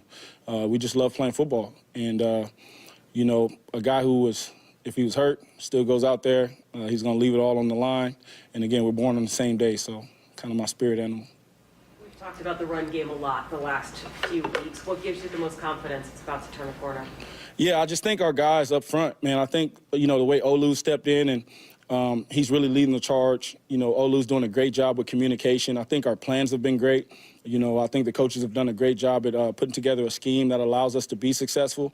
And then, you know, with the backs that we have, man, like they're always going to have a shot. Just watching Ken run the ball and Charbonnet and, you know, that big third down run that we had to kind of, you know, get us in field position and get a field goal on the 3rd and 6, right? Like running the ball in that situation is tough. And for us to go and get it that way, you know, it says a lot about our team and it says a lot about our guys up front. And as long as we continue to, you know, pound the run game, continue to stay focused on, you know, developing our run game and finding that balance that we want as an offense, you know, things will be great. We just got to keep working at it. You know, 3 straight intense divisional games, and now you guys are facing a 3-8 Jets team, 10 a.m. start. Is that something the leaders on the team are talking about, making sure that the intensity stays where it's been? For sure. It was intense in walkthroughs today. Like I said, man, guys are just taking this thing one game at a time. We're going to treat each game like a playoff game from here on out until we get to that point. And, yeah, the leaders are doing a great job at making sure guys are focused. I think Mike's doing a great job at making sure we're focused. That was the message today. You know, they're a very talented team. The record, you know, doesn't describe the type of team they are. They've been in a lot of close games, and they're a great second-half team as well. They're going to be at home, coming off a bye. You know, they're trying to turn their season around, trying to finish on a good note, and so they don't care that we're coming in or what we have going on. Again, this is the NFL. They got Aaron Rodgers. They got great players on that team, and we got to go out there and we got to take it. It's going to be tough, but, you know, we got the right mentality and the right guys. Mike gave you a lot of credit for the check you made on that run to Zach. I guess how much pride do you take in that part of the game and, you know, kind of the ability to do that? Yeah, I take extreme pride in, you know, being able to play this game from the neck up. I think that's why I've been able to last this long into my career. I'm not just out there playing off athleticism. There is a rhyme and a reason to the decisions that I make. And so, you know, when I'm out there, it's a chess game. I'm up against the D coordinator, and, you know, I get the final say because I'm on the field. So I take that personally, and I try to make sure that I'm always putting us in the right position, getting us into the right plays. You know, if there's a zero check or if there's something that, you know, we talked about during the week and I catch it on the field, you know, I'm going to make sure I get to it, and I think it's been helping us out. So do you or Leonard Williams have the best New York restaurant recommendations for the team? Probably Leonard. You know, he a lot heavier than I am, so probably eats more. But no, I mean, I definitely got some decent ones. Maybe Rayo, Sparks, a couple of my favorites. But other than that, you know, I really didn't frequent too many spots in NYC. Thank you, guys. John Boyle of Seahawks.com joins us next. This is Seattle Sports. 4 down territory. Going inside the game with former Cougs and Seahawks wide receiver Michael Bumpus. What did you like most about the play calling from Mike McDonald? I like just the blitz packages that he had, the way he used his linebackers, the way 14% of the time he blitzed with the Baltimore Ravens, he's up to about 21%. That can mean 2 things. Either he feels like you need to create more pressure with his personnel, or that he trusts his personnel to get it done, or that's just what they're best at. That's what good coaches do. You set your guys up for success. 4 down territory. Every day at 11:15 and 1:15 on Bump and Stacy. The Pacific Northwest is the perfect backdrop for the holiday season. J.P. Pendergast with Pendergast Law reminds us that the roadways don't always agree. It's that combination of additional travel, changes in routine, and winter weather that make this the most dangerous time of the year to be behind the wheel. Any safety tips to help commuters keep the holidays joyful? The number one cause of accidents remains distracted driving, even during the holidays. So store that cell phone in a place that eliminates temptation. It's imperative we set the example for our teens. Also, be aware of abrupt changes in the weather and prepare for it. Sometimes it's as simple as allowing additional distance for following or stopping. Lastly, make sure your vehicle is properly maintained for winter. That includes 4-wheel drive and chains when required at the pass. Please follow these safety precautions from my good friends at Pendergast Law and keep you and your neighbors safe this holiday season. Happy holidays from all of us at Pendergast Law. That's PendergastLaw.com. Hey, do you like spending extra money? Who doesn't, right? No, nobody does, and especially when it's on something like your utility bills, right? If those are noticeably higher in the winter or your home feels drafty, it could be because your attic and crawl space aren't properly insulated. It's Mike Salk here, and utility companies have special incentives to help with the cost of having your home properly insulated, including a once-in-a-lifetime rebate from Puget Sound Energy. So if you're a PSC customer and your home was built before 1990, you may qualify to receive a rebate on up to 95% 10% of the cost to properly insulate your crawl space and attic. Yeah, they'll cover up to 95% of the cost. So don't wait. Take advantage of an incredible rebate today. Call Crawl Pros and learn what's going on behind that crawl space and attic hatch for free, and also what energy rebates you're eligible for. These guys are great. Did an awesome job at my house. So if you're worried about critters, mold, water damage, insulation issues, or anything else related to your crawl space or attic, schedule a free corner-to-corner inspection at crawlpros.com. My wife and I always loved doing everything together. Jiu-jitsu, kayaking, and intimacy was always on point. It was around my early 30s when I noticed a downward trend. Watching a lot of TV, putting on weight, and just full of self-doubt. I had tried another men's clinic with disappointing results. It's the personalized treatment I receive at Revive Men's Health that has been the complete game changer for me. I've got my energy and motivation back. I'm feeling stronger than I did in my 20s, and it made me a much better husband to my wife. This is Dr. Andrew Elshouse of Revive Men's Health. If you're always feeling tired or moody, or your sleep is poor, you have low libido, you may be suffering from low testosterone. Book your free T-check and exam. Call Revive Men's Health Seattle at 206-529-1111. That's 206-529-1111. Or visit ReviveMen'sHealth.com. Join Seattle Sports and Treehouse for the 36th year of Holiday Magic, helping provide holiday gifts and year-long support for the more than 6,000 youth and young adults in foster care statewide. When a child receives a holiday gift or a winter coat, they create memories that last long after the chill and winter passes. Over 36 years of Holiday Magic, we've delivered 182,000 gifts across our state. So join Seattle Sports and Treehouse and share the joy of the holiday season. Text MAGIC to 888-973-5476 to learn more. This is The Huddle. Every Thursday from noon to 2. On Seattle Sports. All right, final segment of the Huddle. We are circling back to Seattle here and taking a look at this team. John Boyle, Seahawks.com reporter, joining us now. Hey, Boyle. Hello, how are you doing? Good. Some, I thought, pretty positive injury news in terms of Uchenna Nwosu. It sounds like being activated, though some updates in terms of Anthony Bradford. Tell us what we need to know for what we learned from Mike McDonald today for some of these injuries. To clarify, Chenna's going to return to practice. Yes. He will very likely not be activated for the game. Oh, sorry, did I say activated? Don't listen to anything I say. That's a good rule of life. Yeah. No, sorry, that was mean. How dare you, John? Nice. I'm a not guest. nice. Here. It was just hanging there for you, though. Yeah, so he's going to return to practice, which great first step. But yeah, he's not back this week. And then Anthony Bradford has what McDonald said was a high ankle sprain, so they put him on IR. Kind of interesting. Sounds like we're going to see a competition at that spot. I think we all just assumed, Christian Haynes is the guy because he has been, the number 2 guy so far this year. But Mike McDonald, without really being asked about it, volunteered the other day that they're going to let Satoa Laumea compete there as well and split reps this week. So could be a chance we see both guys on Sunday. Maybe one guy wins it and plays the whole game. But kind of interesting that the other rookie is pushing for playing time. Yeah.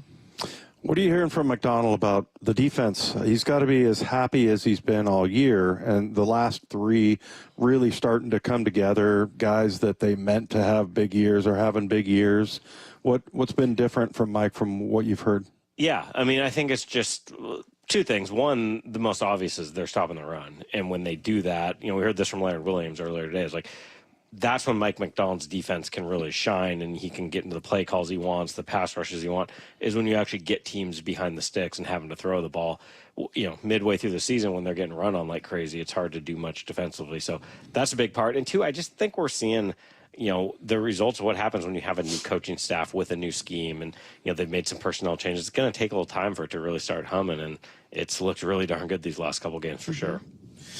Oh, defense. Yeah. I asked you the question. I think I asked you the question about Kobe Bryant, what we're going to see out of him. Is Rashawn going to kind of get the start? We saw Kobe keep his spot over there as a starter, but Jenkins did play with that 3 safety look. Yeah, well, quite a bit. Is safe to say that Kobe's the guy moving forward? I would think so. Happens. I mean, I think as long as he's healthy, he's starting at this point. I mean, he played so well in the 5 games since getting that role. Obviously, he just won Player of the Week. Now, you can argue he might not even been the best player in his own defense because Leonard Williams played so well, but cool to see him get that. I mean, this is a guy that had a great rookie year, had some struggles with injuries and lack of playing time last year, so to see him earn this opportunity and then just really take it on as well as he has. It's just a cool story to see. Yeah. Hey, John, a matchup that we've talked a lot about on our show yesterday with Brian, today obviously with Bump, is the number 2 passing defense against a team that does like to pass the ball a ton. Is this a game where you anticipate Ken Walker getting more involved, or do you think Ryan Grubb and Geno really lean into it? I mean, I would think that if they can, they've been trying to run the ball. If you look at Walker's carry numbers the last 3 games, going back to the Rams game, this isn't like earlier in the year where they're just not even trying to run and they're just, throwing a ton. The effort's been there, it just has not been as successful as they want. So I think, both because, as you said, their pass defense is good and just because to be the offense they want to be, the Seahawks want to be balanced. I think we're going to see a good amount of run game if they can get it going. But, we saw so many 1st and 10 runs that went nowhere last week, and you keep doing that, it's hard to stick with it. Yeah. I'm asking you to make a prediction, but we had Jaylen Sundell in here, and it's the first time we've seen him. So I'm thinking that they're thinking, oh, okay, let's make this guy available. We're going to see. Do you think indication of that we're going to see more of him?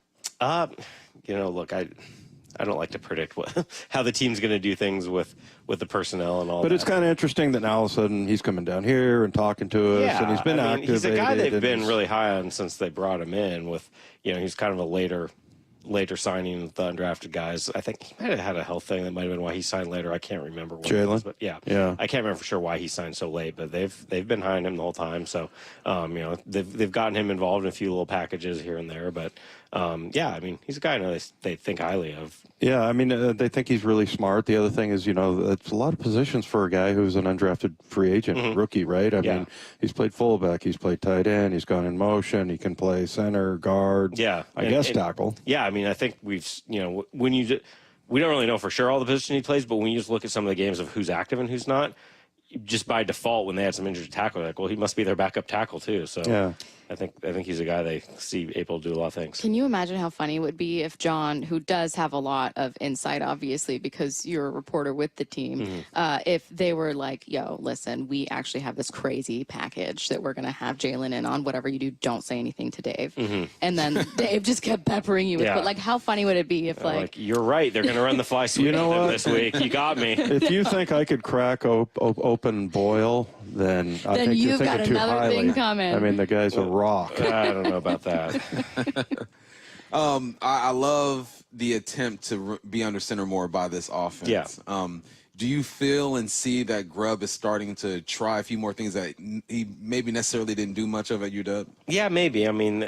He said this from the day he got the job, or not the day he got the job, but the day we heard from him after he got the job, is like he knows that not everything that works in college is going to work in the NFL, and he's going to have to adjust. So, the bye week was probably a natural time for him and all the coaches to evaluate things. And, his offense is always going to have a lot of shotgun. That's going to be a big part of it. But yeah, we have seen the under center rates increase a little bit, and maybe that'll help them get some run game going, or whatever it is they want to get out of that. But I do think they're always going to be a fairly shotgun heavy team, just based off his history. This feels like a silly question, but how do you view the threat of Aaron Rodgers? Because we know who he has been, which is one of the best ever, but he also hasn't played like it this year. So I feel like, is it a sleeping giant, or is it someone who's lost? I don't know. How do you see it? Yeah, just gone. I haven't watched, doesn't have the legs. I have not watched enough of the Jets this year to have a great sense of it. You could be forgiven. I don't think Jets fans have. I think, if you're preparing for this team, if you're the Seahawks, you got to have it in the back of your mind, like, man, you can't take this guy lightly no matter what, because, if he is with the bye, we've heard all these different reports about injuries he's been playing through and whatnot, but if the bye week did allow him to get healthier, and if that was part of what's holding him back, as you just said, he's one of the best to ever do this. So even if it's not peak, prime 10 years ago Aaron Rodgers, he's still got to scare you a little bit, and he's got some great weapons as well. Yeah, they could roll him out at 65, and it'd still be like, you never know. Yeah. He's still going to hard count you and throw deep on a free play. So smart. Yeah. I want to see Spoon talk some mess to him.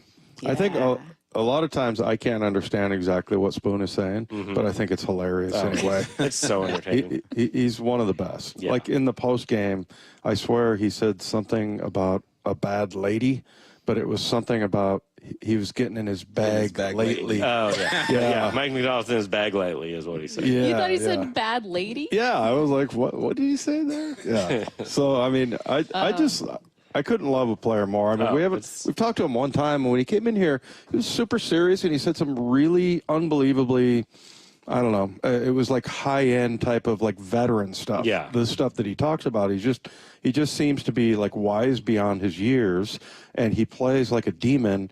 And then just when he communicates and like I was cracking up when I saw that he got a taunting penalty until we missed the extra point. Yeah. But I mean, he could have probably got a couple. Yeah, I was going to say, I can only imagine what he was saying over there. Yeah, no, I mean, he talked a little bit to Kyler Murray, then realized the play was still going, ran him through a block, and then got up and taunted some more. So he went through a block that knocked down two guys. Yeah. As he said after the game, someone asked what the flag was for, and he goes, taunting, and it was definitely taunting. That's what I love about football, is that, like, because you have to be emotional playing this game. You know, in basketball, you can be a code killer. In golf, you can be quiet. In football, I've seen players sit here and be one way and get into the field and just transform into a totally different player. And most of them are on defense, Dave. So that's a good offensive lineman trait. You see that with some linemen.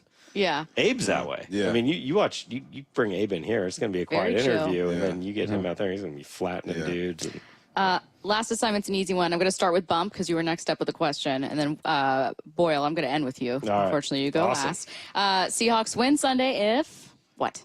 They win if they're able to throw the football like they have been. You're playing against a number 2 pass defense. Sauce isn't having a great year, but he's still athletic. DJ is the best corner they have over there. We miss you, DJ. Just be able to do what you do best and then sprinkle in some run. But don't switch it up now just because you're going up against the number 2 pass defense. I'm going to say that just because this is what I want to happen, take the ball away. And especially if you get an Aaron Rodgers pick or two. I know it's not like he's handing them out right and left, but that would be nice. I would like to see that. I'm going to say don't let someone like Quinnen Williams be a game wrecker. I think overall the Seahawks are the better team, and you look at this on paper like, okay, this is a game they should win, but that whenever teams got that interior guy that can just mess things up, especially when you've had some trouble this year with interior pass rush, that can really tilt the game. So take care of him. Make sure you are reading the latest from John Boyle on Seahawks.com. Obviously, Wyman is going to be on the call with Rabes. Listen to Bump and the rest of the crew on the Seahawks pre- and post-game show. This has been The Huddle. Boyle! This is Seattle Sports. When you're running the hurry up and don't have time for your favorite Seattle sports shows, listen to the podcast on demand. How about that? Unbelievable. Who would have thought? Every hour, every interview, every look behind the scenes. He is your new Seahawks head coach, Mike McDonald. We want to play a certain way, and you're just going to chisel away at it every day. Find us on SeattleSports.com, the Seattle Sports app, or wherever you get podcasts. All signs continue to point to it being the right hire. Never miss a minute of Seattle sports.